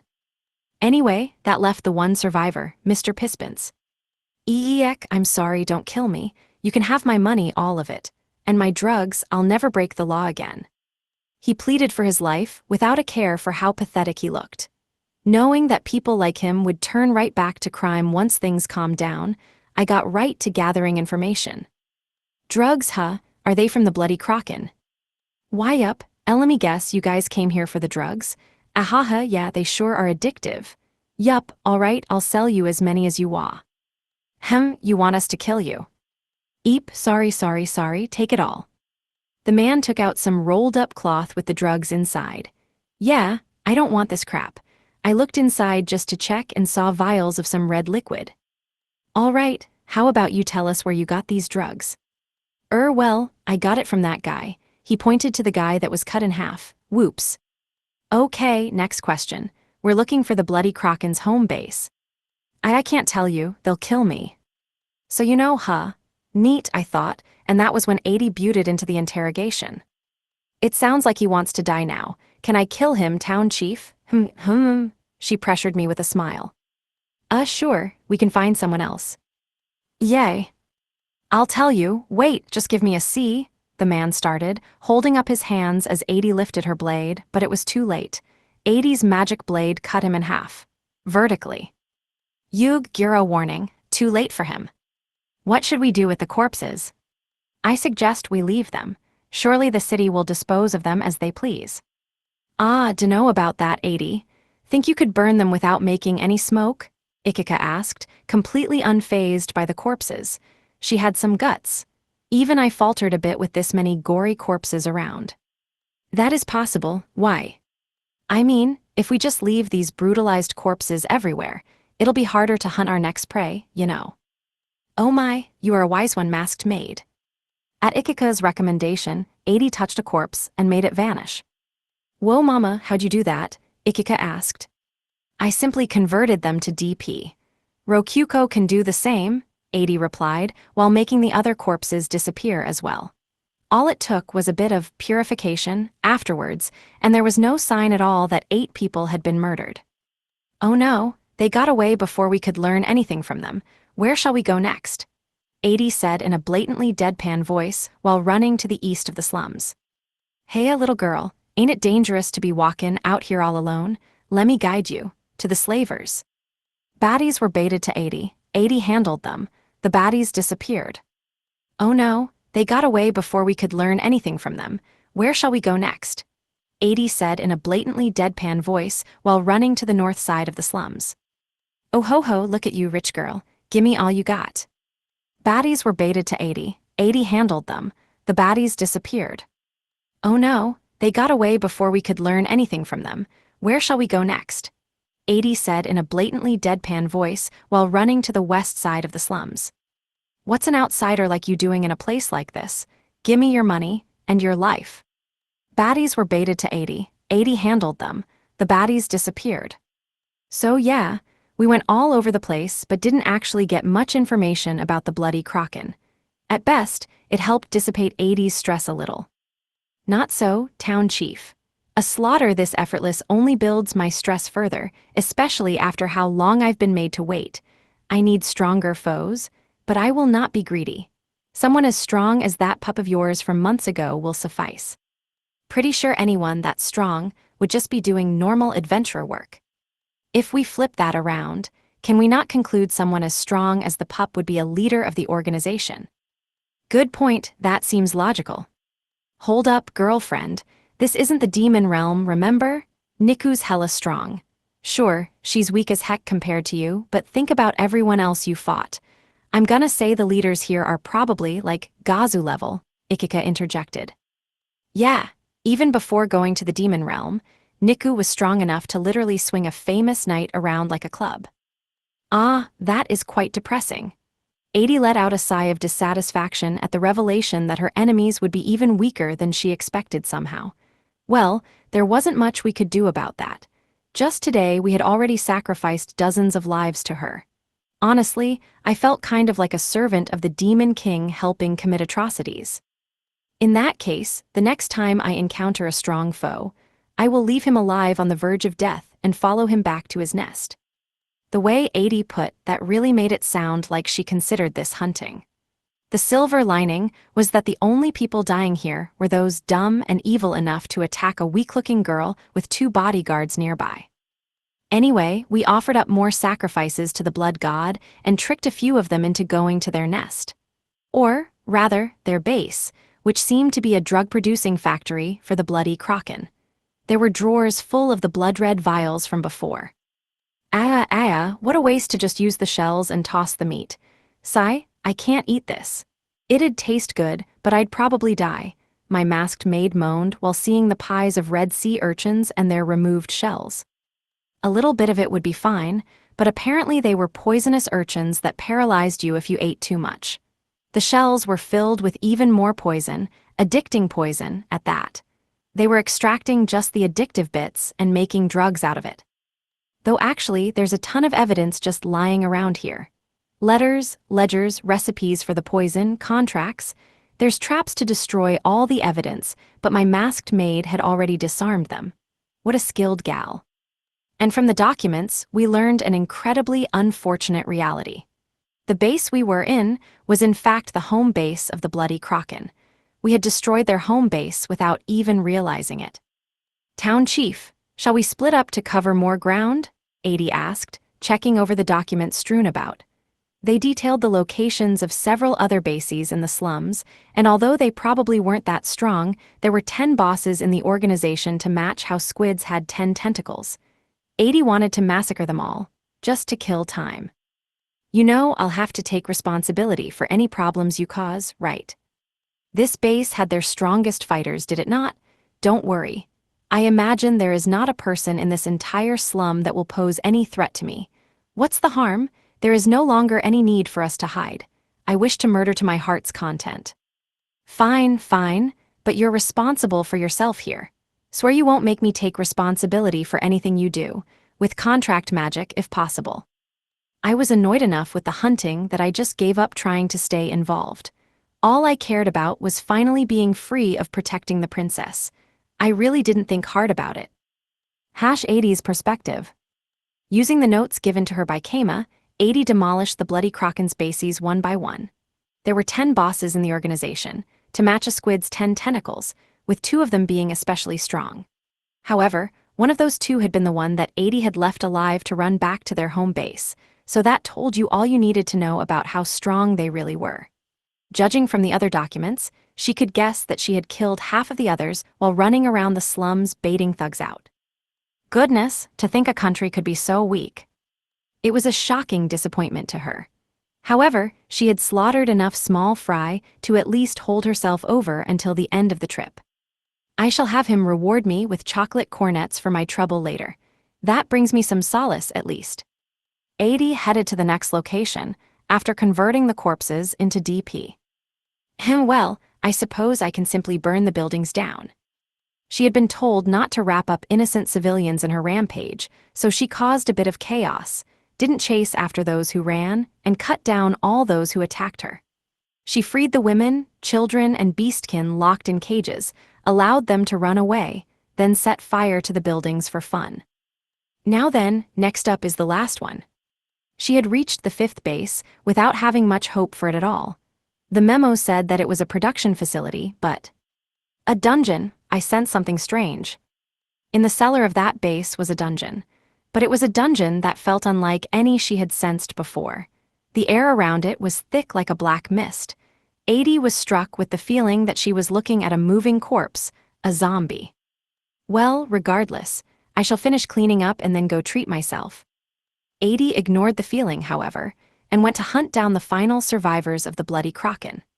Oceanic monsters capable of operating on land were there and attacked only 80, ignoring the survivors for some reason. She deflected the poison needles the red urchins shot at her and advanced down the one-hall dungeon with doors along the side. It was such a simplistic dungeon that even with the strange feeling she almost wanted to conclude this was a normal cellar, but her instincts told her it really was a dungeon. Peering into the rooms revealed hunched-together slaves in rags, piles of urchins, and black herbs growing.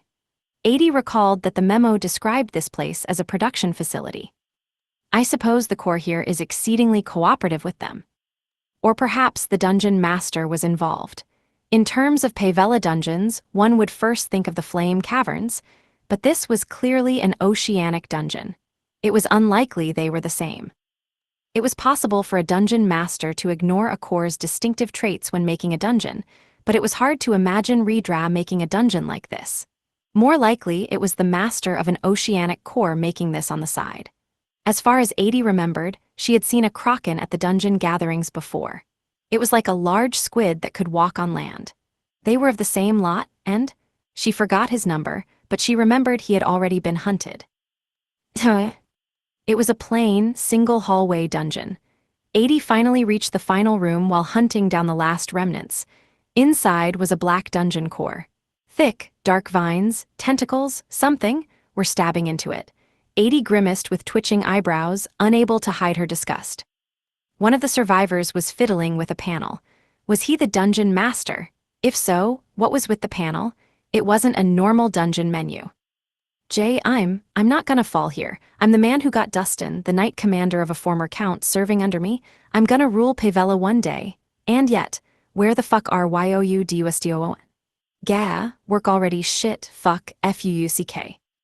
You there, are you this place's master? 80 asked just to be sure, despite her disgust. Huh, what's that even mean?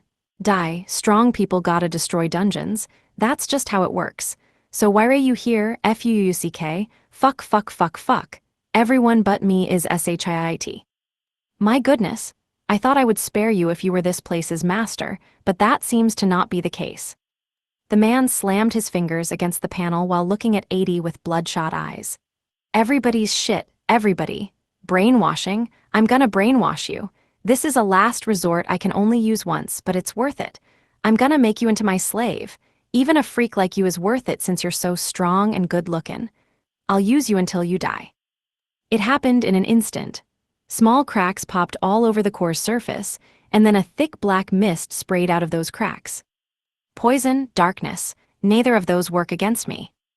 80 paid the mist no mind. That was a mistake. NGH. Her body wavered, with her vision flashing. Something had definitely impacted her. 80 determined that the mist was undoubtedly attacking her. "Jaya, how do you like them apples, huh? Now you're my slave, you gotta obey my every word. Now, takes off your clothes and kneel.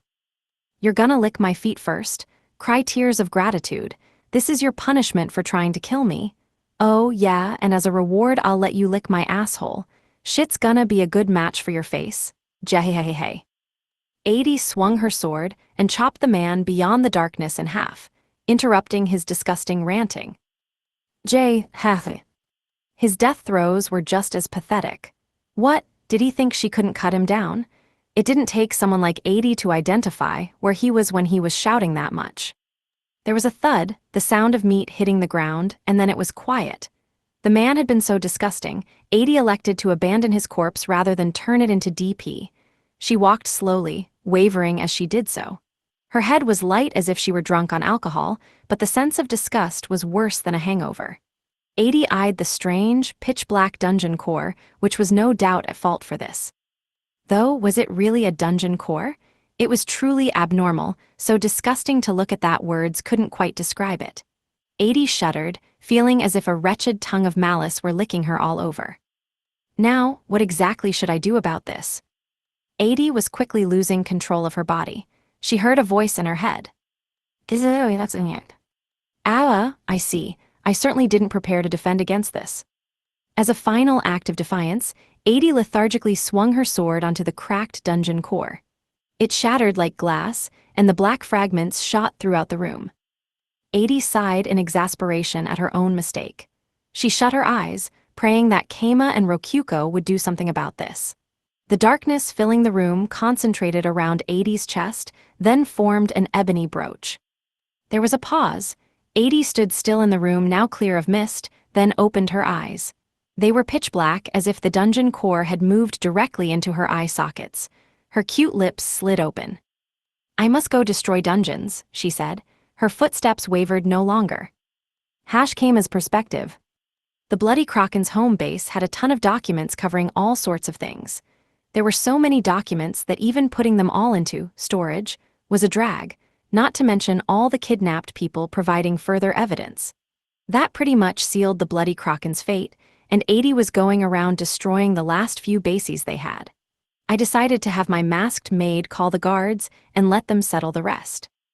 "Yes, sir, Lord Sid told us you would be here." A dozen or so soldiers led by one of the Archduke's retainers came to the base. I had seen them before with Sid back in drag, so I could trust these weren't fake soldiers here to destroy evidence. They even suggested I could deliver some of the evidence to Sid myself for safety's sake. I refused since that sounded like a lot of extra work, though. The soldiers started saying stuff like, "To think you would trust us with the fruits of such a heroic accomplishment. No, this means he doesn't even consider something of this level to be significant at all. Either way, he is a titan of a man," and such, but I ignored them. We met up with 80. Perhaps due to having relieved her stress, she looked at ease. "Town Chief, I would like to return to Gorin." "Yeah, sure. The soldiers have all the evidence now, so no reason to stick around. We would be returning in the middle of the night if we left by carriage now. I thought it would be better to spend the night in Pavella before leaving, but there was no helping it if she wanted to go back now. No reason to refuse, really. Wait, hold on. Let's just use teleportation." "Certainly," she said casually, which I could interpret as her forgiving me for forgetting about teleportation up until now. "All right, perfect. Now I can go right home and get all the sleep I want." Good thing I waited to reveal this until after she blew off her stress and calmed down. I put Ikika into storage, then teleported to my room in the chief residence, where I found Rokyuko rolling around on top of my bed, wrapped in my comforter. "Rokyuko." Biwa, Keikema, this isn't what it looks like, I promise, Rokyuko shouted hurriedly. I don't know what you think it looks like, but you're obviously being a weirdo. No, really, it's all a big misunderstanding. I was just worried about when you would get home, so Rokyuko began, giving her excuses in a panic. That was when it happened. Adi took out her magic blade and launched a sharp thrust at Rokyuko. It pierced right through her, or it would have if it hadn't been deflected by some invisible force. Eep. My, why didn't it go through? How strange. This time she swung her sword like a hammer, but it froze in midair right before hitting Rokyuko and her quilt. Stop, Adi, what are you doing? Rokyuko cried. Strange, so strange. At this rate, I will be unable to destroy a dungeon. Hey, what's gotten into you? Quit at 80. Town chief, do not stop me, I must destroy dungeons. 80 turned and looked me in the eyes. Her own eyes were pitch black and opened wide, she hardly looked sane. Black, I'm pretty sure her eyes were like, red. But now wasn't the time for that kind of questioning. Rokyuko, run, something's weird here, I yelled. All right. Rokyuko didn't protest and instantly disappeared with the quilt still wrapped around her. I could guess she had moved to the master room. She got away, what a shame. What's wrong with you? You're acting strange. Weird, no, Rokyuko is the strange one here. My sword did not go through her. That was because the quilt Rokyuko had on was actually the divine quilt, which had an invincibility defense. But putting that aside, why would 80 attack Rokyuko out of nowhere? Brainwashing, well, I know just the thing to do about that. I took out the divine alarm clock. If she had some status effect on her, this would cure her in a single. It would have cured her in a single second. Unfortunately, 80 flicked her magic blade and launched the clock into the air before grabbing it. The clock was now in her hands. I don't know what you were about to do, but I'll take this for now.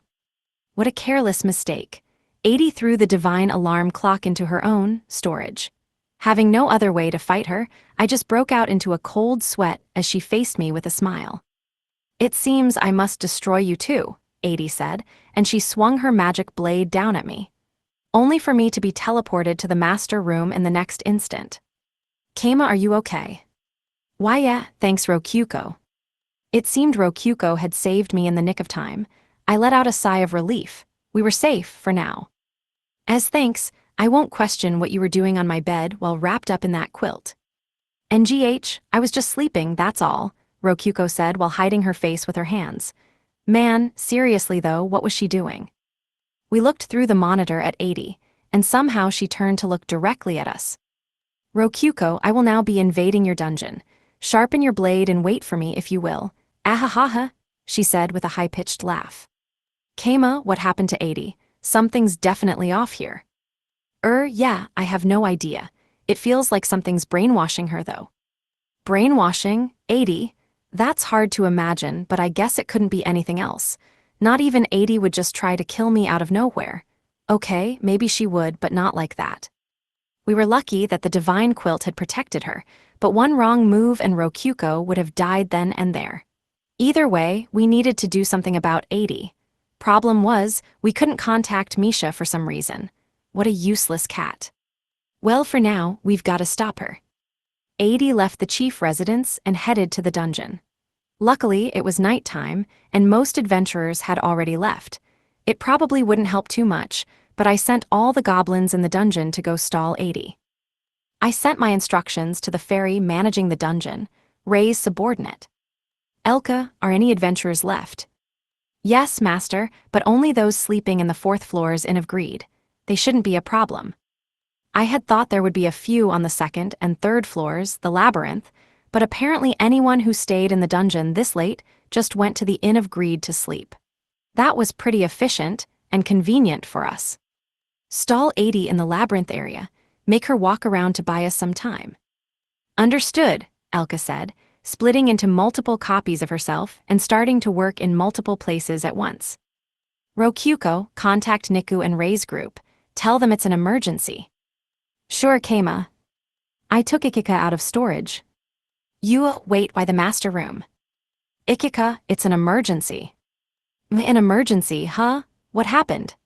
Ikika asked, straightening her back at once upon emerging in the master room instead of the inn or chief residence like she had expected. She also took off her mask and put it into storage. Have a look. I made my monitor visible and showed 80 slaughtering goblins while cackling like a lunatic. Whoa, mama. Yep, 80's probably being controlled by someone or something, and right now, she's in the middle of conquering the dungeon. Use some golems to hold her back. Once Niku and Rei's group gets here, lead them in the battle. Hugh, this is some serious junk, huh? You got it, she replied, and seconds later the 3 monster girls arrived at the master room. Master, I have arrived at your summons, Rei declared. All right, just follow Ikika's instructions, I said, leaving it up to her to get Rei and the others up to speed. Master, NZZ, good morning, Niku said, arriving a second later and looking sleepy. She had probably been asleep. I felt worse about that than anyone, but it was an emergency. Niku needed to follow Ikika's instructions and fight 80 with golems. All right, next step. Rokyuko, mail Haku and get her advice. She might be able to get Misha to come over too. Wait, Keima, wouldn't that be like telling Haku to kill 80? Yeah, she might take it like that. Rokyuko looked down. I don't want that. I feel you, but if we don't get her help, we might not be able to stop 80 at all. I'm not doing it, 80's my friend. Are you telling me to kill my friend with my own dungeon? Rokyuko shouted, her voice heavy with sadness. I averted my gaze. We're fixing this without Haku's help. Okay, Keima. I mean, couldn't you get Haku under control somehow? This is my safety we're talking about here, not my love life. Surely you know she'll do absolutely anything to protect me. It was true. If Haku learned about this incident, she would view 80 as an enemy and probably kill her. The Demon Realm and Demon King faction cores were her enemies to begin with, so I doubted Haku would hesitate much. In other words, she would likely bust out all the stops to kill 80 by any means possible. After all, 80 had already swung her sword at Rokyuko. She would be as good as dead in Haku's eyes, and if we wanted to keep things the way they were, we couldn't tell her about this. We needed to settle this in secret without relying on outside help. Keima, do you have any ideas? I thought things over at Rokyuko's prompting. Things would have been a lot easier with the divine alarm clock, but in any case, I looked at the monitor and saw 80 destroy the golems controlled by Ikika's squad with a smile, then start fighting the especially swift-looking iron golem controlled by Niku. That was buying some time, but if 80 felt like it, she could beeline to the bottom floor whenever she felt like it. I noticed some kind of black mist floating around 80's body. I feel like I've seen that black mist before. I searched my memories, right. Dungeon Eaters, Core 564's left arm, and finally, the artificial dungeon. 3 things. Each of those 3 things had been all black and misty just like what was surrounding 80. If we assumed this was another similar case, all we had to do was think about how we had solved those prior problems. And what had we done? Easy. We'd murdered the shit out of them. Well, all except one. For Core 564, we had the help of Father, the Darkness God. Right, that too had been a rampage beyond our control, so in many ways it was the closest to 80's current predicament. I opened the menu and found the GP section, where I swiftly offered up 1 GP to give a request to Father. Your daughter has lost control. Is there any way to save her without killing her? Without telling Haku about this? I could have sent a normal mail to him, but offering up some GP was a sign of my good faith. Which must have been a good idea, because I got a reply immediately. Do you see the black brooch on 80's chest? You can save her by destroying the pearl thing inside of it. They haven't fused together yet, so it's not my place to interfere. I'll take the GP as a fee for the information and my silence. P.S. 80's holding the mist back somewhat through sheer force of will, so if you appeal to her desires a bit, it should be harder for the black mist to control her. That was some good info, and it seemed it would be easier to settle all this than expected. However, given that he said they hadn't fused together yet, they probably would once 80's force of will wore down. The faster we acted, the better. Rokyuko, I've found the solution. We need to appeal to 80's mind on the inside and destroy the black brooch on her chest. Got it, so that brooch is at fault, huh? Niku Ikika target it. You got it, boss. Come on, Niku. Time for some teamwork. Understood, Ikika. I'll match your movements. The iron golems on the other side of the monitor attacked 80 with almost unbelievable speed. They ran along the walls, kicked off the ceiling, and attacked from multiple angles at once in ways no normal adventurer would be able to react to in time. When had they gotten so masterful at controlling monsters? Seriously. But unfortunately, that wasn't enough to beat 80. All it took was a few forceful swings of her magic blade, and the golems ended up as piles of rubble behind her. Overwhelm her with numbers. Keima, recover the golem fragments and rebuild them. Rei and Kinu, charge forward with the newly spawned iron golems. Narine, assist Niku and Ikika with the golems that Keima rebuilds. Elka, keep on manipulating the labyrinth. Rokuko shouted, launching out instructions. Man, those were some precise instructions. As her dungeon master, I couldn't help but be surprised by just how much she had grown. I got right to work using Create Golem on rubble as instructed to rebuild the golems. Wait, geez, there's so much. Every time 80 destroyed a golem, the resulting rubble was sent right here. I fixed them, sent them back, and then they returned as rubble. Fix, send, return. I felt like a living golem production factory. Like, seriously. I could do better if only I could possess the monsters. I'm sorry, Niku said sadly.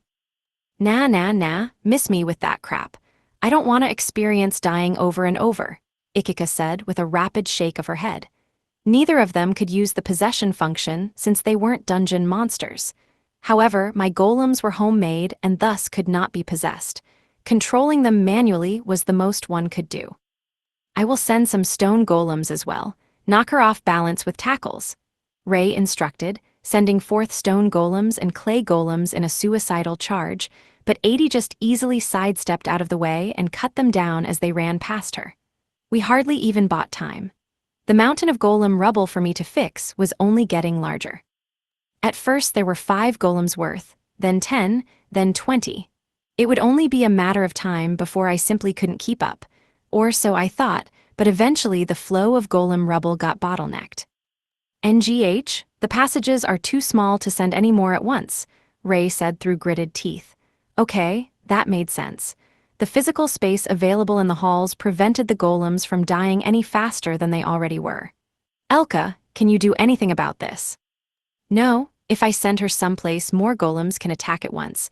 I won't be able to make her wander the labyrinth any longer. At the moment, our most effective way of buying time was simply moving the walls in the labyrinth to make her walk in circles. Increasing the number of golems we launched at her wouldn't necessarily be enough to break the brooch, and given how effortlessly 80 was handling them now, we needed to send a lot more than a few extra to make a difference. Hey, Rokuko, this is never going to be enough. Rokuko was busy too with registering the fixed golems and placing them in the labyrinth, but we were making zero progress here. She had to understand that. I know, but what else can we do? We need to stop 80. We were dealing with a dungeon core that was an expert at Demon King style, which required the user to know no exhaustion. I watched her fight while using Create Golem, and she was simply dancing between the waves of golems and cutting them all down. Their rubble came right to me. At the very least, she slowed down a bit while fighting, and the labyrinth was drawing her down the path we wanted her to walk. We were buying some time. However, buying time was not a winning strategy here. The longer we took, the more likely it became that 80 would fuse with the black mist too much for us to do anything about. Keima, do you have any ideas? Not much we can do but have 80 fall for a trap. That said, she's strong enough to match a hero in power. A half-baked trap won't do anything to her, I replied, not pausing Create Golem for a second. Clay golems were one thing, but only I could repair iron golems, our main fighting force here. Man, this isn't giving me much time to think about things. She definitely is strong enough to duel on par with Wataru. So, I'll think of a strategy to buy time that doesn't involve using so many golems, and then you can use that time to think of an actual winning strategy. Focus on the golems until then, okay. Can you manage that? Who do you think I am, Keima? I'm your WI. I'm your wife, she declared, her face bright red, but at the very least her confidence came across well. Though really, You buying me time to think doesn't guarantee I'll come up with any good ideas. I believe in you, Keima.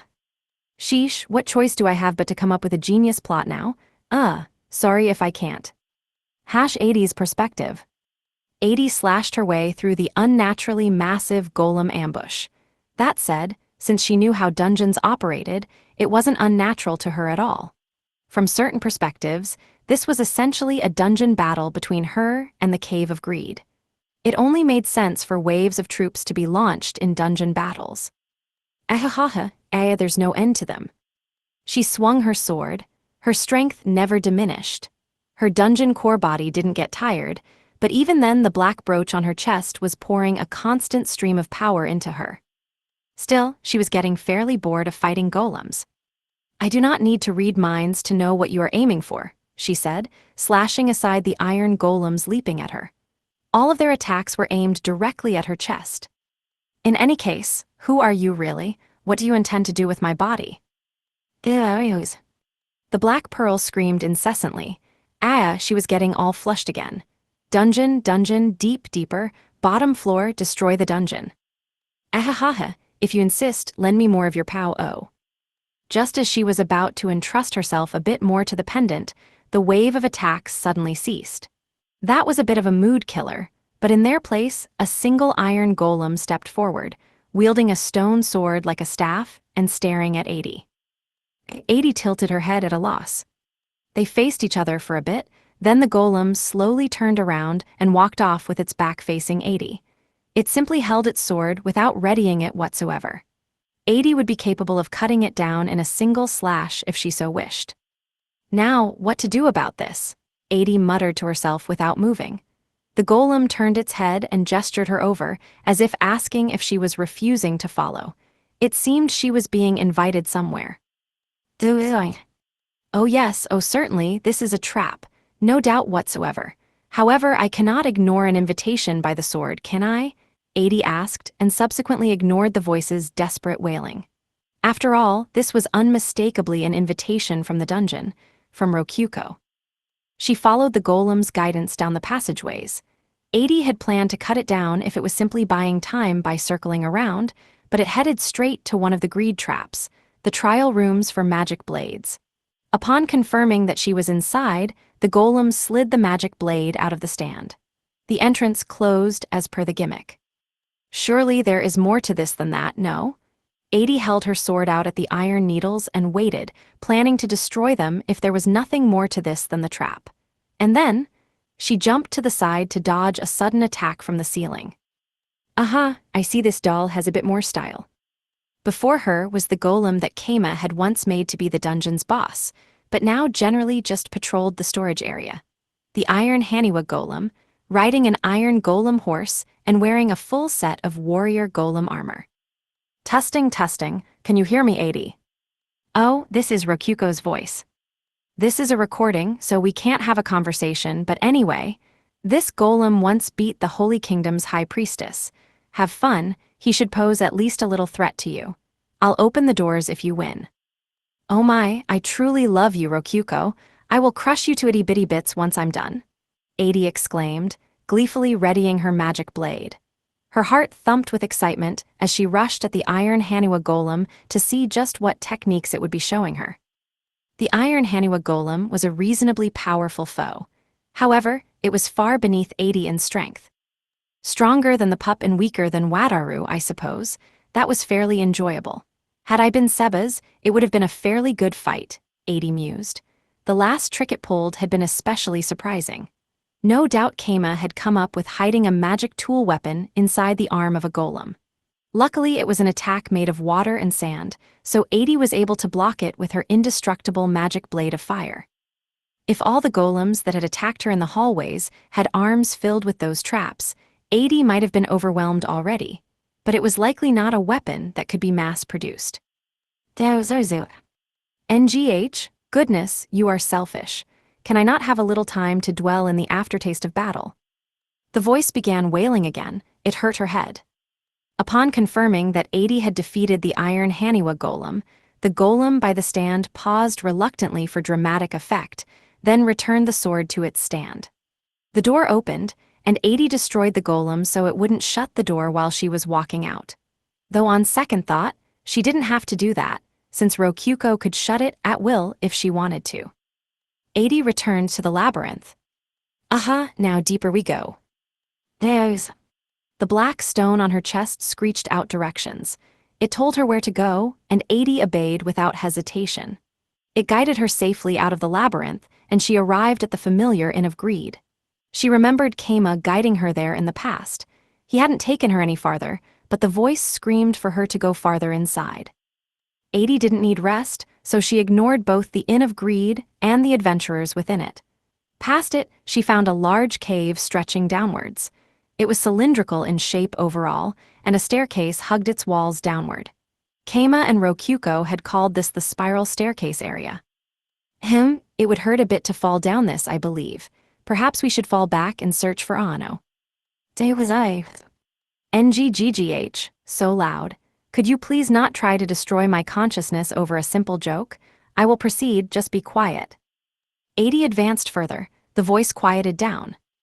The width of the steps was consistent along the staircase, meaning that if one were to fall down the hole in the center, they would fall all the way to the bottom without hitting any stairs. If they had something long like 80's magic blade, they could possibly latch onto the staircase with it, but otherwise they would be doomed to fall. 80 was impressed by how devilish the design was. She began climbing down the staircase step by step, only for her to suddenly feel herself floating in midair. Some of the steps had swung down toward the wall, creating a mobile pitfall. Oh my, now this is interesting. It wasn't as bad as falling down the center, but it was still a whole loop of the staircase. Landing wrong would result in a sprained ankle or a broken bone. 80, however, swung her sword and used the inertia to pull herself up before falling. If Keima had been there, he would have muttered, "What, you have a double jump." Normally, an adventurer would need to carefully descend the staircase while checking each step for traps one by one, but thanks to this technique, 80 could advance without worry. It was somewhat unfair that she could save herself with ease even after putting a whole foot through empty air. However, after advancing a bit forward, the entire wall launched outwards. A normal adventurer would be knocked off the staircase into the center. I see, so this is how he pushes people into the center, And to complete the pain, if one hurried forward to dodge the wall, they would find the steps past it collapsed inward to create a pitfall. What a splendid combination.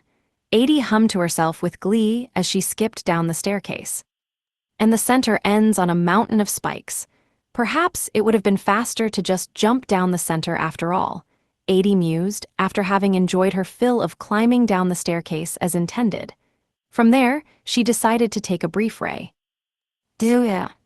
Ahahaha, indeed, we have no time to rest. Yugblie.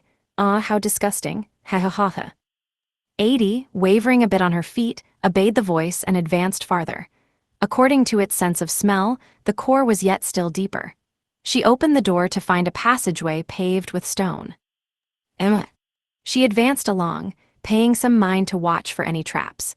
She opened a door along the way just for fun and found swords decorating the walls. Oh my, these are the same magic blades as used in the greed traps. In which case, it was likely some trap awaited if she grabbed the sword. But she didn't want it anyway. Rather than going inside the room, she just advanced farther in accordance with the voice's directions. She looked inside the next room and the next one after that just to be sure, but they were all basically the same. The voice didn't protest that level of exploration much. It probably helped that she had justified it by saying it was important to check for monsters, just in case they tried launching a surprise attack. These are fairly bland rooms, I wonder if humans view these as meaningful treasure stores. They are magic blades, at least. Not that I need them. 80 turned a corner, disinterested, and saw before her a chocolate cornet. The chocolate cornet turned and ran away, correction. There was a rat with a box on its back, containing a chocolate cornet still in its plastic container, and it ran away. 80 instinctively chased after it. Yes, you can wait. The chocolate cornet comes first, 80 said, ignoring the voice completely to chase after the rat. My, where are you trying to go? She chased the rat. Down halls, around corners, and finally she caught another glimpse of the cornet. It was as if the cornet was begging to be caught. My. It would surely be rude of me to refuse such a request. This was undoubtedly an invitation for 80, and just 80. No doubt Rokyuko was behind this. How could she ever refuse such a blatant invitation? There's. Quit it, how will you repay me if I lose sight of it? 80 complained while chasing after the cornet. The voice smelled that progress was to the right, but she ignored it and went to the left. Why? Because the cornet was there. Oh my, do you truly think you can escape? Know your place, rat. Nga, do not interfere. I am chasing the cornet right now. Do you think soldiers can fight without food? I can, but it's the thought that counts. 80 continued chasing the cornet while ignoring the sick feeling washing over her. She ran and ran until finally the cornet fell off the rat's back. At last, the chocolate cornet. She opened the bag and took out the cornet. Nom nom nom. As expected, chocolate cornets remain the peak of culinary perfection. I do hope I can make them myself after returning to my home country. The voice thundered in her head. Ahahaha, I know, I will progress further. There is no time to waste. She had spent a bit too much time playing. 80 stuffed the tip of the chocolate cornet into her mouth and once again aimed for the bottom of the dungeon. Rokyuko's perspective. 80 was walking through the storage area. She was heading in the direction of the puzzle area that had just been built recently, with the Colosseum area being behind that. That led into the boss room, then the core room. She was fast approaching the bottom of the dungeon. The core in the core room was a dummy core, but given her apparently supernatural sense of direction, she would likely find the hidden passage without any trouble at all. I was thinking of just sending her to Fenny's playground, but that wouldn't work. If she kept going that way and went into the flame caverns, she would leave our surveillance net. We didn't want other cores to know about this if we were going to keep it a secret from Haku, and since Redra and Igni were out of commission, we couldn't ask them for help either. Really though, 80's acting weird in more ways than one. She acts like she's talking to someone, then she bursts into laughter out of nowhere. Someone really was brainwashing her, though it looked like she came back to her senses sometimes. Keima, I bought a lot of time. How are things on your end? I asked while fleeing from 80 with the cornet-carrying rat. Yeah, I came up with a pretty good idea. It's a bit of a gamble on everything working right, though. That was my Keima for you. I mean, I'm the one who asked him to come up with something, but still, he actually managed it. I'll ask just to be safe, but what's the plan? I want to keep it simple and bury her. In other words, I want to repeat the Cask of Amontillado strategy. The plan's code name was Cask of Amontillado, the same plan we once used on Suzuki the Hero, which involved burying someone alive by using the wall's repair function. You couldn't build walls when invaders were on the floor, but repairing walls was an exception. We just had to exploit that. If 80's as dangerous as a hero, then we just need to use a strategy that works on a hero. Though I can say for sure that 80's way more dangerous than Suzuki was. Absolutely. As a dungeon core, 80 didn't need to breathe or eat. Burying her wouldn't kill her.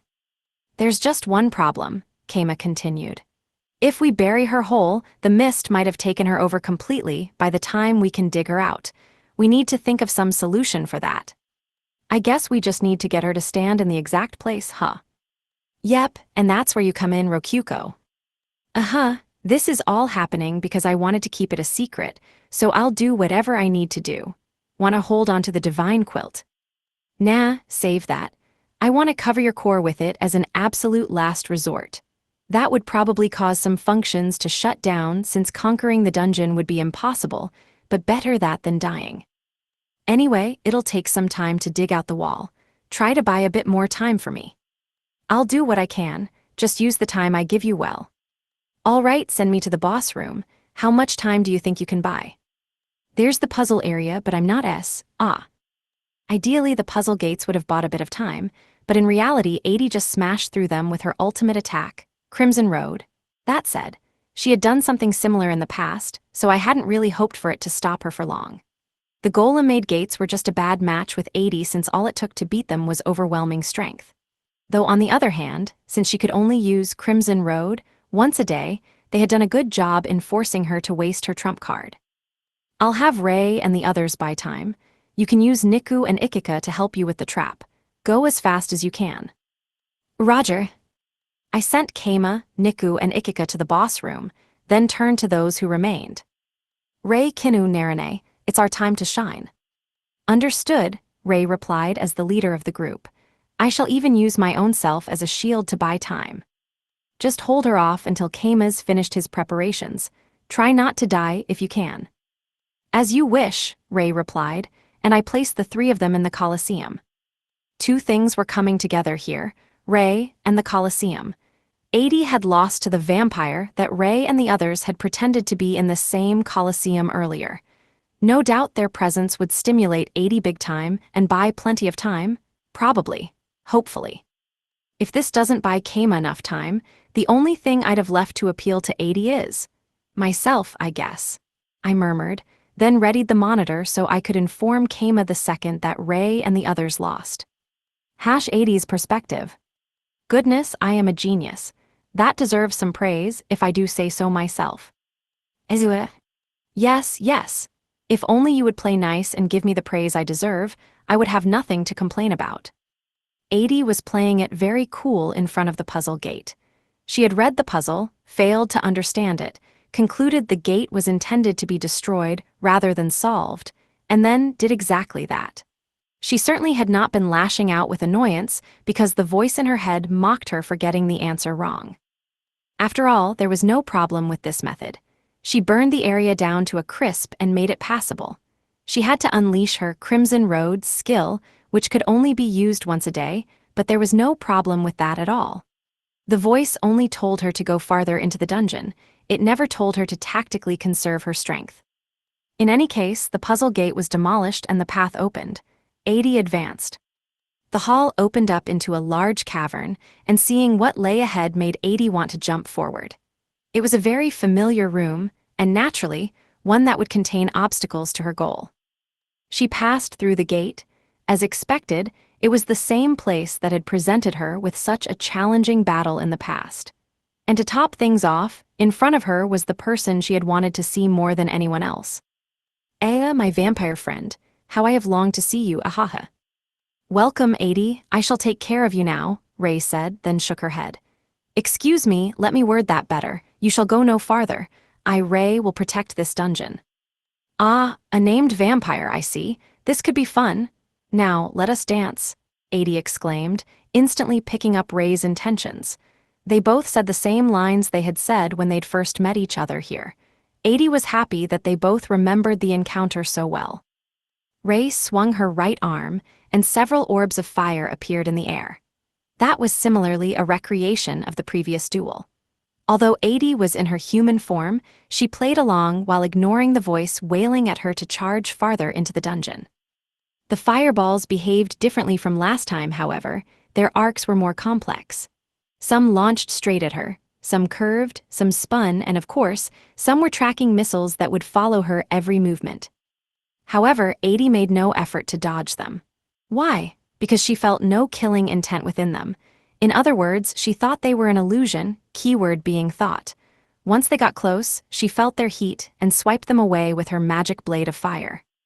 Oh, it will hardly be a recreation if you don't avoid them. Ahaha, those were real fireballs this time, no. Did you learn this from Rokuko's master? Indeed, as my master is an excellent mage. Ah, what a shame. Now you know that I have become truly strong. The attacks had lacked killing intent, but that was because she hadn't expected fire to work on 80 in the first place. On top of that, 80 hadn't heard any incantation. Had she learned that from Keima as well? Good grief, only 3 weeks had passed since they'd returned from Demon Realm, and she had already mastered incantation-less magic. What a superb pair of teacher and student they were. Ice was next, I believe. Correct, though I would like most for you to simply leave the dungeon now, 80. That is not an option. I must destroy dungeons, you see. Rei floated up into the air, and 80 swung her magic blade to point its tip up at her. I must protect my home then. Aya, so lovely. Oh, how I wish to kill you. I must say I fail to understand how Demon Realm people think, Rei exclaimed, holding her hand out toward 80 and launching chunks of ice at her. They flew straighter than the fireballs and were faster as well.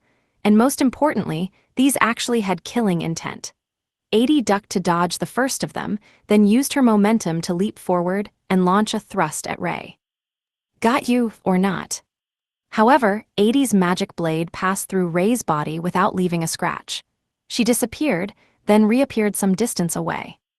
Ahaha, to think there exists a vampire that could survive being hit by a flame magic blade. How lovely. I thought I was dead for a moment, to be honest. Could you hold back a little? Perish the thought. I lost you last time, Rei, but this time I will win. I'm afraid you'll be losing again, Rei replied, launching more ice chunks as she spoke. 80 dodged and smacked some away with her hands. She threw her magic blade at Rei, only for a portion of Rei's body to turn to mist, and let the sword pass through her before continuing to attack as if nothing had happened. 80's magic blade vanished, then reappeared in her hands. Ah, Rei, you're truly something else. Incidentally, I just remembered, but our first fight wasn't even a one-on-one duel. Oh, was it not? Remember the gargoyles? I didn't even see them, pay that no mind. To 80, or rather, to most Demon Realm residents, summoned monsters that could be killed in a single blow were no different from simple obstacles. What mattered was who they were fighting, not rubble in the arena. Rei's attacks varied between having killing intent and not. That was probably an indication that she was mixing magical attacks with her illusion skills, all on top of turning herself to mist as well. Ah, what a lovely vampire who so bewitchingly entices me to murder her. Good grief, none of my attacks are hitting. Perhaps I should have made my first attack a serious one. Indeed, the first attack was the only one I let my guard down for. That said, you have truly grown stronger, Rei. I am still weaker than Niku, though. Perhaps you are simply poorly matched for her. Still, how exactly has that pup ever beaten you? 80 asked with a tilt of her head. I seem to recall Empire culture having something about respecting those who joined an organization before you. Could you not beat her if you fought seriously, Rei? Who can say? 80 concluded that Rei would only lose to Niku under normal circumstances.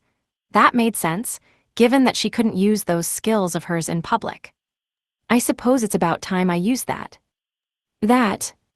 Rei snapped her fingers. A black ball appeared in the air, growing up to 10 meters in diameter. It was pitch black and allowed no light to pass through it, so much so it looked entirely like a flat circle floating in the air. It was the spell Rei had used to finish the last battle, and it was an illusion. Oh my, what was this called again? The Stig Orb of Darkness. It is the Stygian sun. Ah yes, of course, I never forgot for a moment, 80 said with a giggle. The black orb wavered like the sun itself, and 80 waited without even readying her sword. If you think this is an illusion, well, let it hit you. My magic will rip apart your black armor and adorn it with blood. Although, you are not wearing armor right now. Indeed I am not, but, will it now? Your threat is as empty as a child's scarecrow's. You will regret your arrogance in the afterlife, Stygian sun. Rei launched the black orb while reenacting the scene from their memories. 80 didn't dodge it. She was certain the black sun was just an illusion. It had no killing intent, and most importantly, 80's pride would not allow her to dodge it. No matter how loudly the voice screamed, she squashed it down. And here it is. 80 shut her eyes, honing her senses. You did expect me to prepare for this, yes. Indeed, 80 had already formulated a counter to it. Or really, she had finished her preparations already by the time she invaded Core 564's dungeon with Keima. To be specific, she obtained a way to see even when in pure darkness. By honing her senses, she determined that indeed the ball was nothing more than a deceptive orb of darkness. However, she could not detect Rei, and so she tilted her head in confusion. Oh, she disappeared? 80 spun her head around, but Rei seemed to have left the Colosseum entirely. I suppose she might have turned to mist. There was no other conclusion she could come to. In their last duel, that move had concluded their duel, but the same would not be true this time. 80 simply saw right through the darkness, and so she waited for Rei to reappear. Nothing, 80 tilted her head. Despite leaving herself blatantly open to attack, Rei was not approaching her at all. Do not tell me she would simply? No, of course not.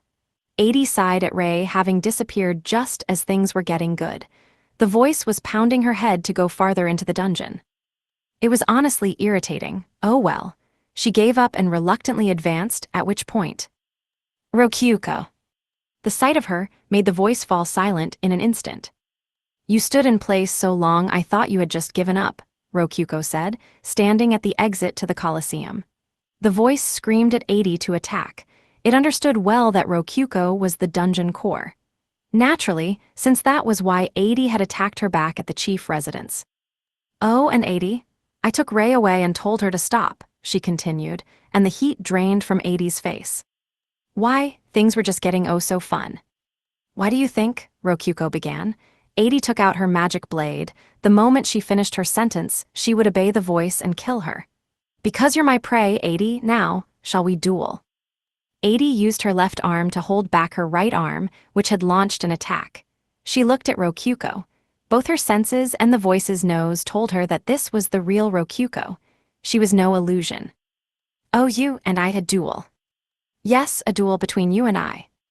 80's disappointment flipped right into soaring excitement. A duel with her true friend? That was all 80 had ever wanted. And to think that Rokyuko would challenge her to one herself. How could 80 ever deny such mutual love? That's why I had Rei stand aside. You understand, right?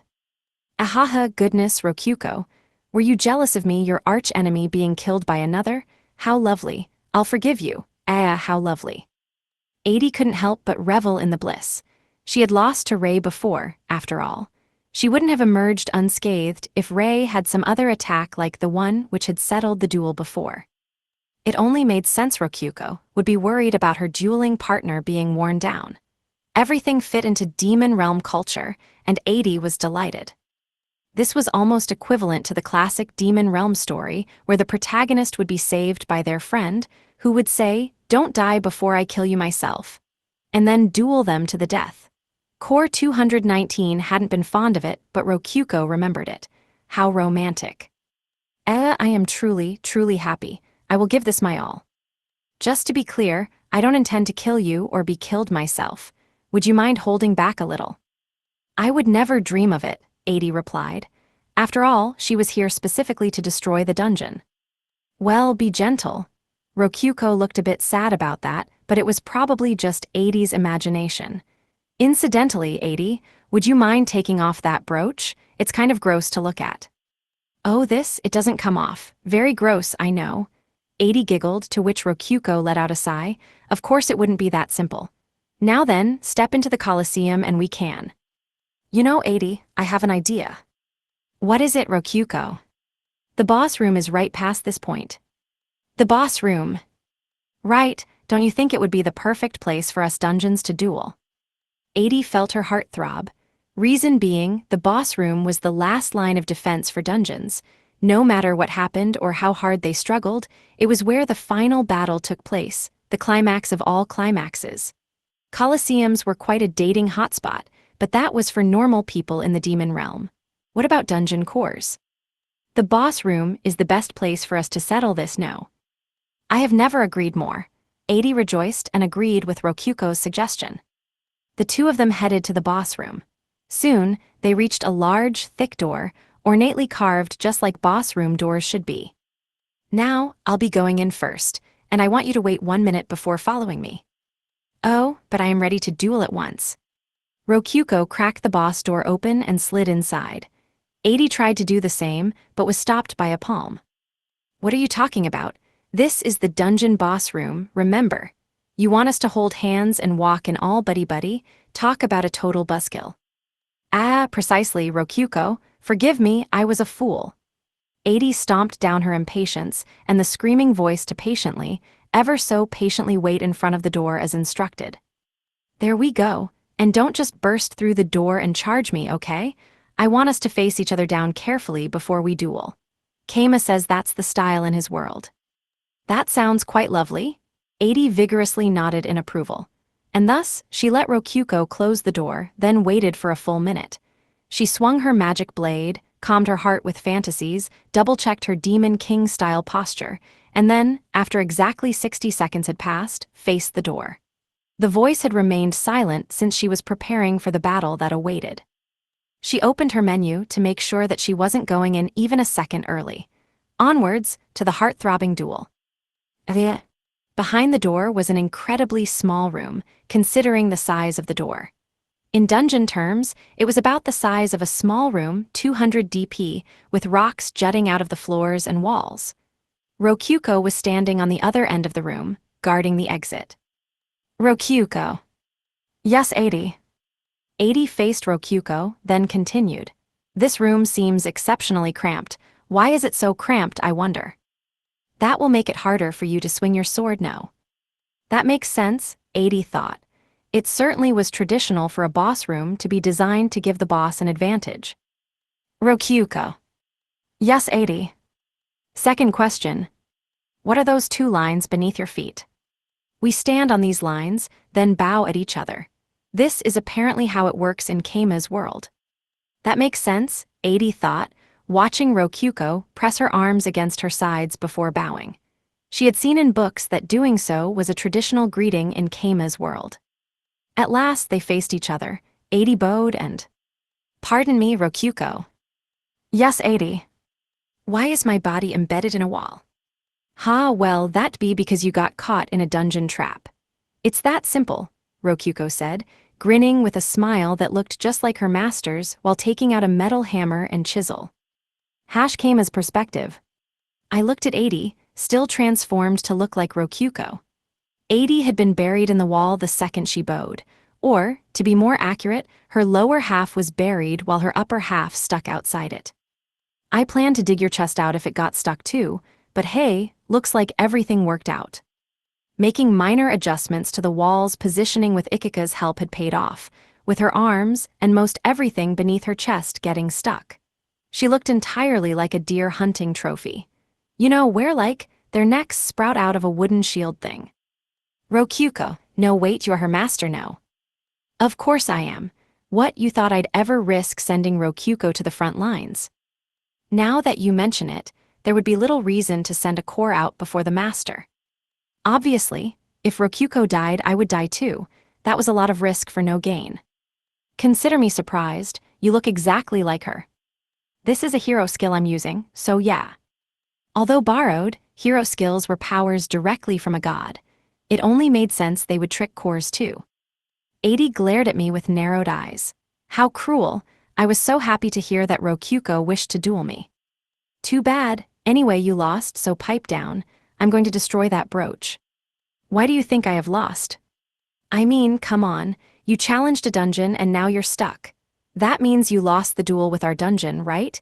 And our dungeon is Rokyuko, thus you lost a duel to her. Am I wrong? HRM. My sophistry left 80 at a loss for words. She shut her eyes. She probably did feel like she had lost to Rokyuko now, especially since I still looked like her. Was withdrawing Rei at that critical moment part of your plan? Yeah, I figured you'd never be able to turn down Rokyuko's duel after getting blue-balled like that. It was a bit coincidental that Rei had used her Stygian sun, right as I'd finished my preparations, and she didn't need to buy any more time. But well, history was written by the winners. What would you have done if this didn't work? What's the point in me telling you that now? I suppose you're right. It would be faster to just see for myself, 80 said. She opened her eyes, revealing that the whites of her eyes had turned completely black, with the crimson of her eyes gleaming menacingly among the darkness. Did you think mere stone walls would be capable of containing me? Cracks formed in the wall. Oh shit. I hurriedly placed the chisel against the brooch on 80's chest to break it and... HMPH. 80 knocked it aside by just swinging her chest. A moment later, the wall collapsed. Rokyuko, hurry and fix the walls. Get me stuck if you have to. Ahahaha, you're too late. Rokyuko repaired the walls that filled the room, but before she could finish, 80 had leapt back into the hallway. Crap, she got away. I ended up stuck in the walls, but Rokyuko withdrew me instantly. Seems like she got out. This is pretty bad, right? She asked. Yup, it's pretty bad. Judging by those eyes, she might have gotten too corrupted for us to do anything about. Our only option was to offer up more GP and ask, oh, a male. She's still fine, huh? Really, father? I'm going to trust you here. I mean, I guess I have no choice, but yeah. Still, to think not even burying her in a wall would be enough to stop her. 80s actually way stronger than Suzuki. Want to use the divine quilt this time? Nah, like I said, we want that for our last line of defense. Even the dungeon shutting down due to being unconquerable was better than outright dying. Rokyuko, send me to the boss room. Will you be okay? I'll manage. To be honest, I had basically no plan, but what else could I do? I took off the divine pajamas, which I had changed to look like Rokyuko's clothes, and put on my normal jersey. I simultaneously canceled my ultra transformation. Keima. HM. Suddenly, soft lips were pressed against mine in a kiss. After a moment, Rokyuko pulled away. I'm counting on you. All right. Why now of all times?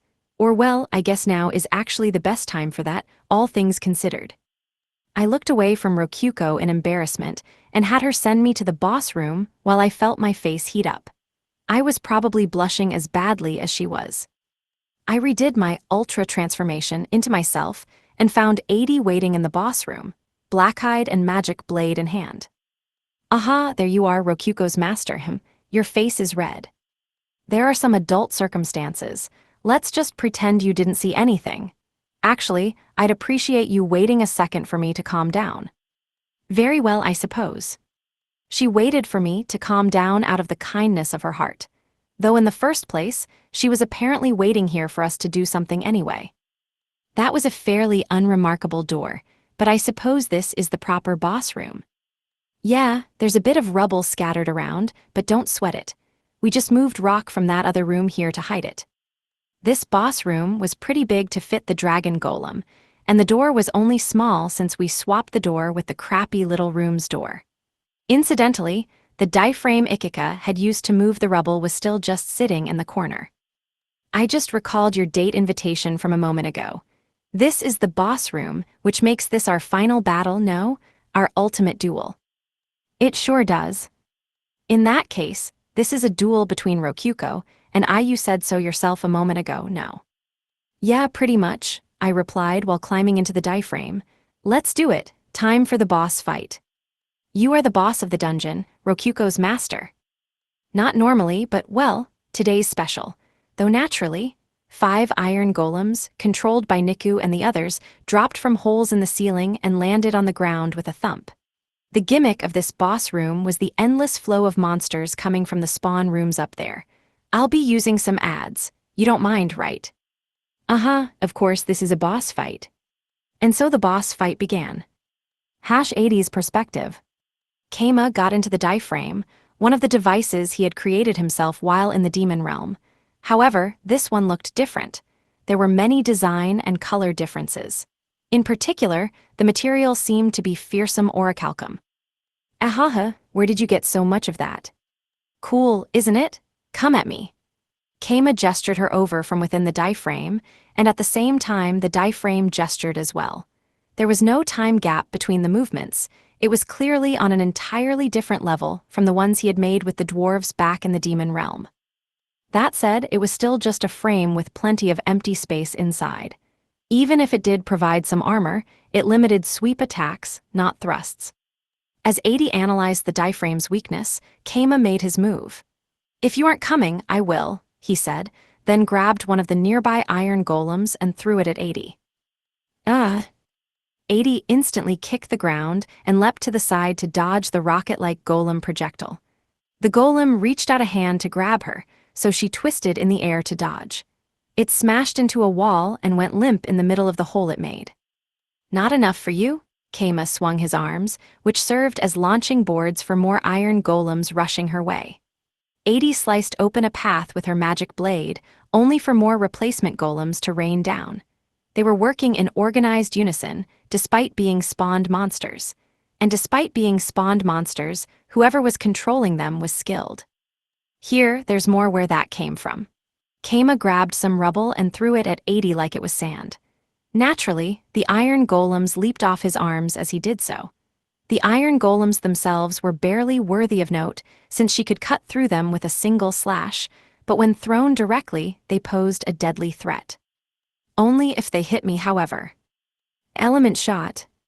A beam of light shot directly at 80 to cut through her. She guarded in an instant with mana, but it was a heavy enough blow to make even her arms numb. If she lowered her guard for even a second, it would bore a hole through her. Ahahaha, excellent Rokuko's master, this is fantastic. Core 50 didn't train me for nothing, ha. Get ready to lose an arm or leg or two. I would be willing to lose 5 or 6 to you. How many limbs do you have? Oh, you mean those magic blades. 80's true body was a magic blade, and the one she was wielding was just a representation of it, in a sense. It had the exact same powers as her true body, but it wasn't the same thing. The sword breaking wouldn't be any sweat off her back, aside from the mana loss, and the fact that the copy breaking meant the attack was strong enough to break her real self too. That would be some pretty intense psychic damage for a magic blade type dungeon core. Absolutely, absolutely splendid. Your diaphragm is full of openings, yet remains impenetrable. It is the perfect equipment for you. Ah, and that is why you taught its secrets to Core 50. Yep, exactly. This is a popular weapon in the demon realm, so there's nothing unfair about me using it. Nobody would complain even if only you used them, you know. If anyone complained, all you would need to do is crush them. Like this. 80 dodged the golem's blows and closed in on Keima once again. This time, she swung her sword. A slash, that's not gonna get through orichalcum. The magic blade passed right through the diaphragm's arm. Demon King style had a technique called ghosting. She made her copy magic blade disappear mid-swing, then reappear once it passed through her opponent's defenses. Got you, wait. However, right before the blade hit Keima, it passed through empty air and simply hit the inside of the diaphragm. Whoa, that scared me, but it's not gonna work either. Ah, I see, yes, I see. 80 dodged backwards to avoid the diaphragm's fist and instantly understood what had happened. In short, Keima, or rather, Rokuko had done the same thing 80 just had. She certainly had shown Rokuko other techniques at a prior dungeon battle, so it made sense she would be prepared. Despite being the dungeon boss, you withdrew him into the master room and then placed him back all in the span of a second to dodge the attack. Aha, ahahaha, ah, I love YOU, What a splendid technique. 80 let out a scream of pure joy after realizing she was fighting not just Keima, but Rokuko as well. Power flowed through her. More, who cared that her arms had turned pitch black from her fingertips to her elbows? She drew forth even more power from the black pearl. If they were using ghosting for defense, she would be unable to hurt Keima. She would be stuck on the defensive forever. Thus, she worked her head as much as possible while dodging the storm of golems. Keima's attacks were generally long-ranged. He either threw golems or used magic. However, 80 was skilled enough that once she grew used to his strategy, it wasn't particularly difficult to dodge them all. Everything that missed simply destroyed the walls. Did that mean neither of them could land the final blow? No. 80 knew ghosting's weak point more than anyone else, as one who used it often. You could not reappear something where there was already an object. As a dungeon core, 80 knew that was the same for the dungeon's placing function. In which case, if she left the sword stuck into the seat where Keima was, he couldn't be placed back. It will not finish you off, but the boss leaving the boss room will be MYVICTORY. 80 roared, then charged through the golem projectiles to Keima again. NGH Ga. It won't hit. Keima threw chunks of the wall along with the golems. He was pushed back bit by bit until eventually he hit a wall. Speed wouldn't help him here. Crap. It's over. 80 leapt onto the diaphragm and stabbed the sword at Keima. He disappeared. IY. An instant later, 80 was pushed into the now empty cockpit, grabbed and turned around. Then, WH. Before she could even figure out what was going on, her lower half was stuck in a wall again. Inga. And this time, the diaphragm was holding her down so she couldn't escape. So 80, how's the water, or rather the wall? A bit chilly, but not bad in the least. Before her stood Keima, boasting a grin. Hash came as perspective. So 80, how's the water? Or rather the wall? A bit chilly, but not bad in the least. 80 tried wiggling, but this time the stone wall wasn't the only thing here. The diaphrame's orichalcum-coated arms were holding her in place as well. Hugh, if this hadn't worked out, I really would have had to give up. Can't break it this time, huh? NGH, it seems not. It was Operation Cask of Amontillado, Part 2. Instead of reinforced concrete walls, I used reinforced orichalcum walls. Okay, that wasn't exactly the right mental image. The arms were just coated with orichalcum, after all. I went up and pressed the chisel against the black pearl on 80's brooch before she could pull any tricks. Thanks to Ray manipulating the diaphragm from afar and making precise adjustments, we had gotten it so far more of 80 was stuck in the wall this time. Everything but her face and chest was buried in the wall. The diaphragm was buried as well and put her pretty high up in the air, but not enough to cause any problems. Could you finish me off quickly? The voice's dying screams are truly unbearable, 80 said with a sigh. We'll see, I'm not the best at this, so. I swung down the hammer, like carving a statue out of granite, like setting up a tent, like driving a white stake into a vampire's heart. This was a pleasant defeat. I suppose all the golem throwing was to achieve this end. Yup, clever of you to notice. The second part of the strategy was pretty simple. Throwing them destroyed the walls, which created openings for the diaphragm to enter after grabbing onto 80. Incidentally, Ray had been controlling the diaphragm for the second half of the fight, and the me inside it had also been the creation of Ray's illusion skills. All I had to do was have Rokyuko place me on top of the illusion and shoot out some element shots at 80 to break the walls. Though with all the golems being thrown through walls, that didn't really change much. Halfway through the battle, 80 had cut through the illusion and we'd failed to grab her in time, but luckily she'd misunderstood what had happened. That had told us the strategy she would try next, and we'd managed to guide her into getting trapped. From there, all Rokyuko had to do was repair the wall to bury her.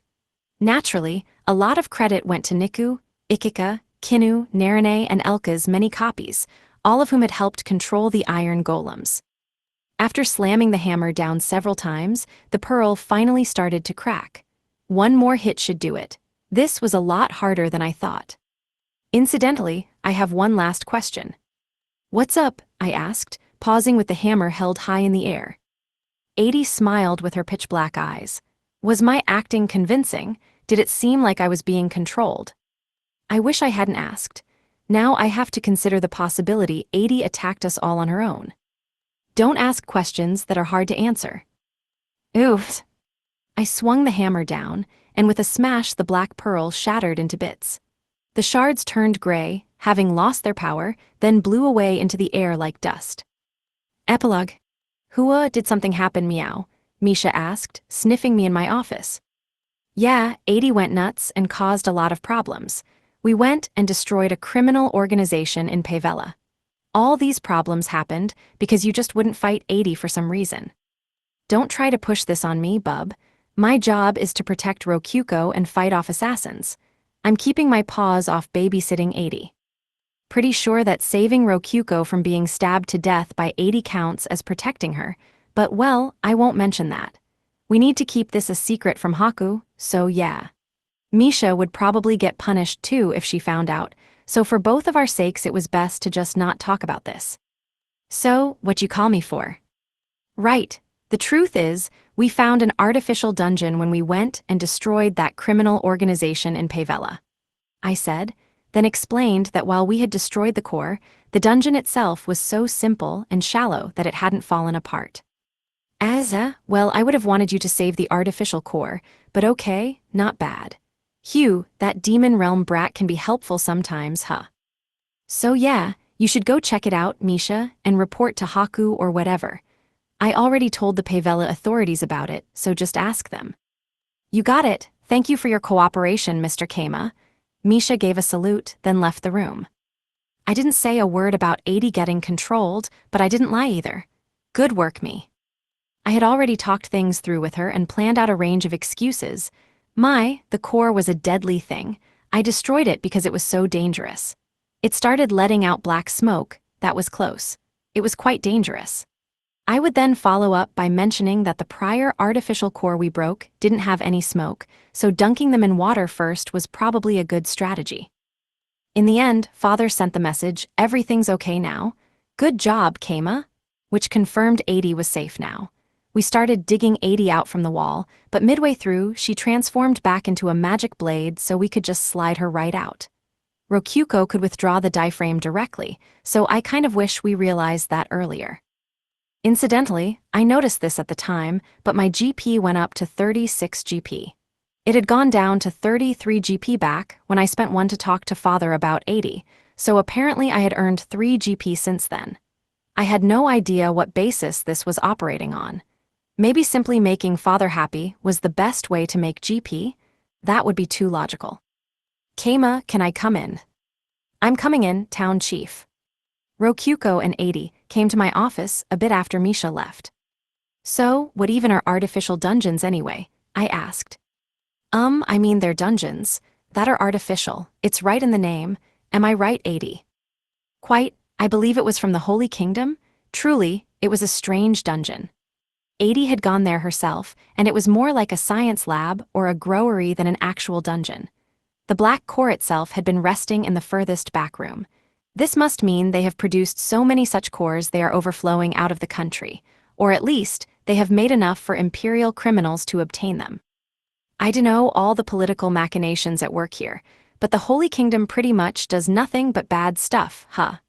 I mean, I know dungeons are pretty convenient since they can just make farms and mines in the snap of a finger, but still. In any case, I want to avoid dealing with them as much as possible from now on. Given core 564's left arm and stuff, I can imagine Leona's working in the shadows over there. I'll probably be stuck dealing with them, whether I want to or not. It sure looked like the thing that got stuck on core 564's arm, but how'd it actually feel, 80? The darkness had such an irritating voice, and while I remained conscious, it forced me to draw my sword against Rokyuko. "Oh, sweet Rokyuko, could you ever forgive me for being so fragile at heart that I shamefully let a bug take control of me?" It must have been pretty intense if you couldn't resist it, 80. It even sent core 564 from the 500 lot frothing at the mouth, so okay. I'll forgive you. I'm not sure she was actually being controlled, but no point thinking about it. Best to just let sleeping dogs lie. "Oh, but you do need to pay the repair fees. Gosh, you just went and wrecked so much of my dungeon." "It is all the fault of that wretched artificial core. But of course, I shall pay. If I don't have enough, we can exchange more at the next assembly." "Rip her the hell off, Rokyuko." Incidentally, town chief, I would like to properly finish my duel with Ray. The more I remember it, the more I simply cannot stand how our last one ended. It is unbearable. She was referring to her duel with Ray in the Colosseum right before the boss room. As far as I could tell, she hadn't noticed that Ray had been helping out in the boss room afterwards as well. No need for me to inform her either. "Sorry, but my dungeon admins are all pretty busy. Just take it as another loss since she stalled for time and got away. Or really, take it as a punishment for causing us so much trouble." "HRM, I suppose there is not much I can say against that. It is true that she performed her goal of buying time admirably, and while I was not thinking of the duel like that, she was victorious in accomplishing her goal." "Once again I have lost," 80 said. The happy look on her face somehow reminded me of Wataru. "Rokyuko, let us go to the church so I may congratulate the victor." "Okay, let's go. Want to bring some jam pastries?" It was then that I connected Ray getting wrapped up with 80 to me getting wrapped up with Wataru. "My sympathies," I muttered. The rest of 80's time for her trip dried up, and it was time for her to leave. We traveled for 4 days to get here, but on the way back I just put her in storage and used the Ivory Beach to get to the imperial capital within the day. A carriage was already waiting there for us when we arrived at the Ivory Beach. The inside of storage is perfect for psychological training. I may honestly have to revise my opinion of Core 564, considering he survived for 3 days inside of it, 80 said, after I pulled her out. Given that even she had found it that impactful, it would probably be for the best if I never put Rokyuko into storage. Bit late to be asking this, but did you forget anything? Not at all, I already checked with Rokyuko. Oh goodness, I forgot to settle things with Ray. You're still hung up on that. I might have to start calling you a sore loser. Ahaha, no. This isn't about the duel, but rather a game we played with dice. It was surprisingly invigorating to play such a game of luck. I never would have dreamed Rokyuko would be such a fearsome opponent. 80 gave a bright smile, while Rokyuko gave a prideful grin. Ray must have gotten exhausted dealing with these two free spirits. I should reward her with some time off. This was quite an enriching trip. I will visit again, Rokyuko. Come whenever you can, you're always welcome here. The two of them gave a goodbye hug. And with that, 80 got into the carriage and returned to the demon realm. After seeing 80 off, we returned to the dungeon. And suddenly I was in the master room instead of my office. Before I could figure out what was going on, Rokyuko hugged me tightly from behind. It seemed she was the culprit. Hey, what's up, Rokyuko? I was just thinking it's safe to do this here, not like Misha can see us. That was true, so I just let Rokyuko keep doing what she wanted to. Elka and the others working on the master room politely looked away and focused on their monitors. Thank you, Keima. Hey, where's all this coming from? Can't you guess? It's about 80. Oh, right. We managed to keep it a secret from Haku, didn't we? It's our little secret now. Don't forget 80, she knows too. Oh, right, darn. I feel like forgetting one of the three main people involved is kind of an impressive feat. Well, when it comes to our dungeon, only we know. Niku Ikika Rei. GRRR, good point. I had already finished buying everyone's silence. If worse came to worst, I planned to use Sakuma's charms to seal their memories, but due to everyone being slaves and dungeon monsters, that hadn't been necessary. It might have been a bigger problem if we had ended up relying on Redra or Igni. I walked to where the chairs were in the master room and sat down with Rokyuko. Since she was hugging me from behind, she had to scoot around to be in front of me. That was pretty cute. By the way, why were Redra and Igni unavailable anyway? I asked. I mean, we wouldn't have been able to ask for their help, but I was curious. Oh, right. They said something about being in their ovulation period. It happens once every some number of years. Dragons too, huh? Their ovulation period being that infrequent was a good sign that dragon eggs were pretty rare, but that wasn't worth thinking about right now. That said, it just hit me that pretty much every member of our dungeon is a girl. What are they doing about their periods? Rokyuko might not even have one, but what about Niku? Is Ikika pulling through? I should probably ask about this just to be safe. You know, Igni was saying something about making eggs being the sign of becoming a full-fledged woman. Neat, awesome. Making eggs means making babies, you know. Neat, very awesome. You can ask Redra all about it. This was all coming out of nowhere for me. I didn't really want to have the talk with Rokyuko, so my plan was to throw it all on Redra. Who better to talk about dragon eggs than an actual dragon? Igni was really throwing herself at egg-warming practice. She practices with an unfertilized egg, so she won't break her actual egg when the time comes. Neat, very awesome. Dragons sure are cool. You learn something new every day, and today I learned about dragon reproduction. I wonder how humans practice for their children. Do you know, Keima? Also, how many kids do you want, Keima? I feel like you just dramatically changed the subject. You think so, but we promised to do couple-wise things together. What's more couple-wise than talking about our future kids? Rokyuko asked, looking me in the eyes and giggling. Oh yeah, I guess we did make that promise. All right, let's roll with it. Yeah, I guess this is a couple-wise conversation. So, how many would you want, Rokyuko? Let's see. Oh shit, Rokyuko always gets super sensual and aggressive in conversations like this. Is this how all married couples are? Should I ask Atetsu? Nah, the Hub family in town should be better. They just got married after all. Mihamzo. I collected myself while Rokyuko thought of her answer. Hugh, all right, come at me, hit me with any number you got. I want 100, no 200. Whoa, hold on. Isn't that too many digits? You think so, but if we have one every year, that'll be 100 in a century. Rokyuko tilted her head. Oh right, she's a dungeon core. Let's do our best and try to surpass even farther. So 700 at minimum then. Okay. It doesn't seem like she's taking my lifespan into consideration. I guess it won't matter, since that's why I'm gathering the divine bedding in the first place. All right. You know, I think I'd be fine with just 1 or 2, I replied. Ah, that's so few. It'd be so boring for me. I mean, look at Itetsu and Ridra. Igni alone is more than a handful for them.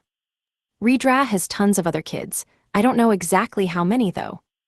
Oh, well, I guess a century to us is like a year to a dragon, so that makes sense. Let's put aside the final total for now, and just see how we feel after each child, okay? That's a good idea. Like, once the child's all fine on its own, we can have the next one? Rokyuko nodded to herself. It was a genius combination of not planning ahead yet also being careful and thoughtful. In any case, I took one of my hanging hands and patted Rokyuko's head. My years. Oh, nothing. I just thought getting touchy-feely would be couple-y too. Also, it's a bit late for this, but good job buying time with 80. You did good, I said, and Rokyuko beamed. I'm your wife, after all. That kinda thing is as easy as a cup of tea in the morning for me. Feel free to rely on me all the time. Sure. Also, nice Japanese idiom there. You've sure learned a lot about the language.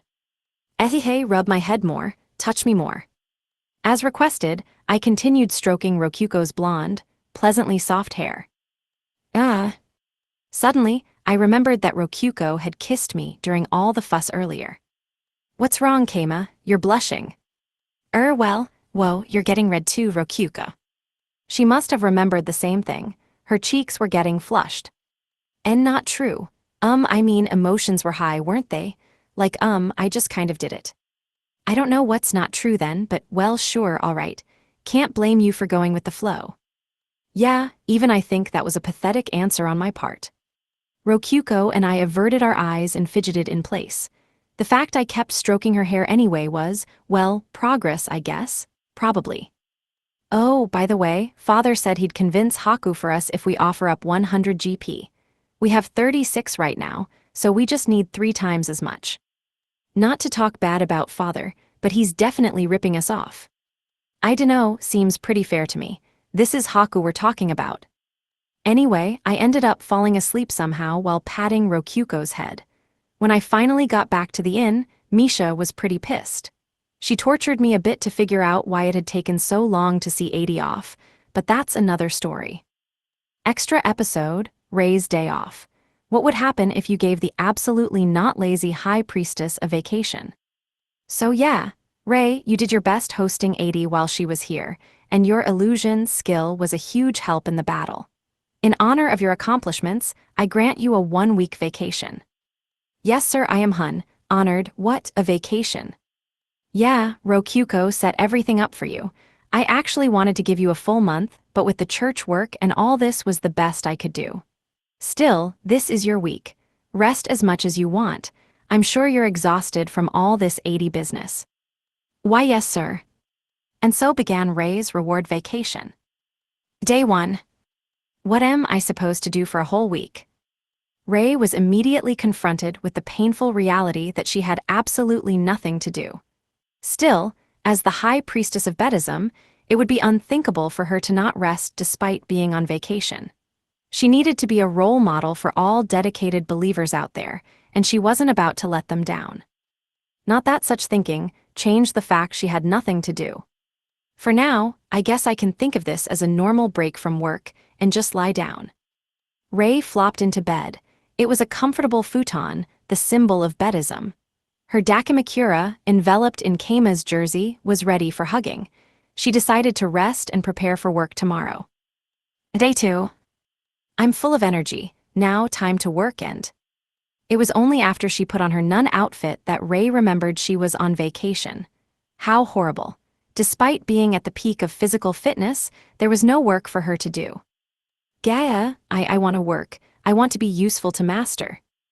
In a general sense, Ray was born from the dungeon, and she lived to serve it and the dungeon master. And yet, that master had told her to rest. This created a situation where she had to rest, but wanted to work even more because she had been told to rest. Rei would have gleefully worked if only Keima hadn't stopped her. That was just the kind of vampire she was. So Narine, what do you think? How should I rest? Rei asked. Wyatt, you're going to ask me Thayat. Rei, not knowing what to do, executed the strategy of asking her companions for advice. Narine, who was enjoying some reading while sitting at the inn's front desk, had the most hobbies out of any of her companions. In which case, no doubt she knew better than anyone how to spend meaningful days off. Let's see. In my case, I study magic circles, magic tools, and practice magic. Rei thought about that reply. Was it not exactly the kind of work she had been forbidden from doing? Isn't that just your job? No, it's my hobby. It's just a coincidence that my work overlaps with my hobbies. But they're my hobbies, Narine repeated with so much pressure Rei had no choice but to fall silent. And then, it hit her. So if I pretend my work is a hobby, I can work even while on vacation. Yees, time to go translate some of the Buddhist Bible. That's just working on your day off.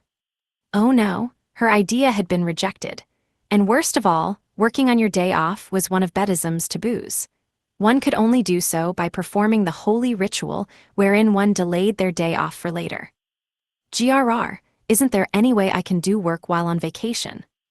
Riet, don't you think Kinu would be an expert on that? Of course. Kinu's work and hobbies overlapped completely due to her love of cooking and cleaning. She could work on her vacations ever more blatantly than Narine, since her love of cleaning was so universally known. In other words, she was the world's greatest expert in exactly what Rei was trying to do. And so Rei went to the inn's kitchen. Okay, spill the beans. What tricks are you using? My, please don't frame it in such a poor light, Rei. I always use my days off to rest, just as intended. Enough excuses, just tell me your secrets, please. I have no other opportunity to clean our rooms except on my days off, no? Kinu asked with a smile, and Rei staggered as if she had been struck by lightning. Of course, Kinu cleaned on her days off, but she cleaned the rooms of the inn's workers, Rei's room, her own room, and so on. No way. You leave work undone specifically so you can do it on your day off. Ahaha, why, I just keep my work life and private life separate. I enjoy making sweets as well. I see.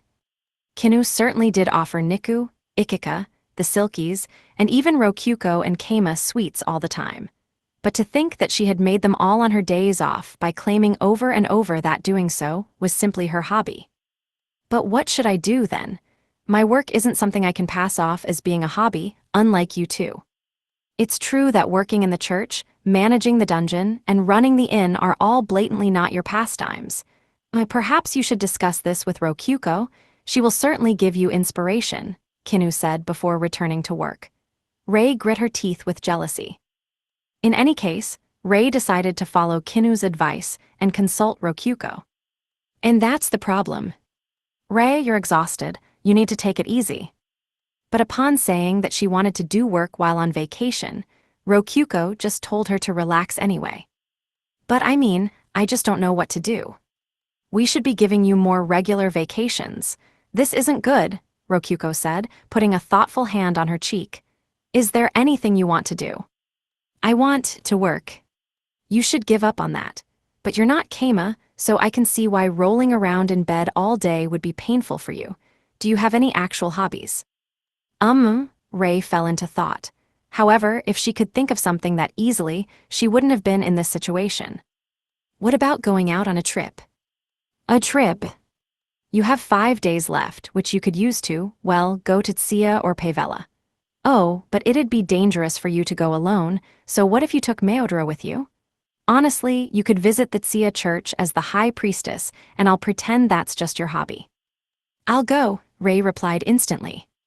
While you're there, could you deliver a letter to Bonodora? A letter to Tsia's Archduke for me? Oh, and don't worry about an inn. They should let you stay in the church, obviously. Incredible, she was even giving her a job in the form of delivering a letter. Rei's mood shot up instantly. Consulting Rokyuko had truly been a wise idea. Could you tell Meodora I asked her to take you to Tsia tomorrow? As you wish. And so Rei obtained permission to visit Tsia. Tralalala. Day 3. Rei left for Tsuya with Meodora. They were riding a high-class carriage. It was, in fact, the same one they had borrowed when Keima and the others went to the imperial capital to be given peerage. Meodora normally rode more humble carriages, but when Rei had mentioned going with her to Tsuya to deliver a letter, she had instantly made arrangements to take the higher-class carriage. Naturally, she hadn't told Rei. No need for her to know. Truly, my apologies for dragging you out here with me, Meodora. Think nothing of it. It is my honor as a Bedist to accompany you, Meodora replied with a smile. Her eyes subtly glanced down at the handheld crossbow hanging from Rei's hip. It was a weapon infrequently found within the Cave of Greed. No doubt it was for self-defense, but it was still flagrant for her to be carrying it around like that. In any case, what is the letter you have for the Archduke about, might I ask? Who knows, they didn't tell me. However, since Rokyuko entrusted it to me, I will guard it with my life. Rei smiled proudly to herself while gripping the letter, just gently enough that it didn't crease the envelope. Meodora interpreted that as meaning it was a letter important enough that even the life of the High Priestess was but a stepping stone to ensure its delivery. Her first guess was that it involved the divine bedding somehow. This is quite grave. Indeed, it certainly is, Meodora. Though in the end, they arrived safely at Tsuya with only Meodora's nerves being hurt along the way. They went through the gates without even a search and went straight to the Archduke's estate. Don't we have to pay a fee to get inside? Ah, no, my carriage is special. It would be strange for the Archduke's daughter to have to pay an entry fee, after all. Oh right, I forgot that's who you were. Wait, does that mean we're going to meet the Archduke right away? Meodora failed to completely hide her surprise that Rei had forgotten she was the Archduke's daughter, but Rei didn't seem to notice. She mainly just looked worried that she was missing something. Yes, we are. Is there any problem with that? No, I just thought we'd have to go through some channels before meeting him. I see. Oh no, now I'm going to finish my one job in no time. Rei thought to herself with worry, but she wasn't so childish as to delay the completion of her job simply for her own sake. She remained in the carriage. Meodora, on the other hand, tensed up even more, fearing that there was some problem after all, but it was all for naught. They were guided to the parlor without issue, and Bonodura, the Archduke of Tsuya, arrived without making Rei wait long at all. Greetings, High Priestess. We are honored by your visit. Are you the Archduke? Yes, haha indeed, I am secretly attending your masses in disguise. Did I surprise you? Rei had simply not recognized him and asked the question to stall for time while she checked the map, but Bonodura interpreted that favorably as her recognizing him from mass and getting worried. In any case, now that she knew he was the Archduke, Rei straightened her back and got into business mode. Honorable Archduke, this is the letter Rokyuko entrusted me with. And so it is received. May I read its contents immediately? At your leisure. Bonodura opened the letter and read it at once. Oh. The letter was a simple message saying that the High Priestess was on vacation for the next 4 days, and she wanted him to let her stay in the local ivory church. Bonodura had thought for certain this would be a discussion about borrowing the divine bedding, or perhaps about Nikukirinu. For reference, Rokyuko had written the letter without thinking too hard about it, much like one would write a letter to the father of a friend. It says thusly, during the High Priestess's stay, please allow her to stay at Tsuya's church. Oh, okay. Very well, I shall make the arrangements. The letter didn't have any hidden messages, so despite his confusion, Bonodura made the requested arrangements. As he could not read their intentions, following the request to the letter was the safest option for him. He went ahead and told his subordinates to guard the High Priestess just in case. High Priestess, would you like to go to the church immediately? I'm sure. Very well, your carriage is ready. By the time Rei replied, the arrangements had already been made. And so she comfortably traveled from the Archduke's state to the Ivory Church in Tsuya. Wow, so this is an ivory church. It's basically like a part of Haku's home then, I guess, as expected of such a historic church. But as Rei looked up at the grand ivory church, she thought to herself that Bedist churches looked just as magnificent. Maybe that was just her bias, but still. It was pretty ridiculous to compare the Bedist headquarters with a simple backwater church, but anyway. Welcome, High Priestess of Buddhism. We have heard much about you. Right, who are you? My name is George. I humbly serve this church as a priest of the Ivory Church. He was a friendly-looking, older man. That was all Ray really thought after seeing him. The color of your hair and eyes is exceedingly beautiful, Lady Ray. The Ivory Goddess must truly favor you. What, doesn't she like blonde hair and blue eyes? The priest praising Ray's silver hair and ruby-red eyes threw her off for a second. But then she remembered that Haku, the Ivory Goddess herself, had silver hair and red eyes. It followed that the Ivory Church would value that color combination above anything else, and would praise it in the context of the Ivory Goddess favoring someone. Ah, I see what you mean.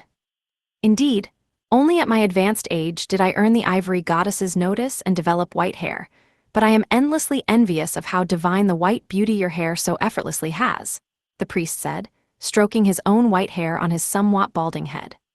Ray made a mental note to suggest to Kama to add similar turns of phrase to Buddhism, except with Rokuko's blonde hair and blue eyes being seen as symbols of beauty. Wait, is this what it means to do work as your hobby? Putting aside whether this could really be called a hobby, Ray nonetheless became interested in knowing if the Ivory Church had any other interesting turns of phrase. Father, she said to the priest, I would love to know more about the Ivory Church. Of course, I will tell you all you wish to know. Hopefully these old bones can prove useful yet. Incidentally, thanks in part to the Archduke's guards also being laborers, the church had plenty of staff to handle operations without the priest. Ray thus was able to speak to him extensively late into the night.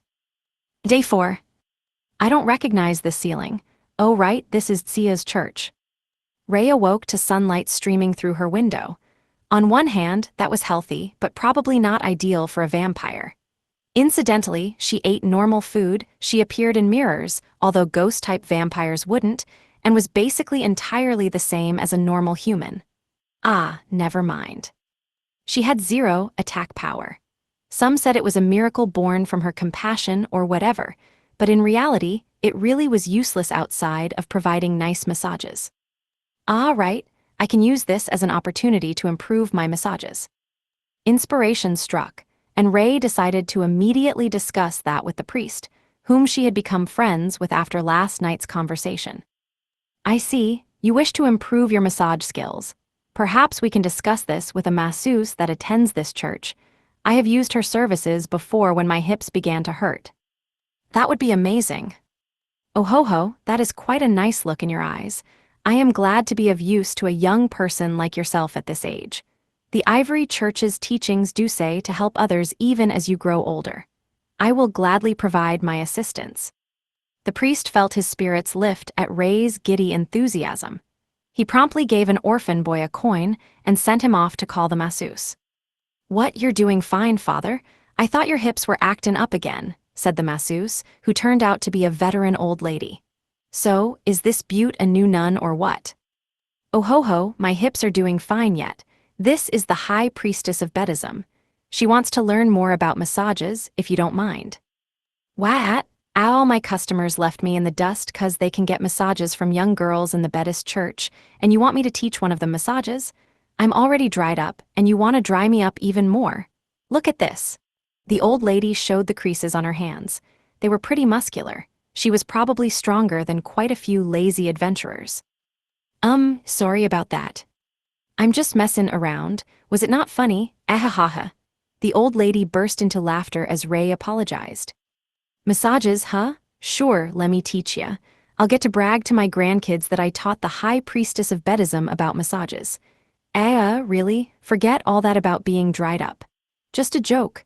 All those brats going to Gorin to get massages ain't nothing to me. Ray wasn't really following, but in any case, the lady seemed willing to teach her. Thank you. Yup, so father, you're our test dummy. Don't be too rough, you hear. Not that I don't trust your skills, of course. So first you push here. It hurts, but it's good for the hips. Feel for the pelvis. Ga. Like this. Ooh. It really doesn't hurt when you do it, huh? Strange world. Ray studied the old woman's massage, and while at it, Rei demonstrated the massages she had learned from the succubi nuns. So, there's a bump right here at the back. It feels good when you push it. Like this. Jaya, that was the old lady, wasn't it? Hugh, this is something else. I'll have to use it for myself. Before they knew it, the sun had begun to set. Thank you for all your help today, miss. You even gave me a massage too. Ahaha, well, you sure taught me a lot too. If you ever build a Buddhist church in Sia, just call me over. I'll help you nuns out. Rei exchanged a firm handshake with the old masseuse, and thus her fulfilling day came to a close. As an aside, the priest was rendered immobile for a bit due to the intensity of the massages. The old lady had gone a bit overboard while teaching Rei. Day 5. I don't recognize this ceiling. Oh wait, yes I do, I saw it yesterday. Once again, Rei awoke to the morning sun streaming down onto her. She wanted to have another fulfilling day off, but what exactly was she to do? Oh, I think there was an orphanage next door, wasn't there? Rei recalled Mayodora mentioning on the way here that she had done something with the orphanage following Keima giving her advice. Perhaps it would be best to check up on the place and report to Keima. It was up to Rei to complete this pointless task and get him the information he didn't need. Oh ho, you don't mind? Ah, but I'm afraid I'll need to rest a bit longer. The Ivory Church's teachings say not to force yourself when you're ill. Buddhism had a similar moral lesson. The priest was stuck quivering and unable to properly move his legs due to yesterday, so Rei went to the orphanage alone. There, she found the children learning math. What's 7 times 7? I know, 49. Correct, very good, next question. Impossible. Children as small as Niku were casually doing multiplication. Even Rei still messed up when it came to multiplying numbers as large as 7. It would forever be Rei's secret that she had thought the answer was 47, not 49. The register golem that Keima invented did all the math for her back at the inn. Who could blame her for forgetting her multiplication tables through lack of use? This was absolutely not a case of Rei being inferior to children. She was not inferior in the least. Not at all. Math was simply not her strong suit. 9 times 9 is 81. Did you see that, High Priestess? Aren't I awesome? Bragged an energetic kid. He had just shown a perfect master of the multiplication table from 1x1 to 9x9. Very impressive. To think children would be so good at math, Rei mused. Indeed, the children learn surprisingly quickly if you just take the time to teach them. There are even children who learn to use their fingers for math at the age of just 10. Ahaha, why, they might even be more skilled than a noble child that hates to study, explained the teacher, who happened to be a Sia merchant. Apparently he had already started drawing apprentices from the orphanage, and they were proving fairly competent workers. This was all the idea of Goran's town chief, that is, Keima. I can hardly ever express enough thanks for Goran and its chief. Your gratitude is more than enough, Rei said with a proud nod. It was good to know Keima was earning the respect he deserved here. High Priestess, let's play Minitag, more Minitag. Minitag was apparently a game where everyone wielded sticks like they were Minotaur weapons, and whoever got tapped on the back lost. Though since the sticks were really just thin branches, nobody actually got hurt. It was both a form of play and practice for becoming an adventurer. You would challenge me to a duel? Very well, you will soon fall before, eep, Rei shrieked, being hit in the back and losing almost instantly. So weak, sorry. It's okay, Buddhism isn't about fighting anyway. Sorry, High Priestess. And on top of that, they apologized to her out of pity, grr. Incidentally, when it came to Goran residents, their baseline for strength was Niku, so there was no avoiding Rei being called weak, but she didn't know that. All she knew was that she was an administrator of the Cave of Greed, but even children thought she was weak. NGH, you've left me no choice. Oyasumanasa. Rei swung the weapon Keima had entrusted her with, not the crossbow, but the holy blade siesta. Gah, I feel so sleepy. NZZ. It's hot, let me move to the shade. Okay, NZZ. Fwa, Oyasumanasai. Sleepiness spread like a virus. Rei managed to stay awake thanks to turning on her sleep resistance, but the children all fell into a peaceful sleep within the afternoon shade. Aha, I win, yawn. Once everyone was asleep and Ray had poked everyone's back with a stick, she put away siesta, turned off her sleep resistance, and joined them in their napping. Meodora saw the whole thing from afar. Seeing how peacefully they all slept was a striking sign of just how respected the high priestess of Buddhism truly was. She then went to discuss operation costs with the merchant. It was a productive discussion for them both, and the future of the orphanage was safe. Day 6. Ray knelt in the ivory church and prayed with her hands clasped in front of her chest. Her week-long vacation would be ending tomorrow. Despite everything, her days had been very fulfilling, and she planned to return to Gorin by the end of the day. The kids in the orphanage wrote her a letter. Yes, they were literate, shockingly enough, asking her to come again, which made her feel guilty about having wielded siesta against them. Thank you for everything, Father. Oh ho ho, think nothing of it. Come again whenever you wish. After saying farewell to the priest, who had fully recovered, Ray returned to Gorin. Meodora, who had coincidentally yet probably intentionally been passing by the church, got in the carriage and rode back with her. High Priestess, I heard that you had one more vacation day after this. Oh, you knew. Well, I suppose I would like to spend my final day resting so that I can truly dedicate myself to my work the next day, as is the ideal for a Buddhist. I see, that truly is a splendid line of Buddhist thought. Ray gave a proud smile at Meodora's praise. For the rest of the day, she holed up in the Dancing Doll Inn's onsen, then slept in her room, which had been thoroughly cleaned by Kinu. Day 7. Okay, work starts tomorrow. Hurry up and be tomorrow, hurry up and be tomorrow. Ray was dying to get back to work.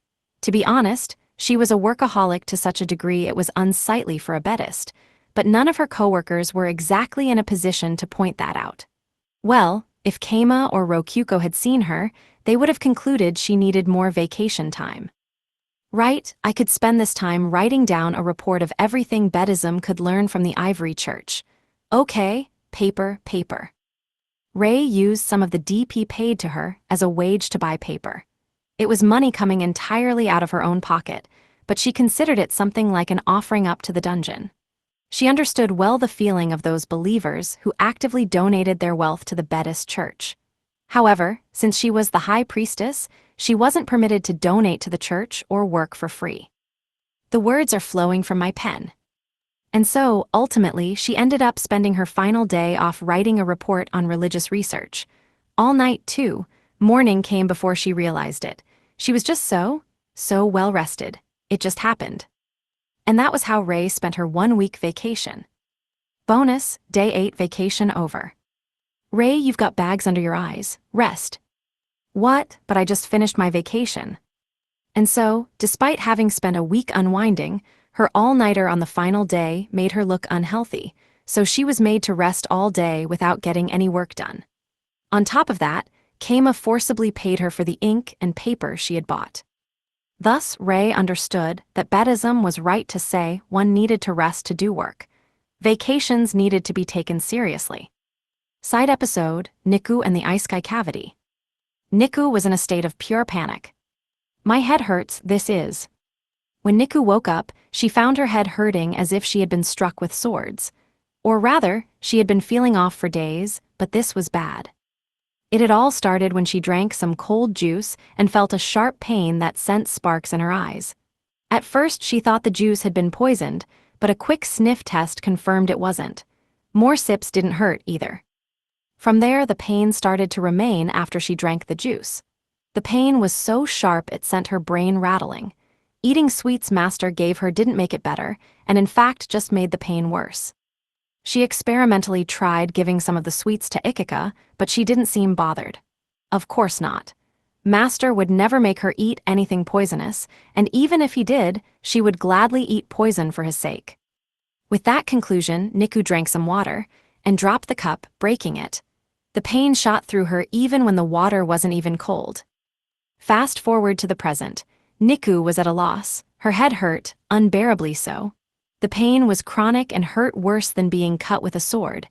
Niku's focus diminished, and it got to the point that it was affecting her work. She finally had to accept she was diseased. Only a terrible sickness could be so painful. At this rate, The pain would grow so great she wouldn't even be capable of being useful to master. The very thought of that sent her tail trembling with fear. The fate of a useless slave was expulsion. She didn't want to be expelled. She didn't want to stop being useful to master. Niku steeled her resolve. She surrendered herself to losing her seat as head slave and, enduring the enormous pain, went to master. Master. Huh, what's up, Niku? You seem sick. Her tail flopped down sadly. As expected, she couldn't hide her suffering from him. She collected herself and told him that she was diseased, that the pain was too great to work, and that she should be expelled before anyone else got her sickness. But naturally, her kind master did no such thing and called over Ikika to check on her. Niku didn't think Ikika knew much about medicine, but it would make sense for someone with as much experience as her to know about whatever was making her sick. She was worthy of being master's next head slave, and so Niku opened her mouth obediently, ready to be examined. Yep, this is a cavity. Figures, thanks Ikika. Niku tilted her head in confusion, tears in the corner of her eyes. It's cavity. Yup, your back molar's pitch black.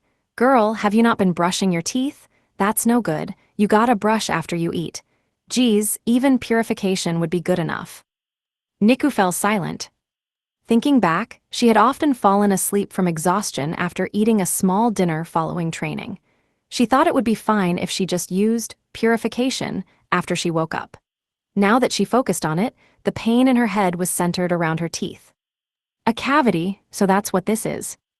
Yuppers, the symptoms are what's giving you hell right now. It's a disease that bungles up your teeth. Or, well, it's not a legit disease, but you know. It's not deadly most of the time, and curing it's simple too. You'll be back to normal in no time. Really, it was more common for someone to die in an accident due to being distracted by their cavities than anything. Hearing that, tears streamed down Niku's cheeks, although her expression remained unchanged. Whoa, holy crackers, does the cavity hurt that bad? No, I'm just happy I can still be useful to master. Good grief, girl, talk about overkill for a little cavity. Ikika sighed and gently patted Niku's head, carefully so it didn't hurt her cavity. By the way, Ikika, how do you cure cavities here anyway? Niku's kind master asked, curiously. Niku perked up her ears, she wanted to hear this too. If it were a small one that didn't hurt, enough casts of purification to peel off the black junk and a couple of potions or restoration spells would fix it. But purification won't do much when drinking water starts to hurt. The cavities gotta be cleaned, filled with putty made from like wolf teeth, and then healed. A small enough cavity would be like healing a cut, but as it got bigger, it started to be treated like a lost body part, and to be healed, you needed something to fill in the space. Now, when it hurts all the time, that's when shit gets real. You gotta just pull the whole tooth right out. A noble could hire some mage who knows strong enough restoration magic to restore lost body parts, but that runs some serious gold. Well, I guess that doesn't mean much with master around. Apparently casting purification on cavities bad enough to hurt all the time was so painful that many would choose death over it. Niku felt herself tear up at the thought. So yeah, best just pull out your tooth and get some restoration on. Man, if only you brought this up sooner. It could have been fixed with just a bit of purification. NGH. Niku stiffened with a jerk. Her tooth would be pulled out. Just thinking about it made the blood drain from her face. Ikika, I think I'm feeling better now.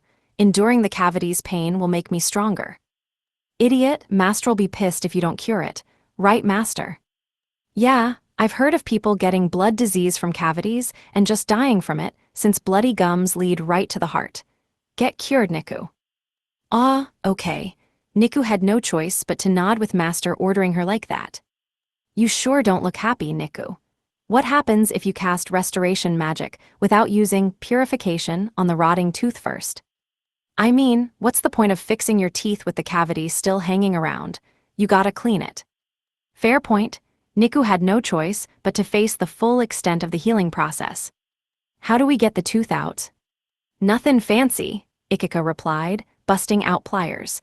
They were large pliers, normally used to pull fangs and such out of monsters to use as proof of having killed them.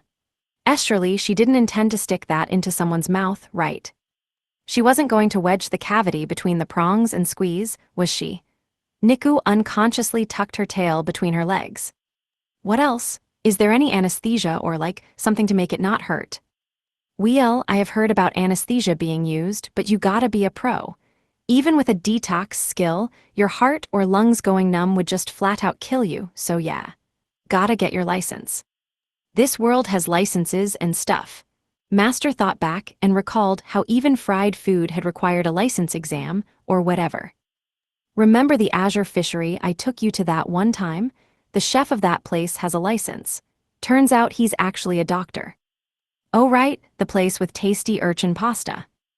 Niku hadn't liked the pasta. It had a thick, poison-like flavor, which made sense given that it was literally poison. According to Master, it was a flavor that needed mature taste buds to appreciate.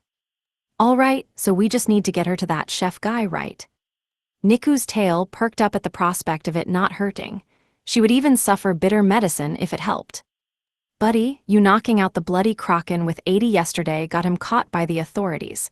He's sitting in a jail cell right now and probably will be for years. Too bad, he was a good chef and dentist. Seriously, and what that place actually was illegal. Pretty good though, right? Niku was struck by despair as her own hope for a painless recovery was dashed.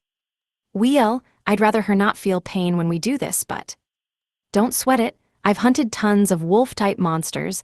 I'm basically a pro at ripping teeth out. All you gotta do is cast restoration magic, and we're done. Ikika snapped the air with the pliers. Niku swung her head side to side fearfully, her legs trembling. The last time she had been this terrified was when she had faced off with Core 50. Niku, seems like you've just gotta steal your resolve here. NGH, this is the worst thing. Come on, girl, I can't pull it out with your mouth shut, Ikika said. See, could we at least have Rei do this? Rei can't pull teeth out, her attack power's 0. Oh right, she probably couldn't pull the teeth out even if she pulled as hard as she could. Niku despaired once again. I am still, those big pliers still are kind of, scary, Niku stammered. True, they're pretty big, since they're meant for animals and all. It would be quite uncomfortable for Niku to have these big pliers stuffed into her small mouth, especially since her tooth was getting pulled. It might rip her lips. Maybe we could have Rei set the pliers on her tooth so it won't hurt her mouth, Master suggested.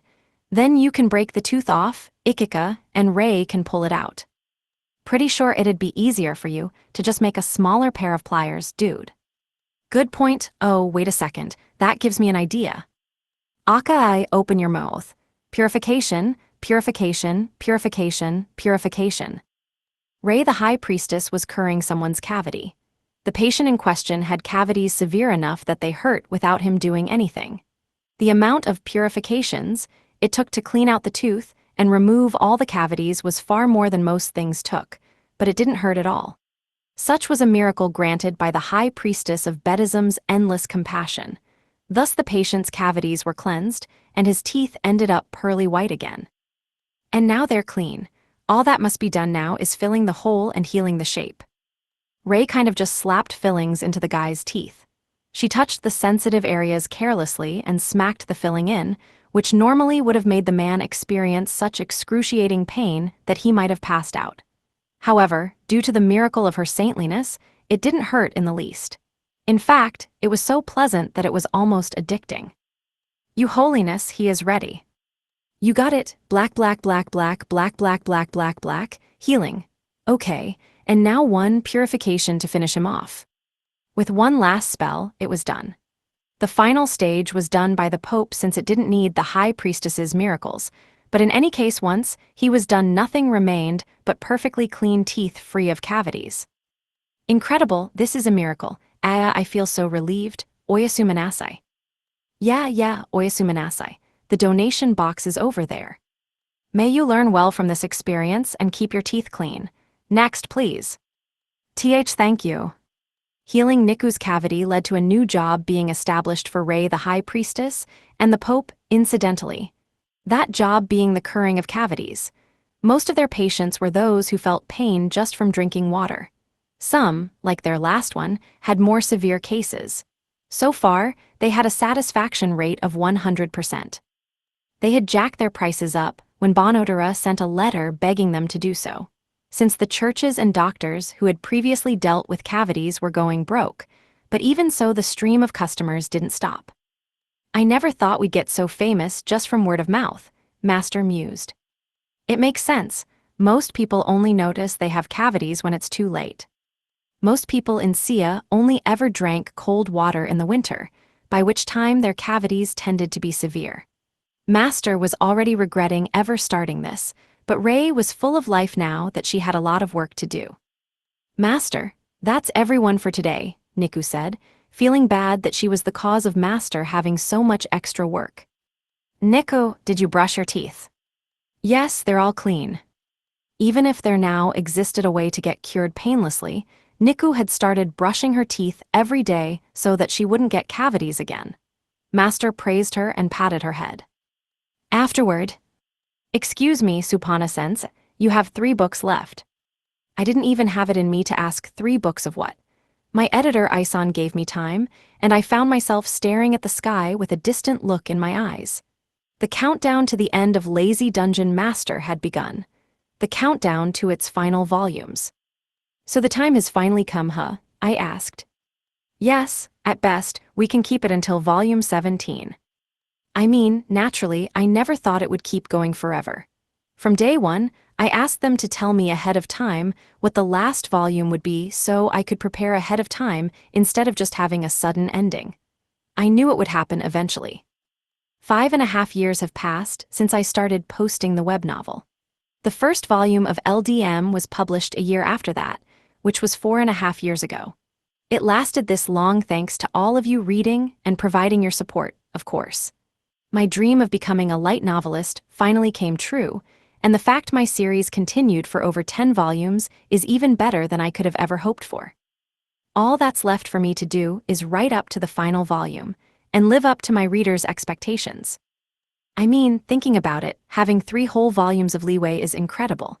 I feel like I might be getting special treatment thanks to how much support you guys all show me. They say most light novels die after their 3rd volume, but I've got 3 whole volumes just to finish things. I mean, wow, they're letting me write all the way up to volume 17? Wowie. Seriously, I owe a lot to Isan for wrestling out 3 volumes worth of leeway for me. So, with that said, I'm gonna start cashing out on all the foreshadowing and seeds I've spread in past volumes. Thanks, everyone, and I hope you stick with it to the end. Incidentally, I would also like your support for my next series, and it's pretty common for narrow adaptations to get an anime after being completed, so work your magic there too. I'm open to any anime adaptation offers. In any case, I have a lot of pages for the afterword. There's honestly enough space for an entire short story here. Actually, I've been addicted to making ASCII art lately, so maybe I could post some AA of Rokyuko? No, the deadline is too soon. Sorry. Incidentally, Volume 4 of the manga is going on sale at the same time as this volume. There's a lot of good stuff there, like a short story written just for it, and some parts that got fixed up from the web novel. They say that works that sell a lot get anime adaptations. Oh, I see, you already purchased 5 copies. Thank you. It's due to all of your support that I can keep writing. So, this is basically entirely irrelevant, but I went to a restaurant lately that thanked me for regularly using hand sanitizer when I walked in. That's a pretty clever psychological trick. The people who don't use hand sanitizer will feel pressured to live up to the expectations of the person who thanked them. Let's keep our hands clean, everyone. Okay, time to talk about Volume 14, spoilers and all. I'm going to talk about past volumes as well, so any strange individuals who decided to start the series with the newest volume should be warned. The plot of Volume 14 was pretty much set in stone since Volume 13 ended with Adi coming to the town. In the web novel, she dropped by Gorin before Keima and Rokyuko ever went on their field trip, but just like Bedism stuff, got moved around. Oh, and did I talk about how Volume 12 led to them arriving at the tournament at a different time in Volume 13? Yeah, matching that stuff together led to Adi's trip being put off as well. I also followed up on some dangling threads left after Keima's visit to that town in Volume 10. Wait, hold on a second. I wrote that part of the volume since Isan told me it would be a good idea. Did he know the series was about to end? Just how long ago did he know the final volume was incoming? Well, it's something I wanted to write anyway, so okay. Incidentally, 80 was really excited to visit the Empire since she thought her visit would inspire dangerous hijinks, just like Keima's visit had caused such a stir in the demon realm. But in the end, it was so boring that she ended up exploding. Her efforts to blow off stress led to them taking down an organization plotting some devious things, and thankfully, they solved it before it grew into something unstoppable.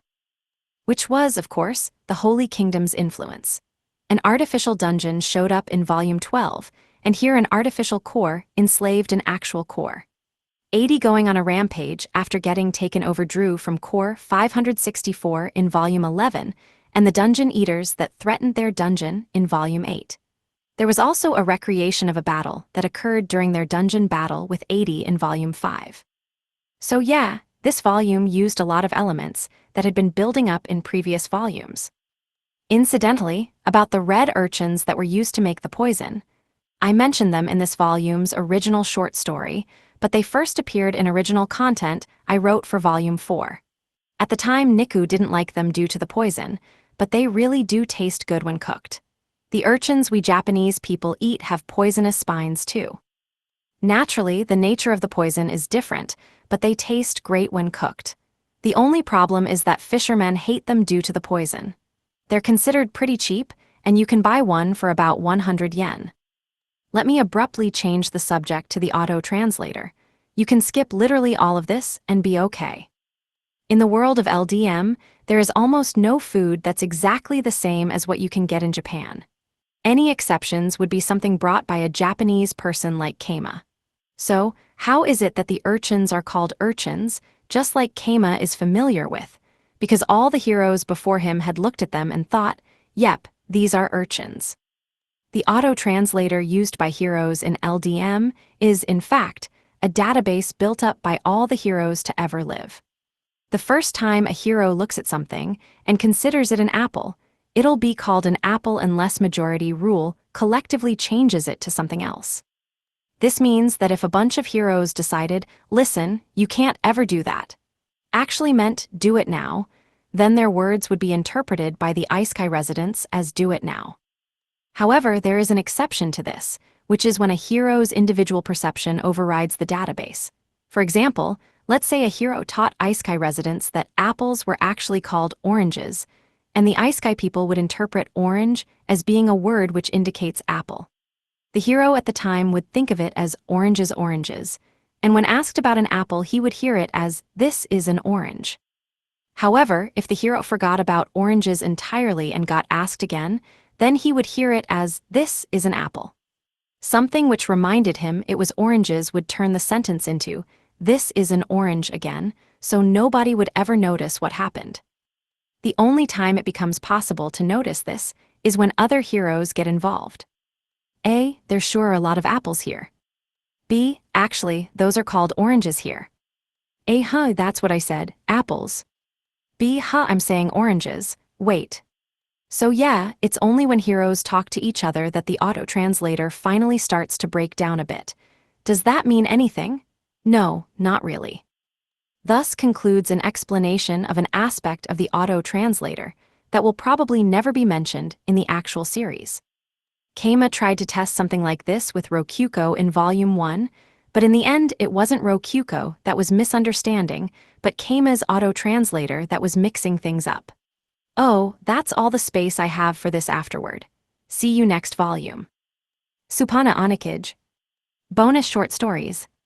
Popular minstrel songs at the bar. It was a day like any other. I dropped by the bar to give Wasma a message, and once there I noticed a wide-open, empty space that was plenty big enough to hold a table and chairs. Wasn't often you saw that in a busy bar.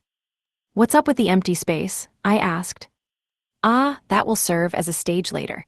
We have minstrels visiting the town at the moment. Minstrels, neat.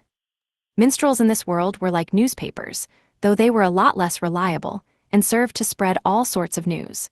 There was always a huge time lag between the happening of an event and their telling of it, and their word could hardly be trusted since they would exaggerate events to their liking. Still, they were a valuable information source. You could even use them for controlling the flow of information, as we had done when making Ichigo's songs popular in the imperial capital. What songs are they singing? The most popular song at the moment is He Who Conquers Dragons. Oh, I've got a bad feeling about this. Yes, it refers to you. Come on. There were basically no likeness rights or intellectual property in this world, so there was no way to stop this kind of thing. Minstrels were just filthy, filthy plagiarizers after all. Think we could ban that song in this town? I understand your embarrassment, but would there be any point in stopping them after so long? NGH, I can't argue with that. I suggest you welcome it, if I may. The more fame you have to your name, the more people will gather here, and the more the town will grow. I don't actually want the town to grow any more than it already has, you know. Well, it will continue to grow whether you do anything or not, I imagine. So what, it's going to grow whether the minstrels are singing or not? Blech, whatever. Not like I could stop them even if I wanted to. They have their own lives to worry about anyway. Which reminds me, I've never actually taken the time to really listen to a minstrel before.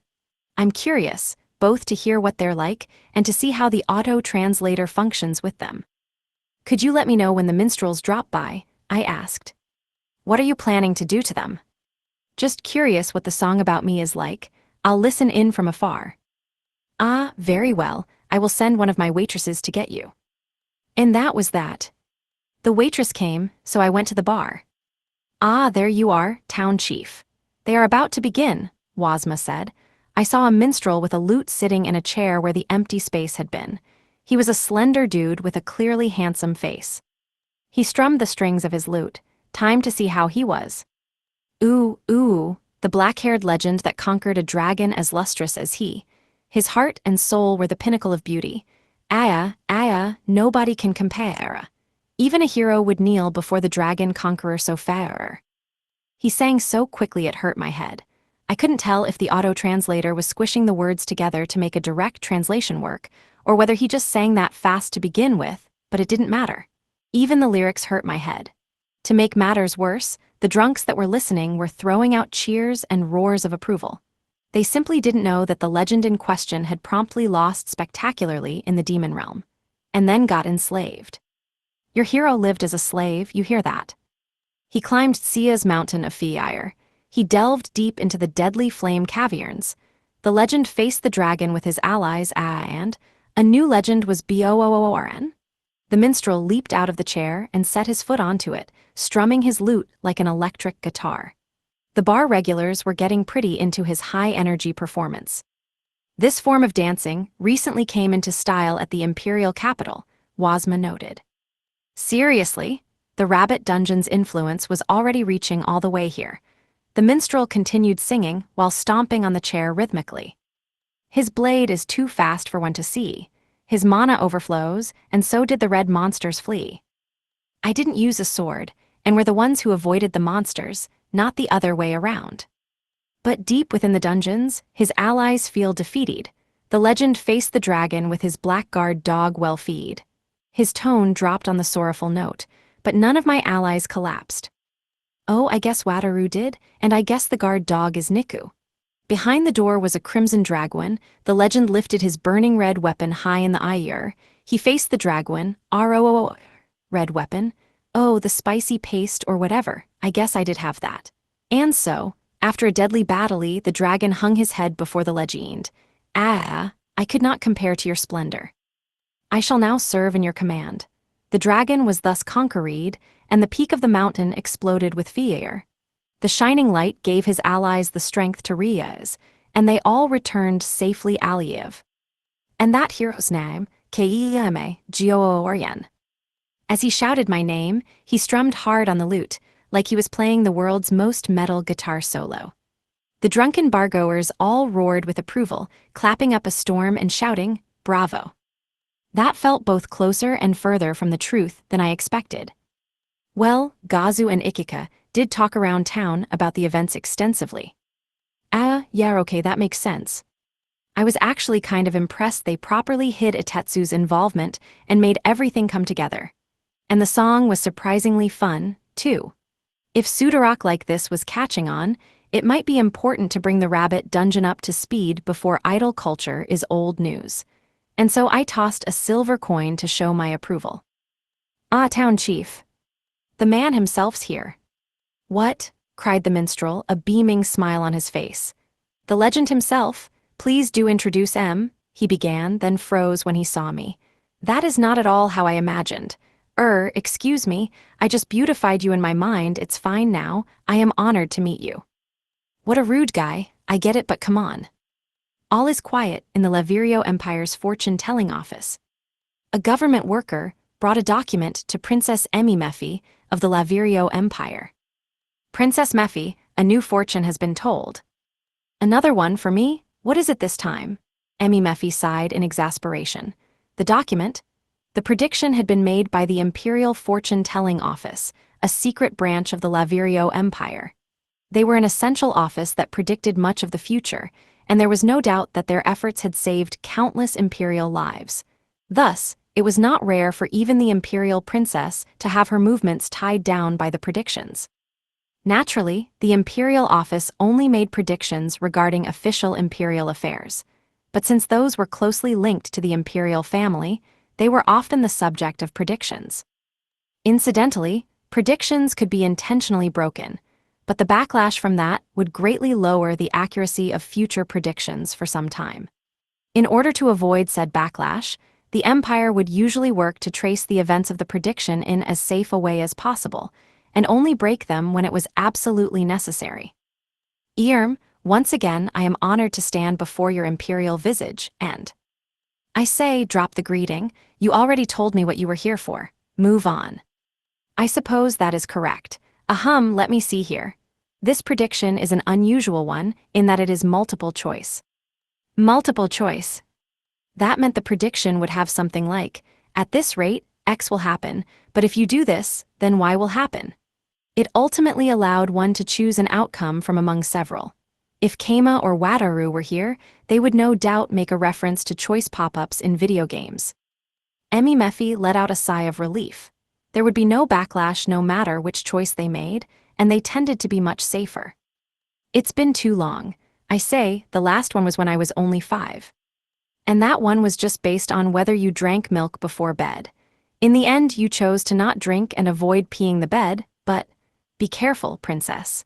It is possible that if you had chosen to drink milk on that fateful night, your chest might not have become the flattest board in all the empire. The prophecies have influence in ways we cannot foretell. Silence, enough small talk, just get on with it. Emmy Mephi barked at the rude official. He shook his head with exasperation and read the prediction. I speak of a month. You may choose to visit and enjoy the music of a rabbit minstrel. If so, this year's harvest will surely be plentiful. You may choose to travel to poor villages in an unmarked carriage. If so, a village will surely be saved. There is only one path. Very well, I will give up on visiting Ichigo's live shows for a month.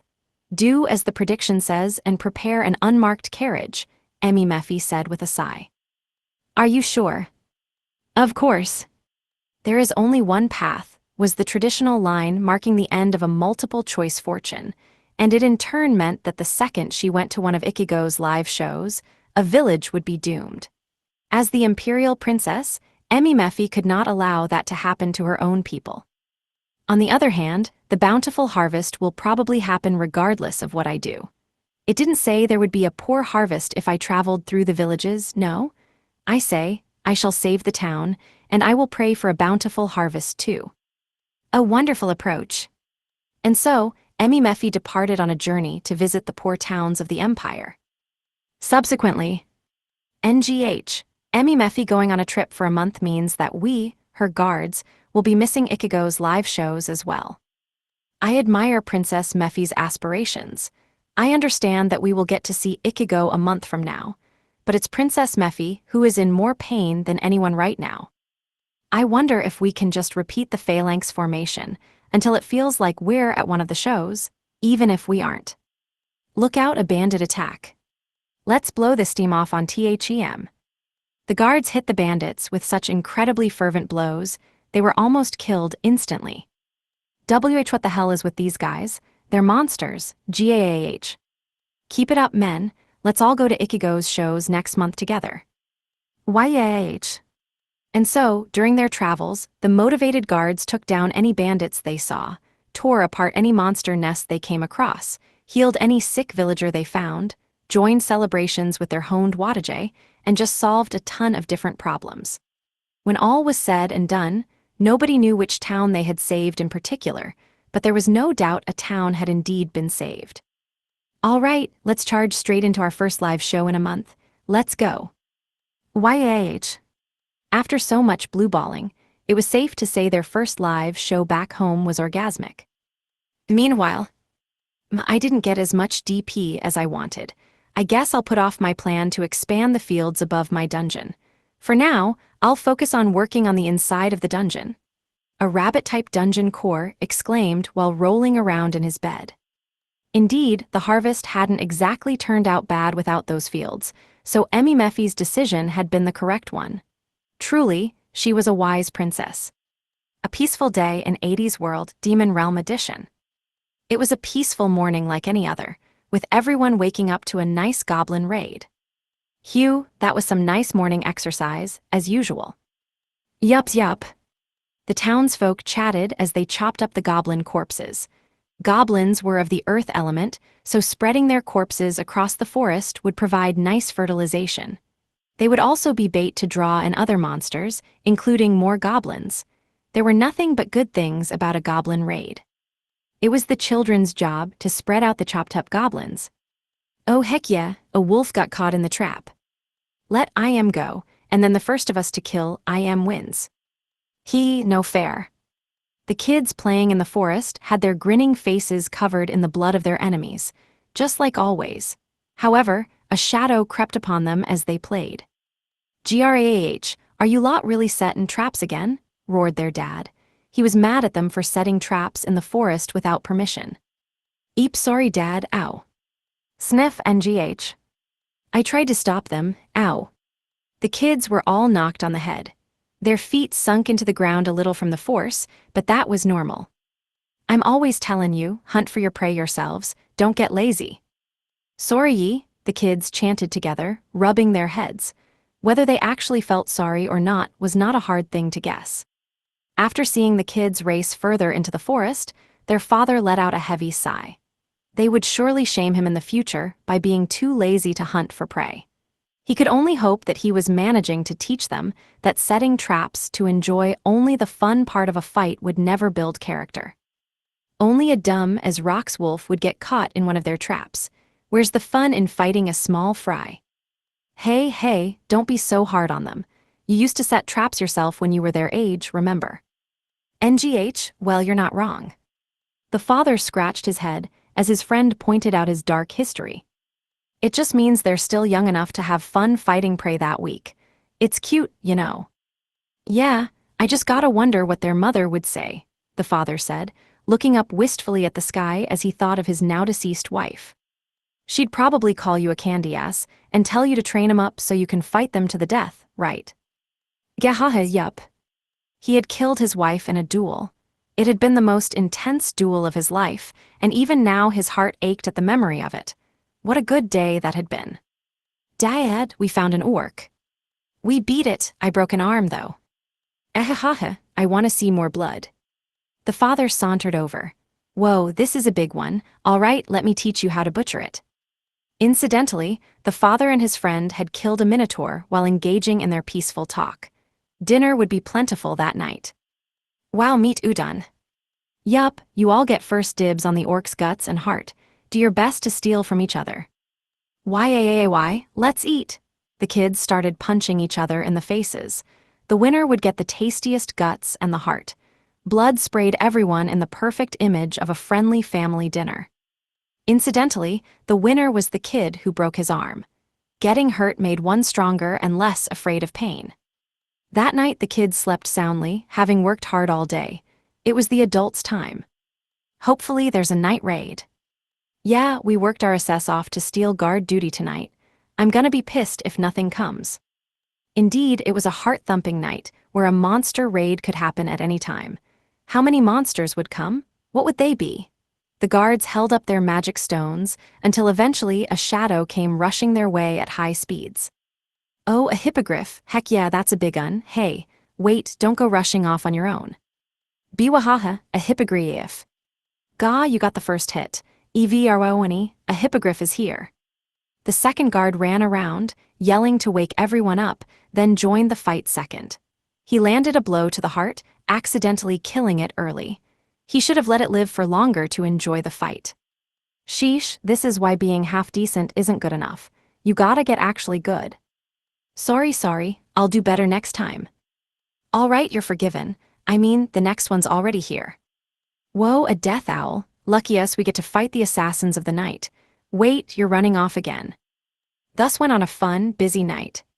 Then the sun rose, and it was time for morning again. There, is that not what a peaceful town day is like? Adi exclaimed. Not the kind of peaceful days we know, I replied. To be honest, the peaceful days Adi spoke of sounded more like a nightmare hellscape following an apocalypse than anything. Being woken up to monster raids, fighting all day, beating the crap out of your family for food, then suffering raids throughout the night as well. Seriously, that was hell. How could the demon realm survive like that? It just didn't make sense. Also, what was that about using magic stones as torches?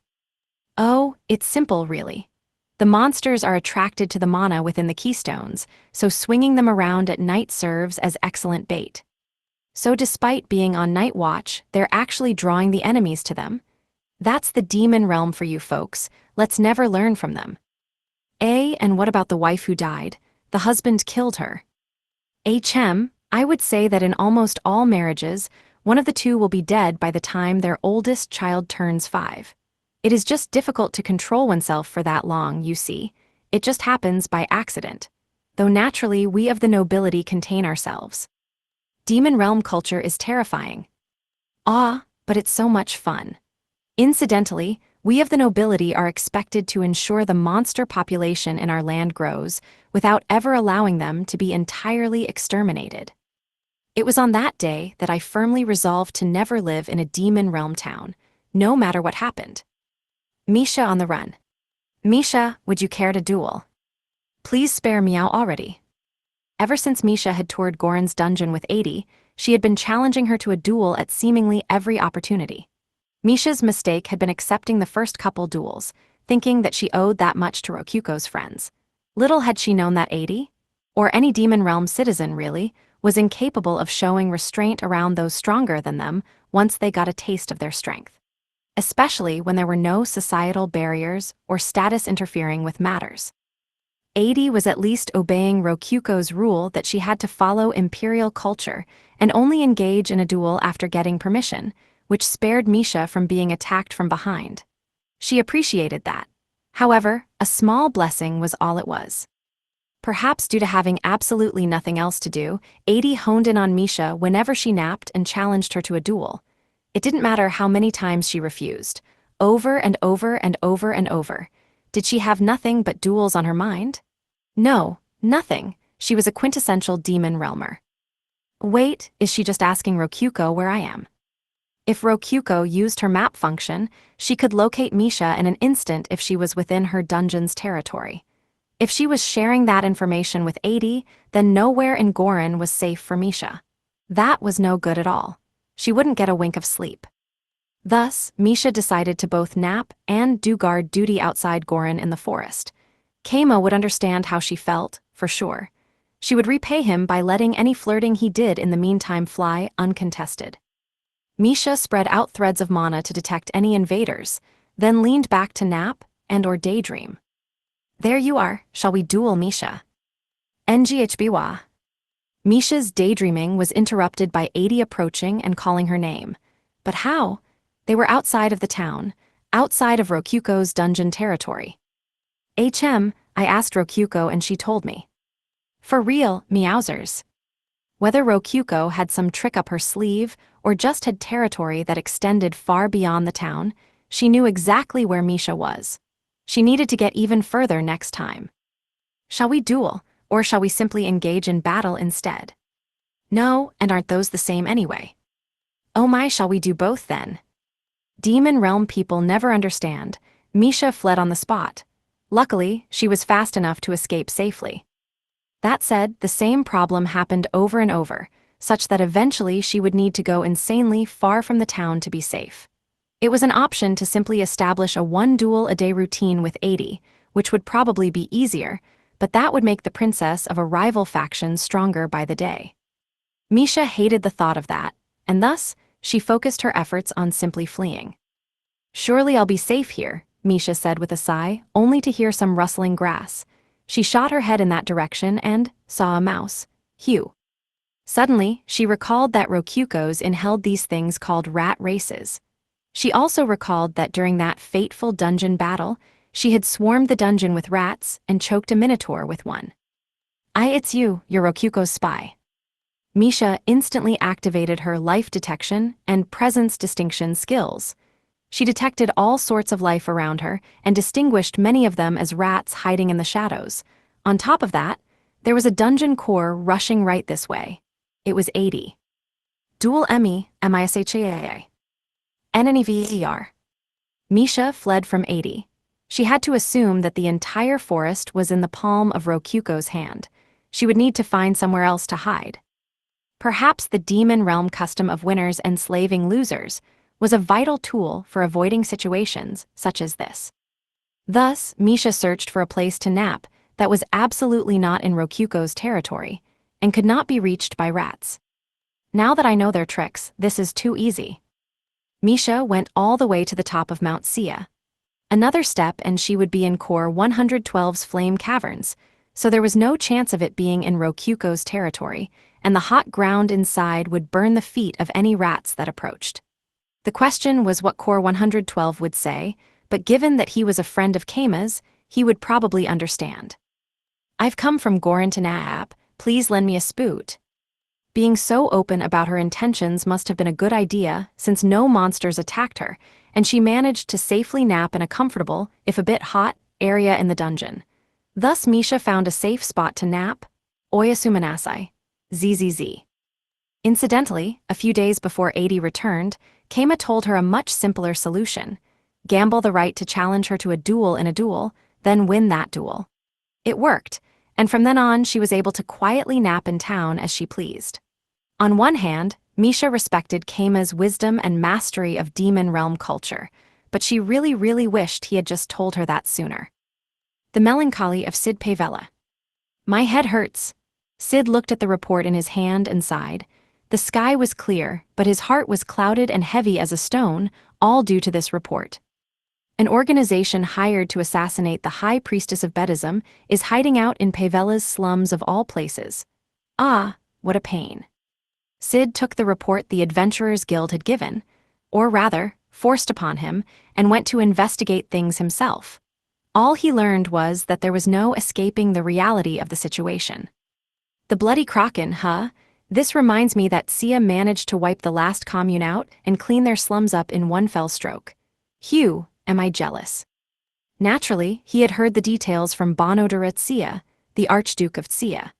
He had hoped to handle the bloody Kraken in the same way, but it turned out that Bonodura had simply asked Keima Gorin for help.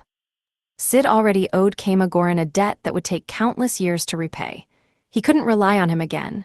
How shameless would he have to be to ask him to eliminate the enemies targeting his own people that were hiding out in Sid's land? You would have to be.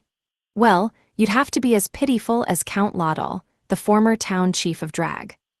Or so he thought.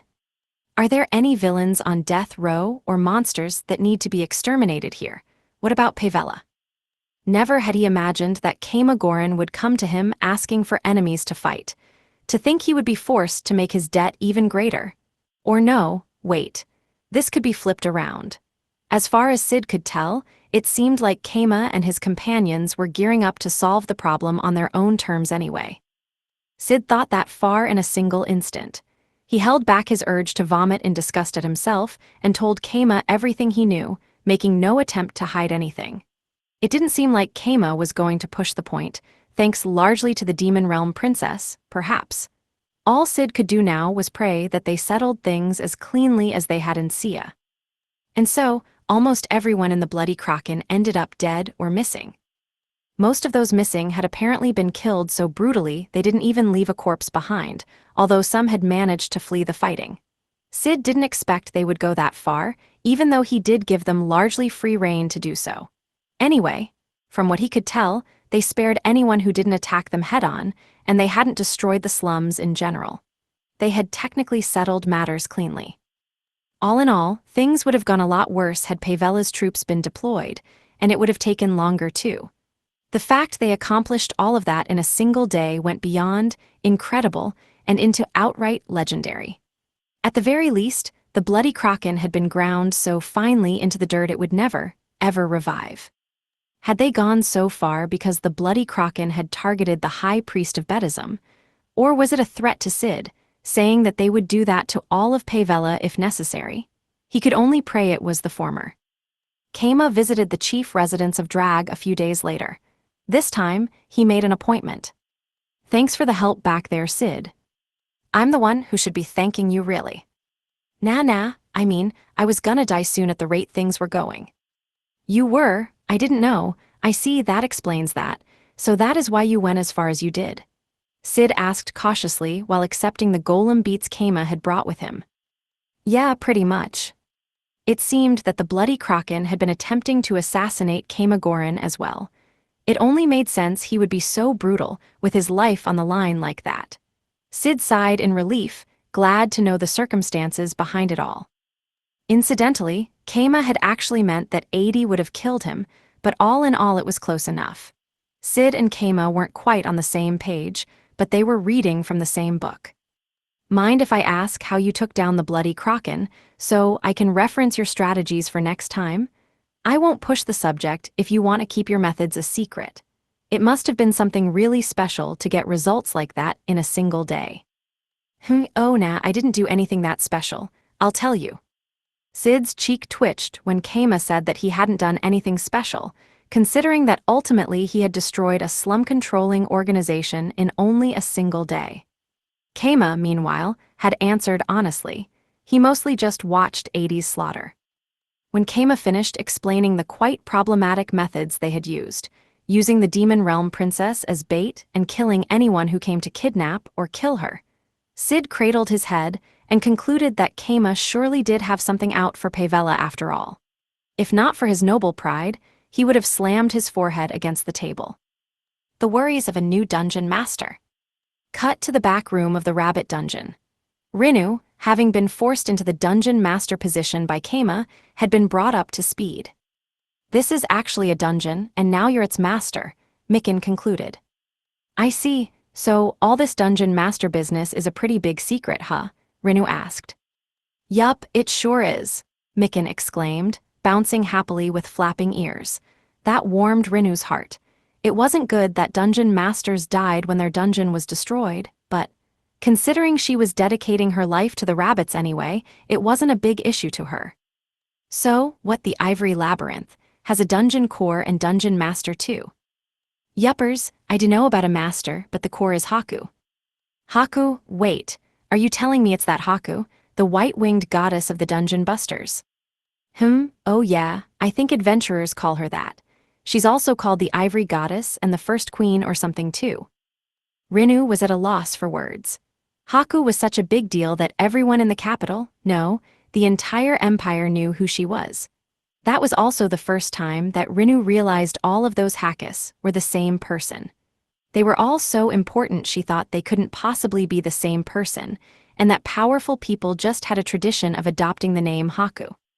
"She's the leader of the dungeon core faction I'm in." I dunno what to say. Is she gonna kill me for hearing about all this stuff? Nah, we're on the same team now. Well, if she was the leader of the faction, they probably wouldn't meet very often, if at all. Rinu calmed herself down. "Keima's my boss, and she's his boss. I'll introduce you to her later." Rinu barely held herself back from vomiting blood. It was then that the door to the break room opened, and a demon poked his head in. "It's time for my break. Serve me a drink." Look out, King, HYAH. Protect the rabbits." With a heart strong enough to resist a succubus's charms, Rinu leapt forward and reacted with immense speed. She charged the goat-headed demon with Mikin at her back and Oops, careful now. That wasn't enough to compensate for the vast difference in skill level between them.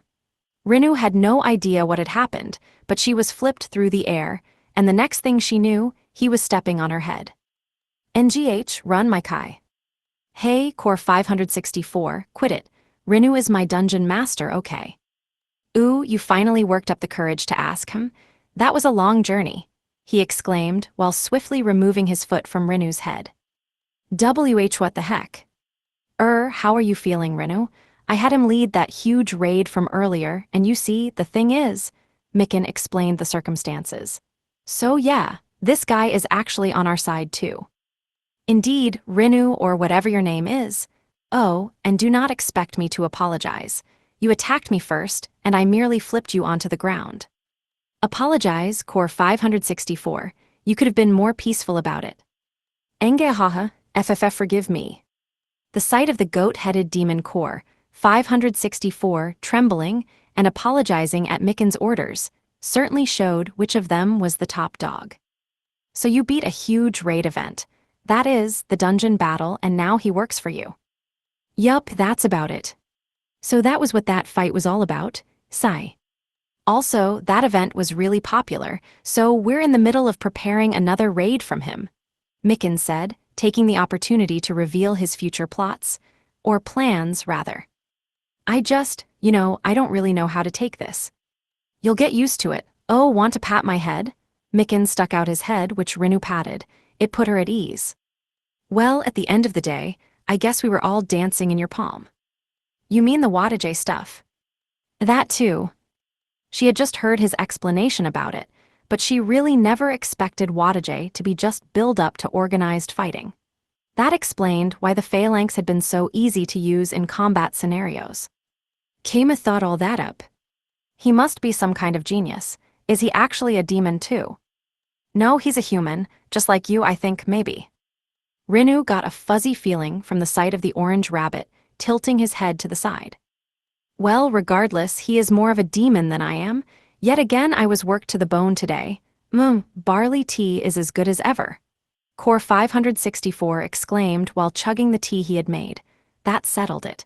He had to be on their side, she just felt it. What can I say? This really is the underground side of the world, Rinu muttered, thinking back to what Keima had said. Thank you for buying Volume 14. So yeah, Redra. Seems like Keima wants to turn our fucking exploits or whatever into a book, Itetsu said. A book? That's kinda embarrassing, but sure. He's just gotta make us look cool and awesome. He's probably talkin' about the dungeon battle, you know. Redra thought back to that dungeon battle and her role in it. Yes, it was all coming back to her. All the bad memories. Hold on a second, I wasn't. I don't even want to remember it. Hey, don't sweat it. You'll look plenty fucking cool. Your dragon form speaks for its fucking self, believe me. Why, you're right, I'm cool, awesome, cute, and the perfect wife all on my own. Yeah, I don't gotta worry about a thing. That's the spirit. You're my wife and the best fucking wife in the world. I'm gonna go tell Keima you gave the go-ahead. Itetsu turned and let out a sigh of relief. Keima, I got the fucking approval. Whoa, really? Consider me surprised. Hey, all I had to do was keep quiet on the details, Itetsu said, then leaned forward and whispered awkwardly like he had something to hide, even though nobody else was there. So you're gonna make a picture album of Redra now? Yup, probably next month. It's made of paper and you're paying for it, so take care not to accidentally burn it. Yeah, I'll manage somehow, don't sweat it. Man, I can't wait to see a book full of Redra, Itetsu cackled to himself. Keima just shook his head. Indeed, this was a request from Itetsu. Keima hadn't been planning to make a book of Redra at all, but in a conversation with Itetsu, the topic of photo albums came up. Itetsu ended up asking if Keima could make a photo album of Redra for him. Are you not recording Redra on the monitor and saving footage of her? Of course fucking not. That's spill the beans that I'm always staring at her. And there you have it. It seemed like Redra would laugh and let him do it if he just asked, since she would definitely appreciate him boring holes into her with his eyes, but anyway. All right. I'll take the footage we have from the dungeon battle and all the other stuff Rokuko recorded and print out pictures to put in a book. Yeah, I'll pay what I told ya. Itetsu was pretty excited. Apparently, even with Redra home all the time, he wanted all he could get of her. Dragons had a penchant for being hoarders, and in Keima's opinion it looked like as a salamander, Itetsu was the same way. Incidentally, not long after the book was delivered, Redra remembered the talk and asked Itetsu how the book turned out, when she ended up finding out about the album. In the end, she let him keep it, despite saying something like, "Why you big idiot? If you just asked, I'd show you my body anytime." It can stay between you and me that her letting him keep it depended on him making a photo album of himself and giving it to her.